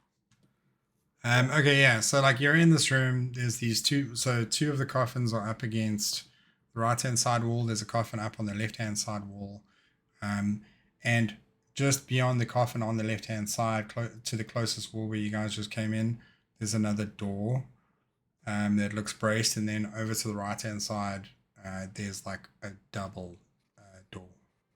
Double doors. Place is huge. Dumbledore's. It's so weird to go through a dungeon that you already went through before, but you don't remember going through. Hmm. I say we hit the Dumbledore's. Double doors. Dumbledore's. Dumbledore. Kalia, you start feeling drawn to the singular door. I feel drawn to the singular door. I know Singular the door. double door is more fun to say, but I'm sorry, I'm kind of railroading this. I think But- no. No, I do mean, it. You gotta do it. You gotta We're do going it. to I the mean, single door. Single when the door it party is. is wandering around for hours, it's sometimes it is the mercy of the dungeon master. You open the right door, the right door. Yes. Go Okay, to the so single door. you open up the single door. Kalia, you probably go through this first because you're the one that Right was like through. drawn to it. You walk into this and you look around, and what you see around you is sort of what was previously kind of like holding cells. And you recognize the one corner of this holding cell as where Sildar was once seated, where you came in and you pulled him out. The door to that cell is open, and there's nothing left inside, but there's like some chains up against the wall that have been broken off. But you recognize that spot as where Sildar was. Yeah, I let the party know this is it. This is from my dream. This is where Sildar was tied up. We must have come here to rescue him. Maybe that's why we left behind so much destruction. They'd taken one of ours. And as you guys are busy talking about this, you hear a weird sound coming from the room that you were just in. No. It's kind of like It's a weird sound. a creaking and a cracking. I'd like you all to roll initiative, please. Oh yes. Crackle, is that you, Crackle? It's snap, crackle, and pop. They're just like, hey guys. Like now you die. Initiative. Turns out they're evil. I got a 7. Let me just try and put on a like a blank yeah, those are good. map, maybe. You Yeah, guys sure. can kind of just imagine this. Create new page. Oh, I'm sorry. 7, 8. I got a 10. I'm sorry. I forgot Where's to add my initiative? initiative. Top center. Kyler with a Ah. 16. Okay. Okay, Well, let me just- know when you're ready for the numbers, Remo, because I know 7. sometimes it takes Yeah. a bit to. I'll hit you up now. I just want to. 3, 4, Oh my God. 6.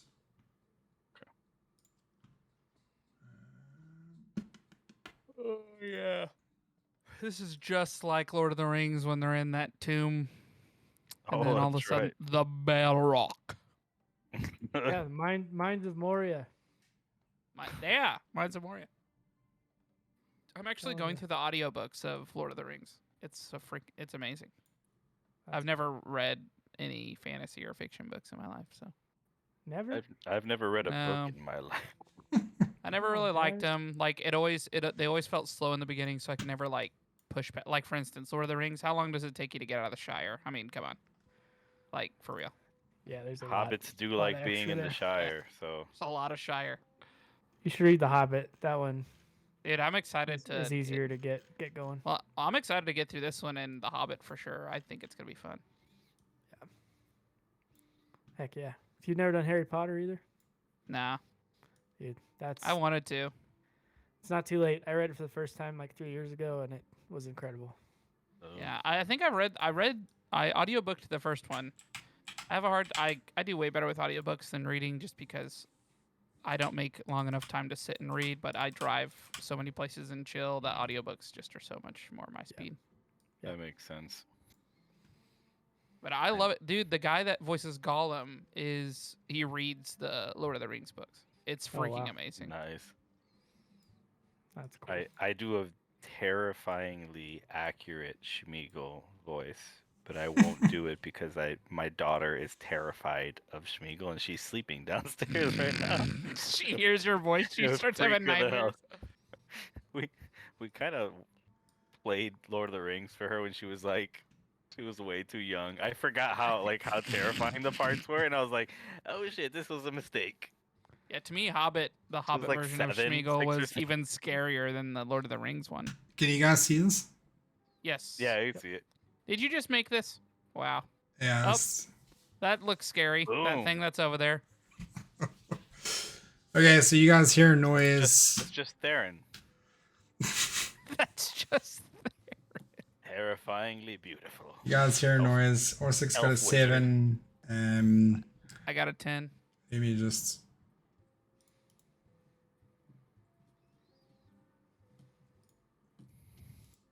Okay. Son of a bitch. Galileo Windward.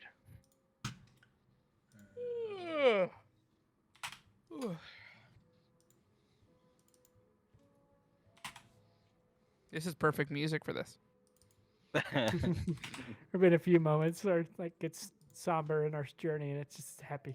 Oh, why is this thing? Everything I'll else. say.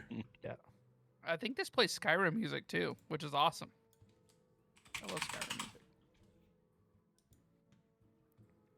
music. Okay, so what did Darren get? Darren got a 3. 3. Rolled a natural 1. Okay. It's a +2 dex. So.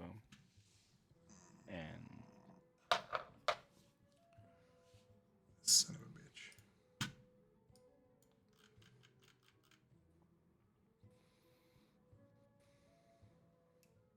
I leveled up Darren, right? Yeah. Oop.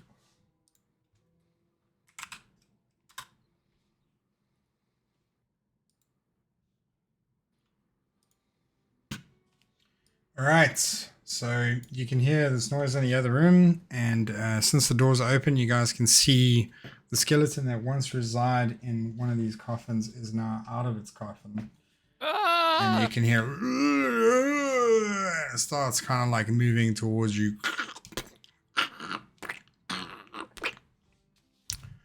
Making its way towards you.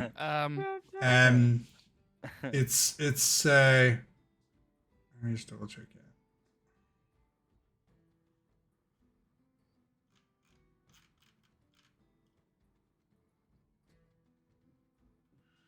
Yeah, so it's gonna as it spots one of you, it's gonna take a short bow attack at Roscoe Willoughby. Bring it. What's your AC? 14. Yeah, so it pulls the bow back, and it's kind of like wavering. This is the first time it's been up in a really long time. It fires the arrow, and it kind of just goes wide of you. Between you, Dorsik, Darren, and Kelly. And it bounces off the wall at the back. Is there any structures in the room we're in right now? Yeah, so Just let me general. just do this here. So there's like kind of a solid wall over here. There's a solid wall over here. And then there's like a gate here. And there's a gate here that was open. And this is where Sildar was.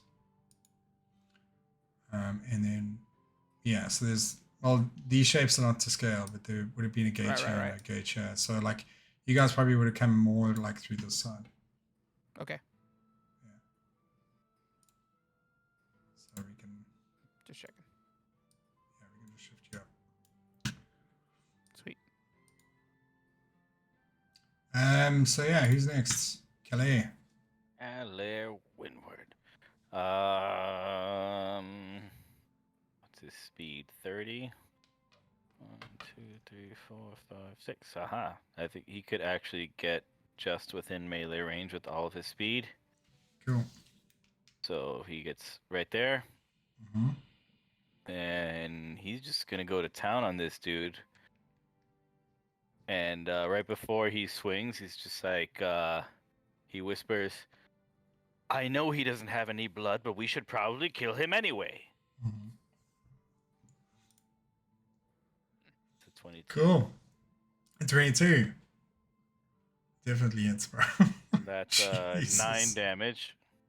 9. Yes. Okay. Why is this thing not? Takes a big swing. Yeah, okay. You hit this thing and like its one arm like kind of like falls off, its rib cage cracks and falls down, and it's kind of like standing there. It's still on its 2 legs, its spine is still holding everything together, and it's like All right, he's done with his turn. Okay. Next is Roscoe. So Roscoe, just before your turn, you guys see another two. Wait, is Orsic on the turn order? I don't see him there. He is underneath Roscoe. Oh, that's weird. I don't see him on mine below me. No? Yeah, Yeah, I me don't see neither. him either. I don't know how to fix that, dudes, because I can see him. Oh, No, okay, No. cool. I didn't. Maybe when you go to him, it'll show Yeah, up. if you just Yeah, Okay, let's see. um, Let's see what happens. But like right at that moment, as oh shit. Roscoe's ready to go, it's another two skeletons enter the room. Okay, It's so two skeletons. just to be sure, like he shot at me through this door here.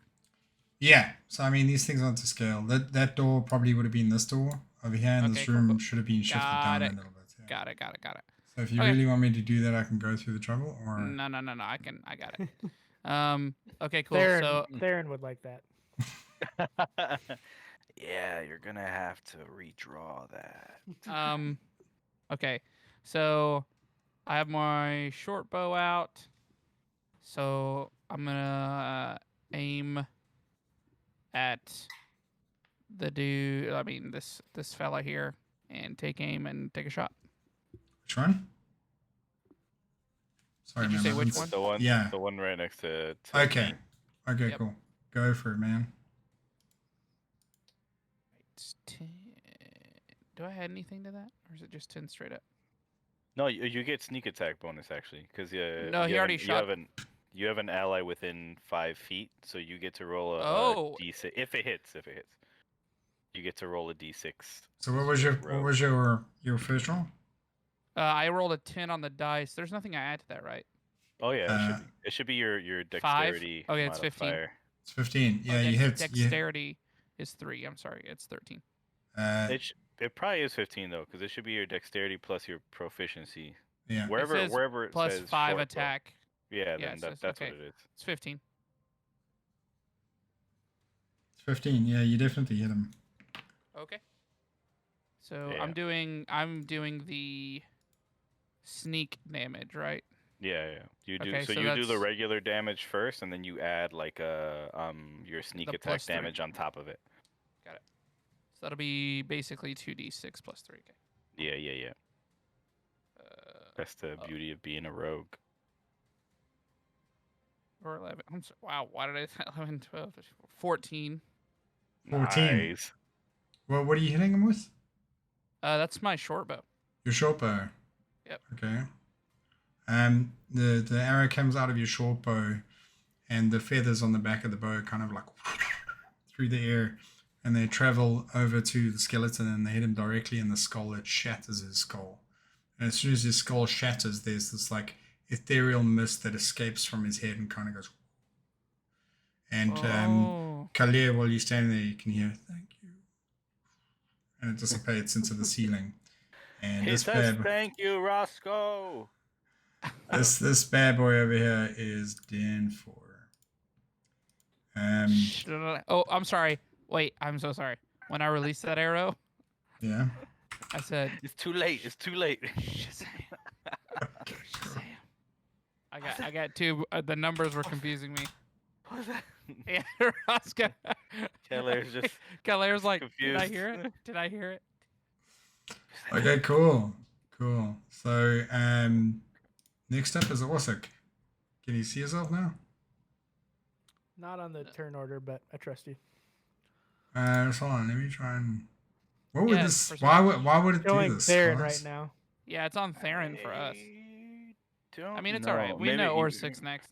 You could always delete him from the turn order and then just add him in again and see if that fixes it. But as long Yeah. as we know he's going, it doesn't make a difference.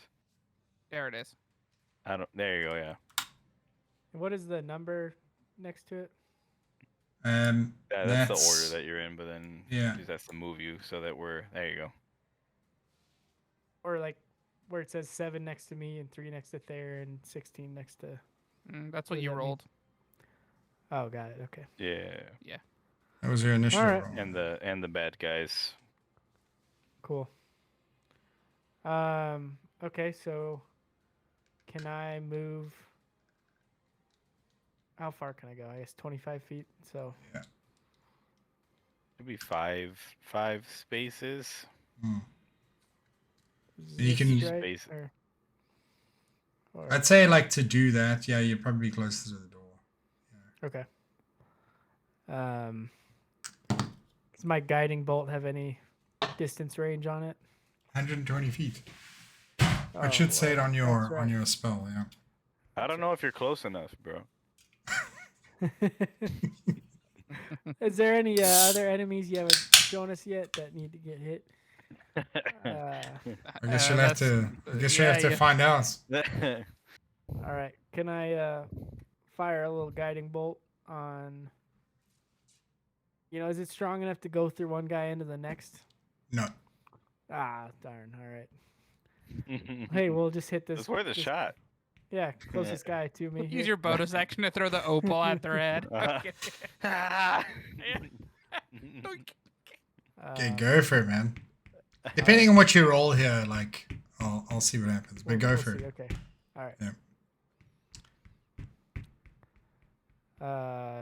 No, you don't. Like as you bring up your hand to shoot out your ethereal blue arrows, they spark through there and they just bounce off the wall next to the skeleton and don't hit anything that dissipates in the rear wall. Sorry, guys. Sorry, team. Sorry. Okay.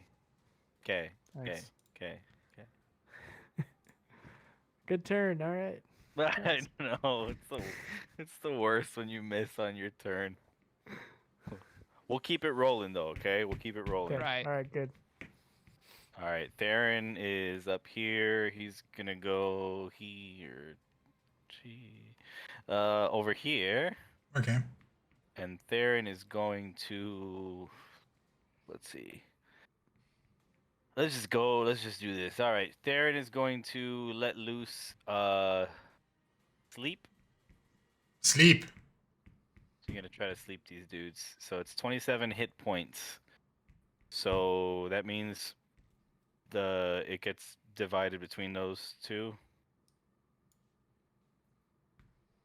So like if one of them is like 14 or 15 hit points, then it'll knock one of them out completely. Mm-hmm.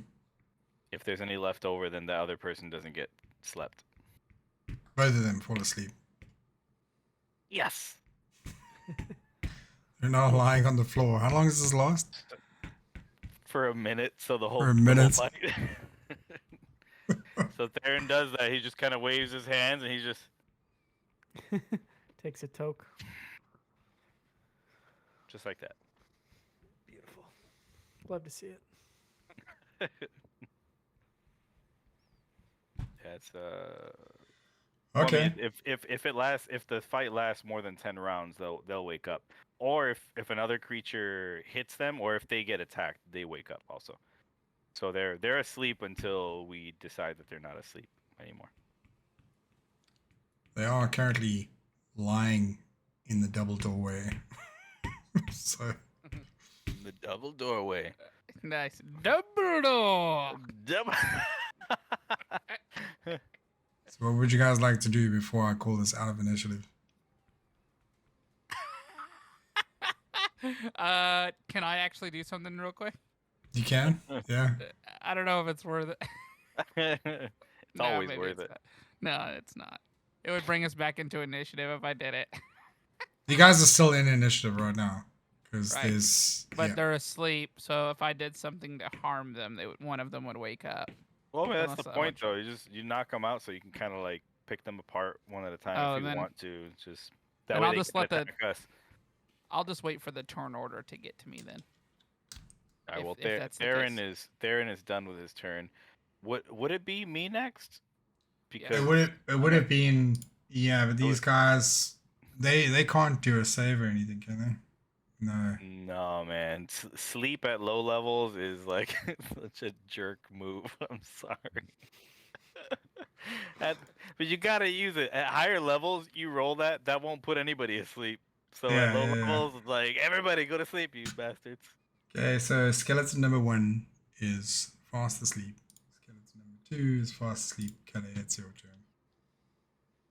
Yeah, I think the only way they wake up is if they take damage, or if another like bad guy used their action to like shake them awake. That's the only way they wake up. Otherwise, they're real comfortable. Hey, Right. I'm All right. What do you want I'm to do? here Right? to gain XP and chew bubble gum, and I'm all out of bubble gum. All right. Whoa, hey. All right, so Keller is here. He's gonna go down to this one. Mm-hmm. And he's gonna stretch out a little bit, Okay. pick up Henry, and just like swing like he's aimed for the fences. Swing away, Meryl. Swing away. All right. Yeah, you Assuming that hits, definitely hit I'll him. just roll in here. 7. Come on, Henry. So Henry is he's super excited to be in battle after this long period of time. Let me just find my what the fuck is this thing?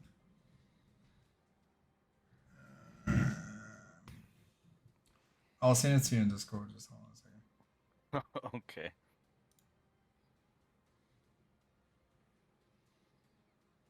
You can have a chat log of Henry. I think it shows up in the what the how'd you get those custom icons, Nate? In the Discord or in Twitch. I think Trey helped me make those a couple years ago. Fancy. Oh, that's funny. Yeah, I did. Yeah. Back in the day. It's like, damn, those are on the Nubu stream? B and the D. Mm. So you can check out your Discord chat for Nice. Henry's response to this. You come and you strike down with the axe. It shatters the lower rib cage of the skeleton, but the skeleton kind of goes and it kind of like starts to get up, and it climbs up, uses half its movement to climb up. It's now standing in front of you, wide awake. Okay, well, Calair doesn't like that he's awake now, and he wants to put him back to sleep. So he's going to use his action surge Mm-hmm. to take another action. Okay. And he's going to swing at him again with Henry. And he's like, Henry, this time, finish him.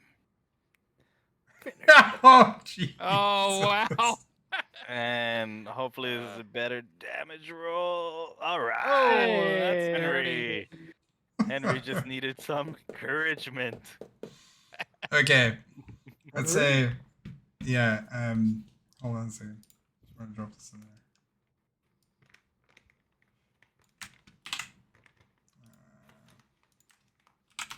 So I'd say with that, it's the skeleton is literally like the axe comes through the skeleton and it shatters the skeleton.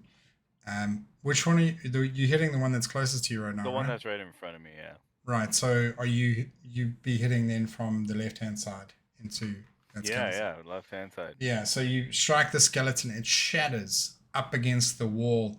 The bones are so brittle and old, there's just like dust and little bits and pieces of bone shards that kind of shatter off the wall. Ding, ding, ding, and they disappear. The skull kind of hovers in the air for a second and goes and hits the floor. And as it hits the floor, it shatters, and there's this ethereal mist that escapes. It says, "You are my savior." Did you hear that? What did it say? It's breaking up a little bit. You are my savior. Oh damn. Okay. Oh.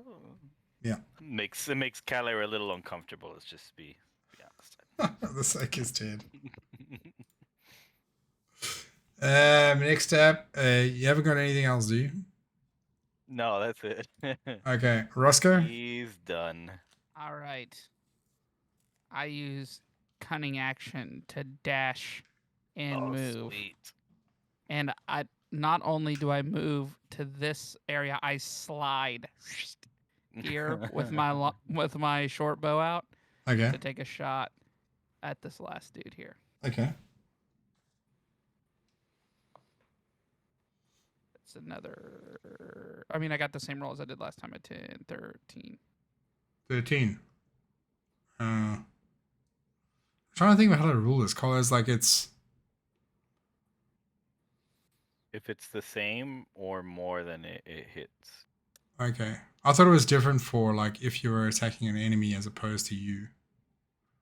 I don't know, but yeah, we'll I don't roll with think that because I think I did that. I In would the... do the same thing. Like if it's equal to or more, then it hits. Yeah. Okay. Cool. I don't do anything different for players. Cool. You hit it Cool. just barely. Just barely. Hit it. And as you hit it, it like starts to try and like maneuver and start shifting to try and get up. Okay. What's the damage? 8. 8. And as I slide, and as I'm sliding, I go Shazam. Did you Okay, do cool. the sneak attack damage too? I Oh, rolled. okay, I only okay. rolled 5. It's oh yeah, because it was asleep. Yeah. Oh yeah, I keep looking at my dexterity. That was a 15 that time. Okay. Like for the attack, I was You, looking at my you dexterity. hit it anyway, so it's fine. Yeah, But exactly. what's the damage again? 8. 8. Okay, cool. And right at the end, I go Dorsik, get him. The arrow strikes the skeleton and knocks away one of its arms, and it's now standing there. It's like now fully erect, back up again. It's and it reaches out its other arm to try and walk towards you. Dorsik, it's your turn. All right. Gonna move right here Okay. and bring out the warhammer. Okay. Please God, don't miss.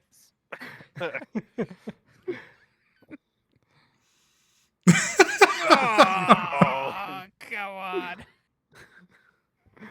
Sick. Sick. You don't have inspiration or anything? I'm Do we have distracted. inspiration? Okay. Worse. So you swing out the warhammer and you try and bring it down on the skeleton, but it shifts just out of the way just in time, and you hit the floor. Boom! And the shock of the hit like kind of travels up the handle of the hammer and kind of shakes your body a little bit. You missed the skeleton. Have you got anything else you can do?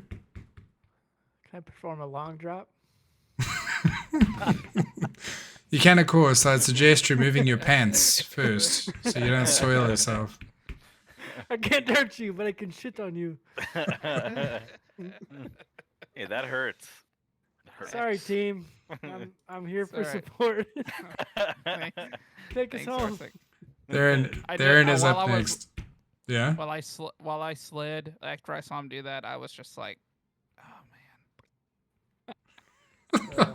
There, Dang it. Theron is Put him back to sleep, going Theron is going to walk up, Mm-hmm. shocking grasp this fool. Oh my god! Oh no, you're not. No, tries to shocking grasp him and These fails old guys are horribly. doing nothing. Yeah. The fact that he's missing his arm makes him wobble extra, and as Theron tries to go forward and place hands on the skeleton kind of like topples out of the way, and he misses as he tries to cast his shocking grasp. There's a bit of a fizzle in the air. There's a smell of burnt hair, but nothing happens to the skeleton. Well, Theron's gonna try to retreat, even though it's risking an opportunity attack. Okay.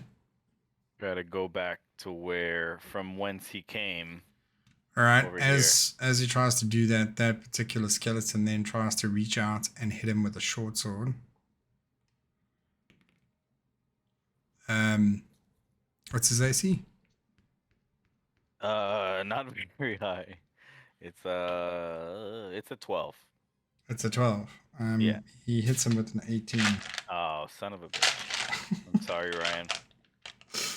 And So you died.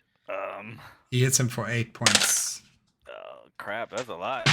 Yeah, it was the maximum you could have achieved on that die. So That's good. That's good to know, Remo. Thanks.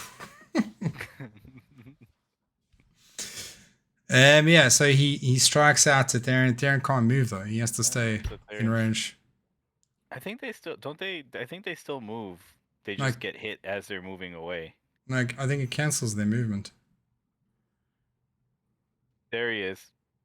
Yeah. It's like, oh no, He's been struck And by a escape. sword in No- in his no, ass I'm not. cheek. right in the ass.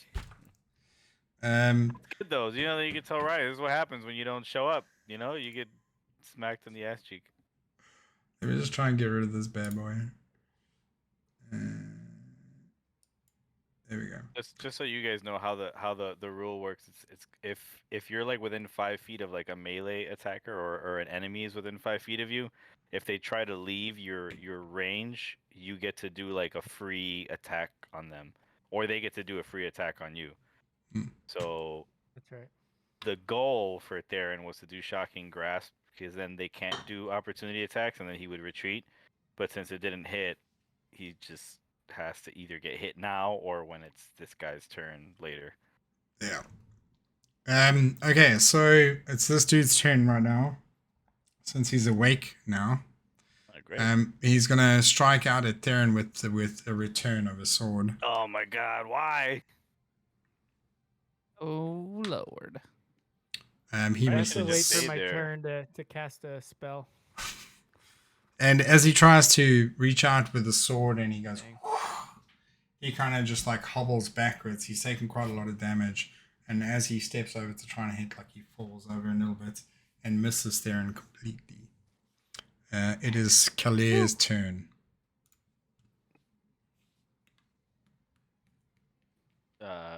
Keller will just position himself up here, Okay. right next to Theron, and just kind of put a hand over on Theron and just say, "It's okay, we've got this." Okay. And hopefully he actually hits. Gonna try to hit with the great axe.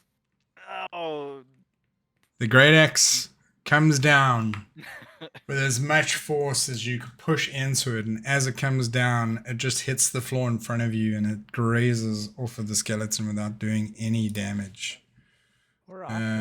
maybe I don't got this, Theron. I'm sorry. That's Yeah, it. just- His turn is over. That's it. Okay, cool. Well, Who's next? Roscoe? Roscoe's up next. so seeing all of this happen in front of me after that bow shot, I'm like, well, here goes nothing. Okay. Thinking I'm probably next or something. I get an 18 to hit, Okay. and so Can you roll disadvantage for me? I disadvantage think. Yeah.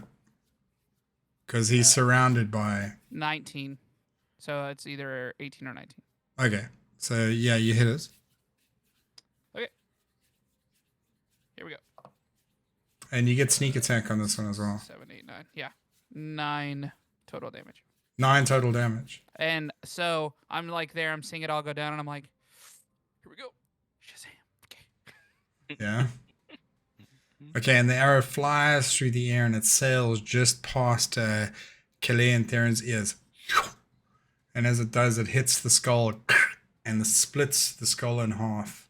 And as the skull splits in half, the whole body just falls to the ground in tatters. And an ethereal mist escapes the skull. And Calais, you hear this first. The ethereal mist says, Shazam.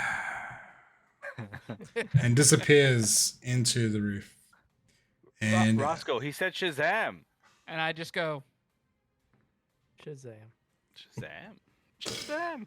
and that bad boy is dead. go team. Yeah. So you guys are now out of initiative. So, glad you I just hit want to double Theron. check. It says short bow +5 under attack. That is the number I use to add, right? Yeah, when you're- so when you you're roll- rolling to hit. Yeah, you Wow. roll to hits and then you Feels add like the a 5. lot. +5 feels like a lot. Unless you roll a 1 or a 2. Oh yeah. Oh, I That's guess you're pretty right. standard. I have Well, I a guess I was +5 looking at too, y'all's. I was looking at and y'all's still. rolls, thinking like, how are y'all? Y'all should have like more than +5. I feel like.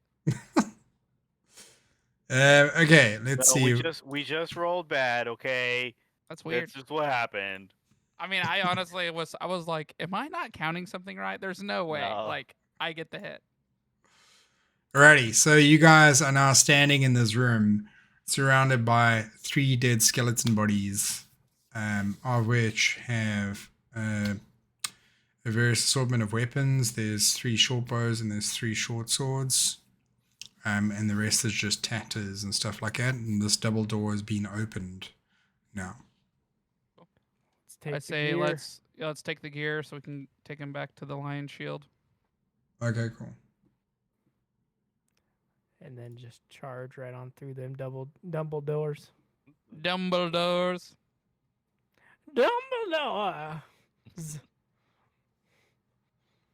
Okay, cool. But before you walk into the Dumbledores, Theron just kind of hobbles over and puts his hand on Dorsik and says, "Please, sir, could I have a heal?" Oh yeah, can I heal my And then he dog? twiddles his beard like aggressively, Okay. like some I would hair like to falls heal, out. It's just like. Heal that guy, please.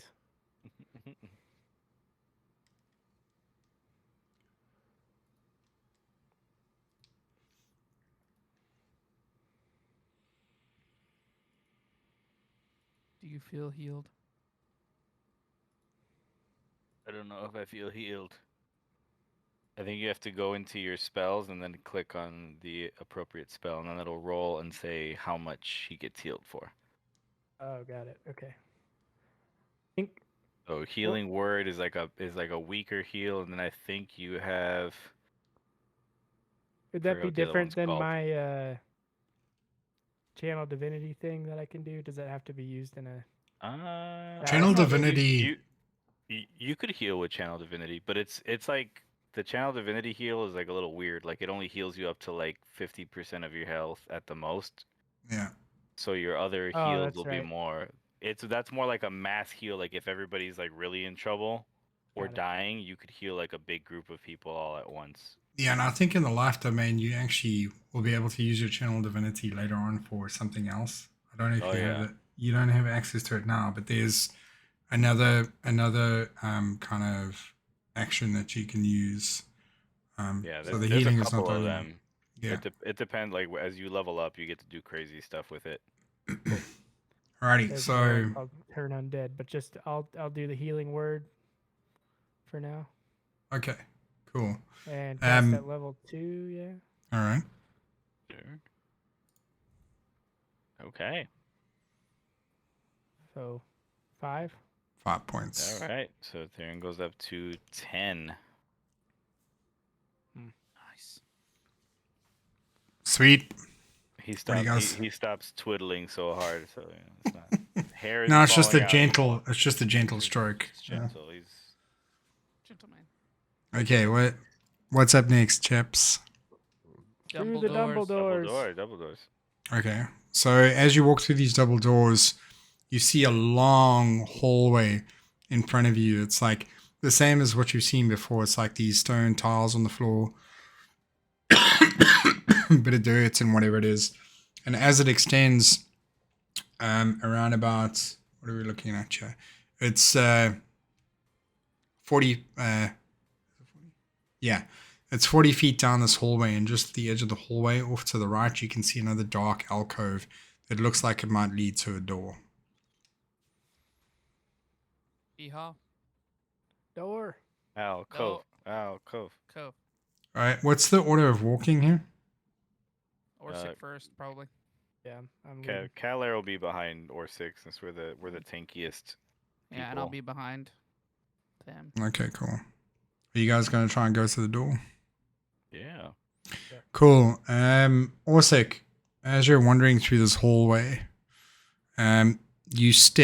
you're about 10 feet into this hallway, and you step down, and just hold on a second. Give me a quick second over here.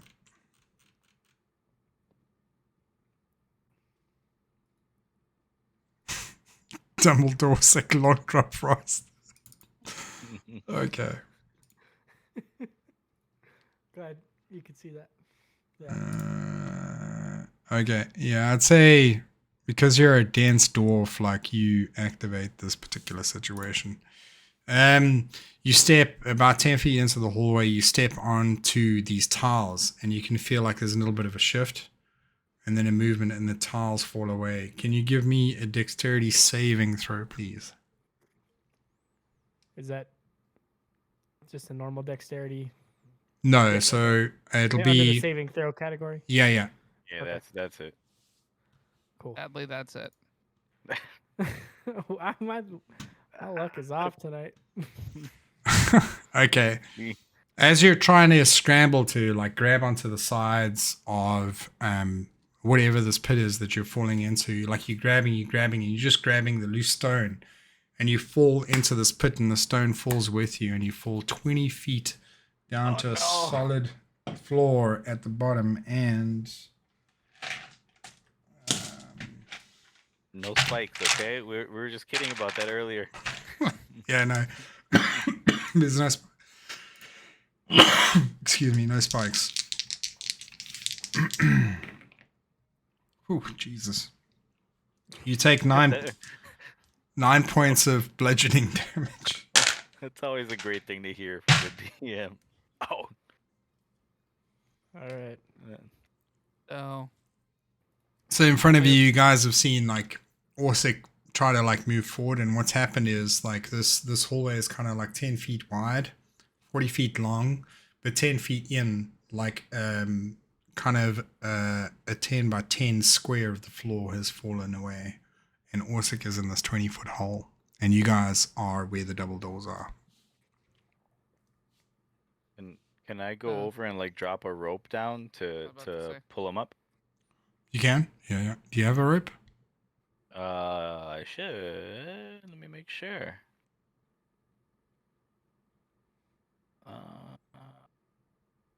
I actually do not have a rope. I have a rope. All right. So I go over. Roscoe, the And- rope, quickly. Yes. I duck Hilaire is like, hold the rope with me, and I drop it down and say, Dorsik, grab the rope. Okay, can I get a strength check from both of you? Strength or athletics? No, strength, because you're just holding onto it.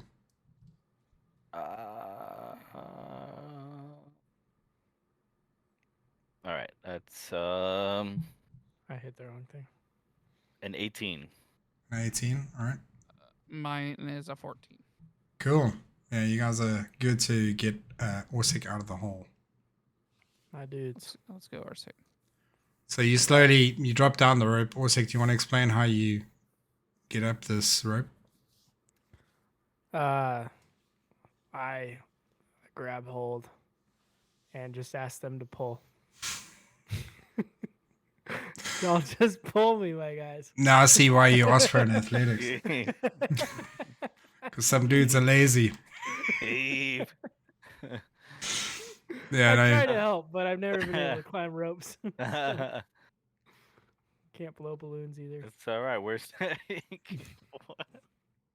That's the weirdest thing. Weak lungs. Weak lungs. You guys are No pulling. balloons, no balloons, no ropes. Okay. You guys are pulling on this rope, and you slowly drag Dorsik out of the hole. He's like a worm. Like a worm. Yeah.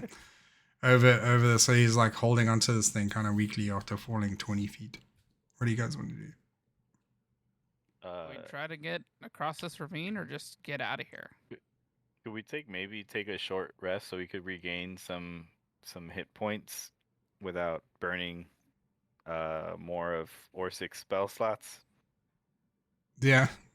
Yeah. That'd be. But for an hour, we just sit there and whistle.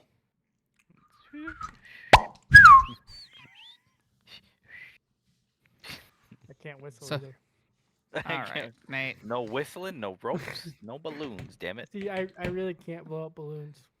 That's crazy. I don't doubt that for some reason. Like, Thank you.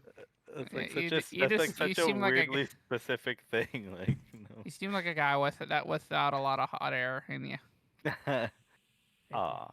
because you. you're a man of few words. All right. You guys have taken an hour-long rest in the It was a good musty rest conversation. dungeon. Where we just hear about how he can't blow up balloons. Yeah. And you are able to use your hit dice to regain some hit points. So Well, the I'm way good. the way those work, guys, is right below your temporary hit points. Oh wait, we had temporary hit points. Why the hell didn't I use those when Theron took damage? Mm. Duh. Anyway, right below temporary hit points, it says hit dice, and then it has like a number next to it, like a D6 or D8 or whatever. When you take a short rest, you could roll that many of that type of dice, and then whatever you get on those, you restore that many hit points. Cool. So But I then just when hit you that right now. but then when you use them, like you can't use them again later, so you deduct them from your hit dice. Use it after a long rest though, like next Yeah, adventure. after a long Yeah, rest, yeah, you get it them. You get them back. rejuvenates, yeah. But pretty much it's just so you can't just take short rests forever and just heal yourself indefinitely. Okay, so I hit that and got a 9. Boom. Cool. So my total there was take 2. that, So should hit. I put that down to 1 or 0? You rolled 2 of them, right? Oh, I guess so. Yeah, so you No, got wait, 0. no, you just rolled 1, I believe. No, you just rolled 1. So you just bring that down to 1. Okay. Okay, And if you roll the other one, then you bring it down to 0. got it. All right. Sweet. So in my temporary hit points, I can't get those back. It just goes back to normal. Yeah, once they're gone, they're gone. Full health, baby. What up? Cool. Sick. Anybody else? Yeah, Theron is also gonna do. So Theron's back up to full health also. I don't think Cool. anybody else took damage. It was just Theron and Dorsik. Yeah, Because I'm we chill. couldn't hit anybody. All right, dudes. Was Well, now trying to be you're cool. Trying to be cool. Could have just shot something from far away like a dumb mage. Ew, I wait. tried. all right. So like now what No, you've but got is the Theron, They made Yeah. him go all up in melee like an idiot. Almost killed Ryan. Don't tell him I did that. you guys have got the option to either try and assess how to get over this pit, or you can go all the way back through the dungeon. How far is the pit? No, we're like, I feel like we're here already. You know, we didn't come all this way for nothing. How far is the pit? What do you mean? How far is the pit? Like to the other side that we can see. 10 Like feet. how big is the pit? 10 feet? We could run and jump across that sucker. Yeah. I know someone that could get across with a little Yeah, help from his maybe. friends. I don't know if you'd be able to jump. That'd be pretty hectic. But you can Well, here's try. the deal. So How let me about- whoa, hold on. Let me explain this to you before you guys run away like a train. There's this pit here, okay, you can see the pit's down, but like along the edge of the pit there's like a thin kind of edge where the tiles were actually leaning on both sides. So you could possibly try and use that edge in some sort of way, or you could try and run and jump across. Up to you. I would like to try and use the edge after I throw Roscoe. Here's the deal. Because we're buds. You trust us now. Okay. But here's the deal. If you throw me and I get over there before y'all do, whatever's through that door is mine. Nah, okay. But, I'll throw him back and I'll walk. Yeah, I was about to say. It's like if we're throwing people, then I'm taking advantage. Yeah, Okay, I'll so shimmy. Is everyone shimming? I'll Can shimmy. you- Shimmy, shimmy, shimmy, shimmy. Cool. Can you give me an Shimmy, shimmy. acrobatics check, please, all of you? Oh crap! I got 18. I got a -1, man. Huh, not too 18. bad. Nice. Yeah, I got an 18. Anybody else? I got a 6. 14 for me. What about for Theron? But he could totally have jumped. It says that a long jump, if you have 10 feet of space, you could run and jump your You strength chose to score. shimmy. But you chose to Oh, shimmy. because it said we couldn't jump. Okay. Totally jump. Nate My and jump, my jump would be better than shimmying. But if you would have jumped, you might have landed on more tiles that could just fall away. No, because it says that a long jump is your straight. You jump up to your strength score, and mine is 16. So he could technically if he pretty has 10 easily feet, make it. Yeah. he could just jump across because he's strong. I'm just saying that the tiles could have fallen away as soon as you jumped on them on the They other could side. have. So Nate and Roscoe managed to hug the wall and slowly on their toes, gripped on the edge, shimmy across and make it to the other side. Whereas our main man, Calais, starts to shimmy across and he gets about halfway through. And as he does, his feet slip off of the edge. Can you give me a dexterity saving throw? Yes, I can. Oh God, it's a -1 also. Oh my god, how do you roll this horrible? Okay, well that's He is wearing heavy armor. I mean, it makes sense, you know. This will teach you to bring your own dice to roll physically. I have them. I don't know why I started rolling in this. I was like, maybe I'll roll better if I do it in the damn system. Meanwhile, my dice is like, don't you ever roll in that game again. you Cheat on me. fall down 20 feet into this pit Ah, damn it. and you suffer 4 points of bludgeoning damage as you strike okay, the well, floor at the just- bottom. Well, it's just 4 points of bludgeoning damage. That's all. I'm all right. Yeah, I couldn't think of anything to do for a critical fail, so you're lucky. It was a dirty fail. It was actually rolled a 2, but he has a -1. Yeah, okay, fair enough. So can Theron jump over? Theron has a strength score of 10, so he could, if he has at least 10 feet of space to run first, he should be able to clear without having to roll. Technically. And I'll grab. Oh, him right, when he- okay. I'll Yeah, grab him when he lands. yeah, sure, give it a go. So he does it. And he So hikes can up his like little his robes. Okay. Just runs, hmm and jumps into Orsik's hands. Okay, this is starting to sound like Titanic. Okay, cool. Yeah, so we got Theron across. So we've got 3 dudes across. We've got Kalir in the hole. Hello. Drop that rope. Dorsik, do you have your own rope? Nope, I'm kidding. I I don't. get my rope Henry. and I tell Dorsik to hold it with me. Oh, I have a hempen rope. Yeah. So we get our rope and we lower it Okay. and try to pull him up. Can you give me a So before we do a check here, Calais, how are you gonna attempt to escape when they throw down the rope? I'm pretty strong, so as long as they if they're holding it well or securing it somewhere, I'll just pull myself up. I'm strong. I'm not dexterous, guys. Okay, so can who's holding onto the rope? Is it Dorsik and Roscoe? Yeah. Okay, can you guys give me a strength check, please? The 2 of you. I got a nat 20. No. A nat 20. Nice. Whoa, that's a strong halfling. hmm Dang, and Dorsik got up pretty high too. Nice. Did he get one as well? Well, you got Not a nat 21. 20, but he Oh shit! Okay, yeah. So you guys wedge your feet into the floor where the tiles are. There's like a space between the tiles, and you wedge your feet into the floor, and you lean back and you hold onto this rope. Theron is holding one end of the rope just with one hand, like as if he's trying to help, and with his mage hand too to make it really seem like he's yeah.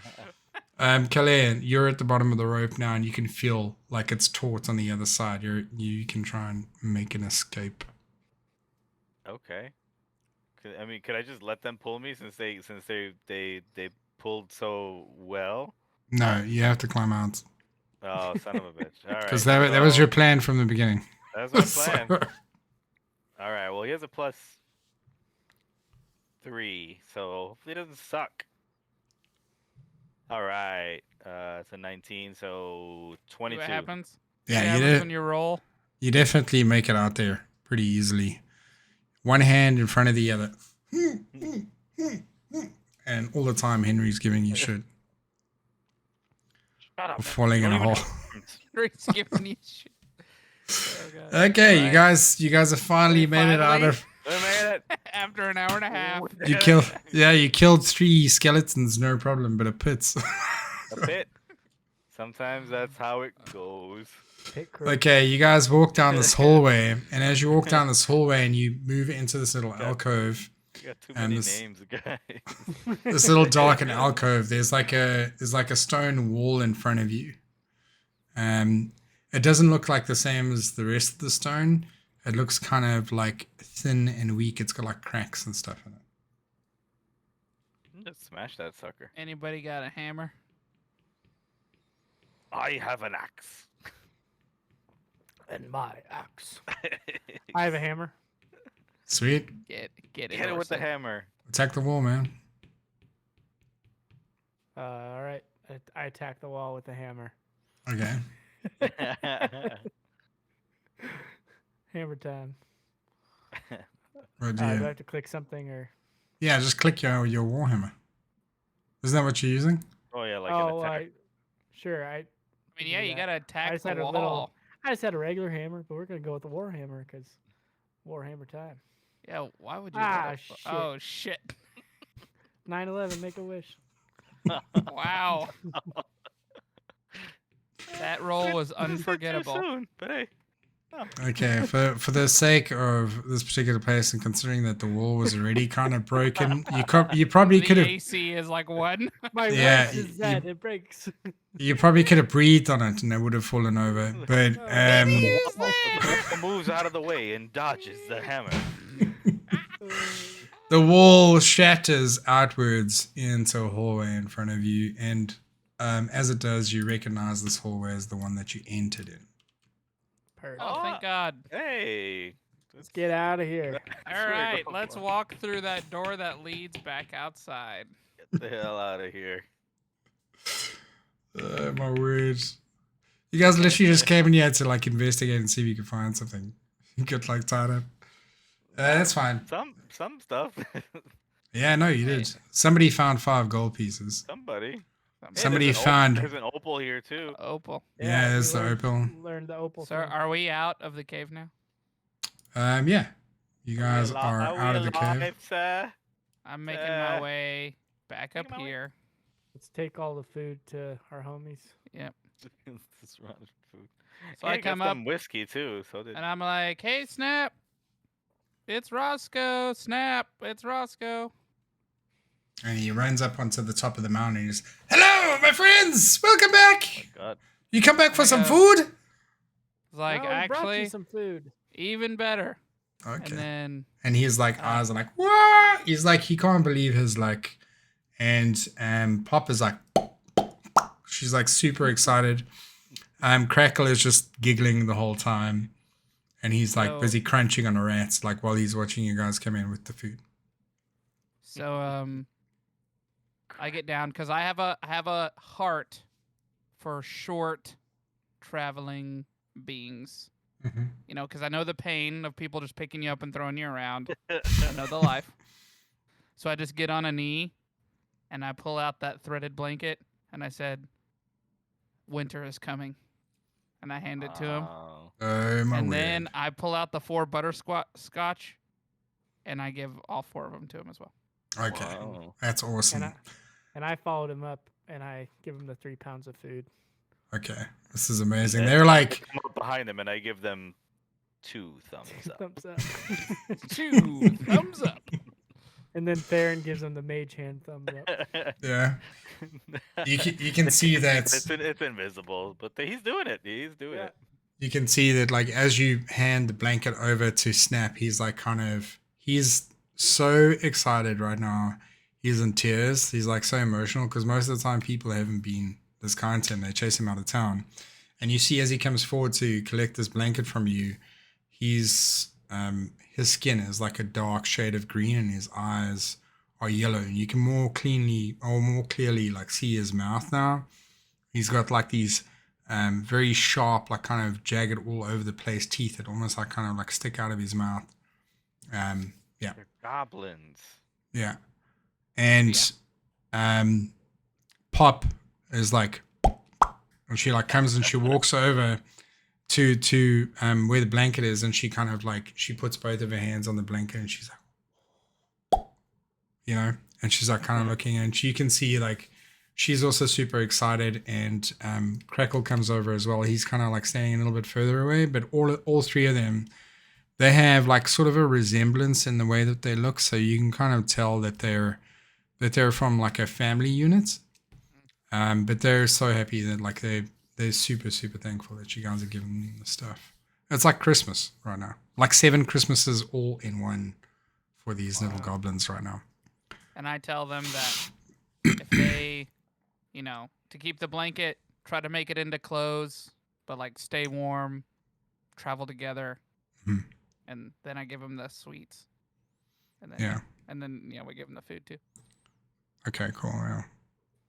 And Pop pops one into her mouth, and she goes, and she doesn't pop for the rest of the time because she's sucking on this hard-boiled sweet. So you guys are done with Snap, Crackle, and Pop, Yeah. and investigating this mansion. Yeah, I guess we move back to the inn. Okay, can you just give me a quick second here? I sure hope we remember this tomorrow, guys. Yeah, I guess we learned so much, as in we just learned that we really did totally We kick the did hell out annihilate of those guys. We guess didn't it's do a good. great job clearing the dungeon. We left behind some money and traps. We'll do better next time. I guess it's kind of good that we did this while Ryan wasn't here. We just rechecked our history. There was a shitload of RP. Yeah. Yeah, no, that's cool. I'm glad you guys figured that out. I was like, I've been itching to try get you guys to like, work more on the history part of things. But this is cool. I enjoyed it. Are you guys gonna like? I'd say after spending that time in this little underground dungeon, whatever, there wasn't much of a challenge in the dungeon, but you're probably around about midday right now. Okay. All right. We'll probably regroup at the inn and figure out what we're gonna do there next time. Mm-hmm. When the real Theron is with the party. With the real Theron, please stand up. Ryan would love that reference too. Okay, so you guys are going to the inn, and you walk into the inn. It's the Longdrops, baby. The Longdrops. Is someone going to the Longdrop? Oh, okay. Never No, mind. we we are the need to- Longdrops. My bad. We do need to That's for the drop long off drops. the gear we found at. Oh, right, yeah. yeah. Oh, we got some stuff, man. Yeah. We got What gear? stuff for everybody else. The From weapons from the skeletons. You guys didn't pick it up. Yeah, we did. did. Did We you? said we did. Yeah. I said we grabbed the gear. To Okay. take back to I was like, we Lenine. should. I said we should promise, grab all Dungeon Master. I promise. Okay. check I the was there. VOD. I the yeah. Okay. I'll tell you what. Like, roll me a d6. All of us. No, just Dorsik. Was that just the regular 6 die? Yeah. Hold on. Oh, he's rolling physical. Ooh. I had them all along. We learned Yeah, our lesson this time. We gotta roll physical, man. These digital going- dice and We're going tripping. green. Oh, Do it. Get that Alright. emerald going. Green crew. Oh, it's a 1. Are you It's a 1. serious? Yeah. Okay. Well, you Going needed home, boys. you needed between a 1 and a 3 for that to be true. So you're good. all right. Hey. It's Um, true. Yeah. So confirmation. It was a 50-50. You flipped the coin. Yeah. So you guys got the weapons. You can mission over to the Lion's Head Lion Shield Costa, and you can speak to Lenine if you'd like. So if you guys are in there, she sees you walking into the doorway, darkening her doorstep. She's very excited to see you guys, and she goes, "Hello, nice to see you guys. You Lenine. look a little bit Lenine. tattered. What have you been doing? We went back to that place where we totally kicked ass. Oh, Make sure that we really did kick ass. okay. Did you find anything interesting? We actually kicked ass while we were in there. Oh. And Dorsik picked up all the weapons from the skeletons we beat up, so we brought them to you. Oh, that's amazing. Thank you so much. I wouldn't expect any less from a crew of your type. Do you guys have a name? I don't remember you guys had a name the last time. The Longdrops, of course. Oh. We are... Do we say Dorsik and the Longdrops? That's a very interesting choice. Well, when you've been through what we've been through, you know. Sometimes you just need a good long drop. Yeah. Okay. Let's see what we have here. Bring it over to the counter. So you lay it down on the counter. It's 3 short bows and it's 3 long swords. They're like a bit like worn down, and they're a bit like, you know, tattered and whatever it is, because they've been in that like dungeon for quite a while. Let me just double check here to see how much she can give you. Okay. Where the fuck is this other thing? Oh, here we go. So for each short sword, you get 5 gold pieces, and for each short bow, you get 10 gold pieces. Oh, snap. Crackle. Pop. So 45 divided by 3 since Theron's not here. 45 in total, yeah. Okay, 5 for the family pot and 10 to the rest of us. Cool. Roscoe, you keeping track of the I party am. pots? Okay. The party pot. You said 5 to the party pot? Yep. Okay. All right. After the long drop party pot. Great. She says to you, these aren't in great condition, but for sure they can serve a purpose. We'll have to do a little bit of work on them, but thank you. Thank you very much. You know, Lenine, I would really love to purchase I love it. a crossbow from you and some bolts. Now that I think that I have enough gold. A crossbow. Mm-hmm. You had and one she- here last time we were in. Yeah, she kind of like looks at you and she's like, you would be needing the light variety, I assume. How much do you weigh? How much do I weigh? Let me double check again. 40. 40 pounds. Thank you. Nate, 40 pounds. Orsic just instantly follows up. She's like, yeah, we actually just got a new bone crossbow in that might actually work for you. And she pulls out this crossbow that's been like carved out of like a piece of bone, but the kind of the marrow channels through the bone has allowed it to be pretty light, but the exterior of it is like super stiff, so it plays the same as a light crossbow.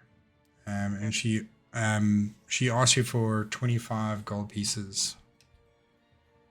Done. Cool. So just make sure you minus that.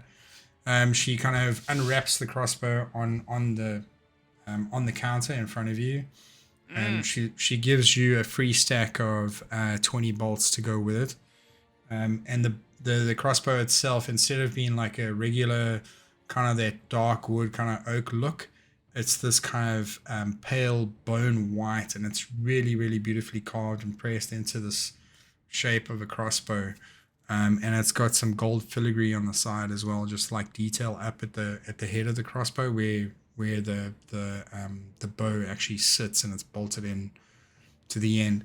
And if you look on the end of the crossbow, it's like you can see like the outline of the bone, and then inside there is like a set piece of hardwood where the bow is like bolted into, and everything's bound and adhered on the inside of this bone crossbow. But you pick it up and it's super light. Oh, wow. Yeah, so you can add a light crossbow to your. I think you can look through the journal and add it. You can do it through the journal. Yeah. Okay. I can do it. The compendium, I think. is The where compendium, you yeah, drop sorry. In there. So I go to light crossbow. Yeah, you just type it in at the top, Okay. and then you Search can it. you open up your character sheets, Okay. And then where your inventory is, you just drag it from the compendium over to where your inventory is, and it should say adding it, and then you can just like let it go and you can equip it if you need to. Okay, I think I have to get out of this window format. Wait a second. This music is so intense and awesome. Here, y'all talk amongst yourselves while I do this. So Lenine is like, yeah, it's very, very well made. I actually pulled this in from the town of Neverwinter. It looks Beautiful very piece. well made. Yeah. Master craftsman. It's a beautiful piece. Unfortunately, it doesn't offer any additional effects, but it looks very nice. So the light crossbow, I don't know if this is because... Oh, wait. Oh, man, I just saw my proficiency. Is there a difference between hand crossbow and light crossbow? There is, isn't it? There's a difference between a heavy crossbow and a light crossbow, yeah. Oh, this one says I'm proficient with hand crossbow. I just hit the button. I don't know what that means.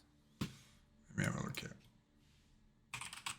Hand crossbows are like essentially like you can have one on each hand and you can dual wield them pretty much. And then you could attack with one and then you can use as your bonus action. You can attack with the other, but then it doesn't do as much damage. Oh, okay. Yeah, and it doesn't I appear. I thought a rogue should be good with a light crossbow. Yeah, like from my 'Cause the perspective, simple yeah. You'd be able to. You wouldn't be able to wield it the same way that you would like a hand crossbow, but you can definitely use it, I think. Okay, cool. It's a little bit better than my... I roll a D8 instead of a D6. So Cool. That's kind of cool. Cool So bananas. I guess I pull off. I unequip my short bow by hitting that button and uncheck the equip button. And I think that... Because it didn't. Who cares? We're here. Okay, cool. Lenine says to you, "Is there anything else I can do for you fellas? You just staying in town for a short while? Did you hear about the dragon?"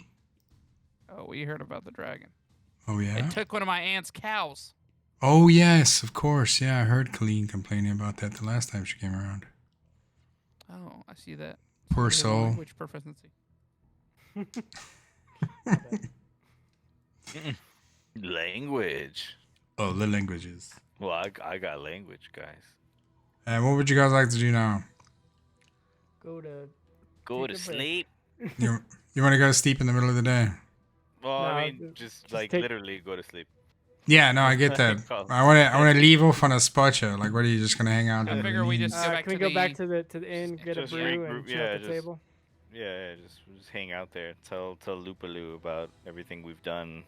Okay, We cool. invite Yeah. Lenine and Roscoe's aunt. Okay. What? Can we invite them to hang with us? You can, of course. Somebody will have to go over to Colleen's farm to go and grab her. She'll more than likely very much be happy to join you guys. Lenine says, I close up shop in about 2 hours. I'll meet you then. Perfect. Good.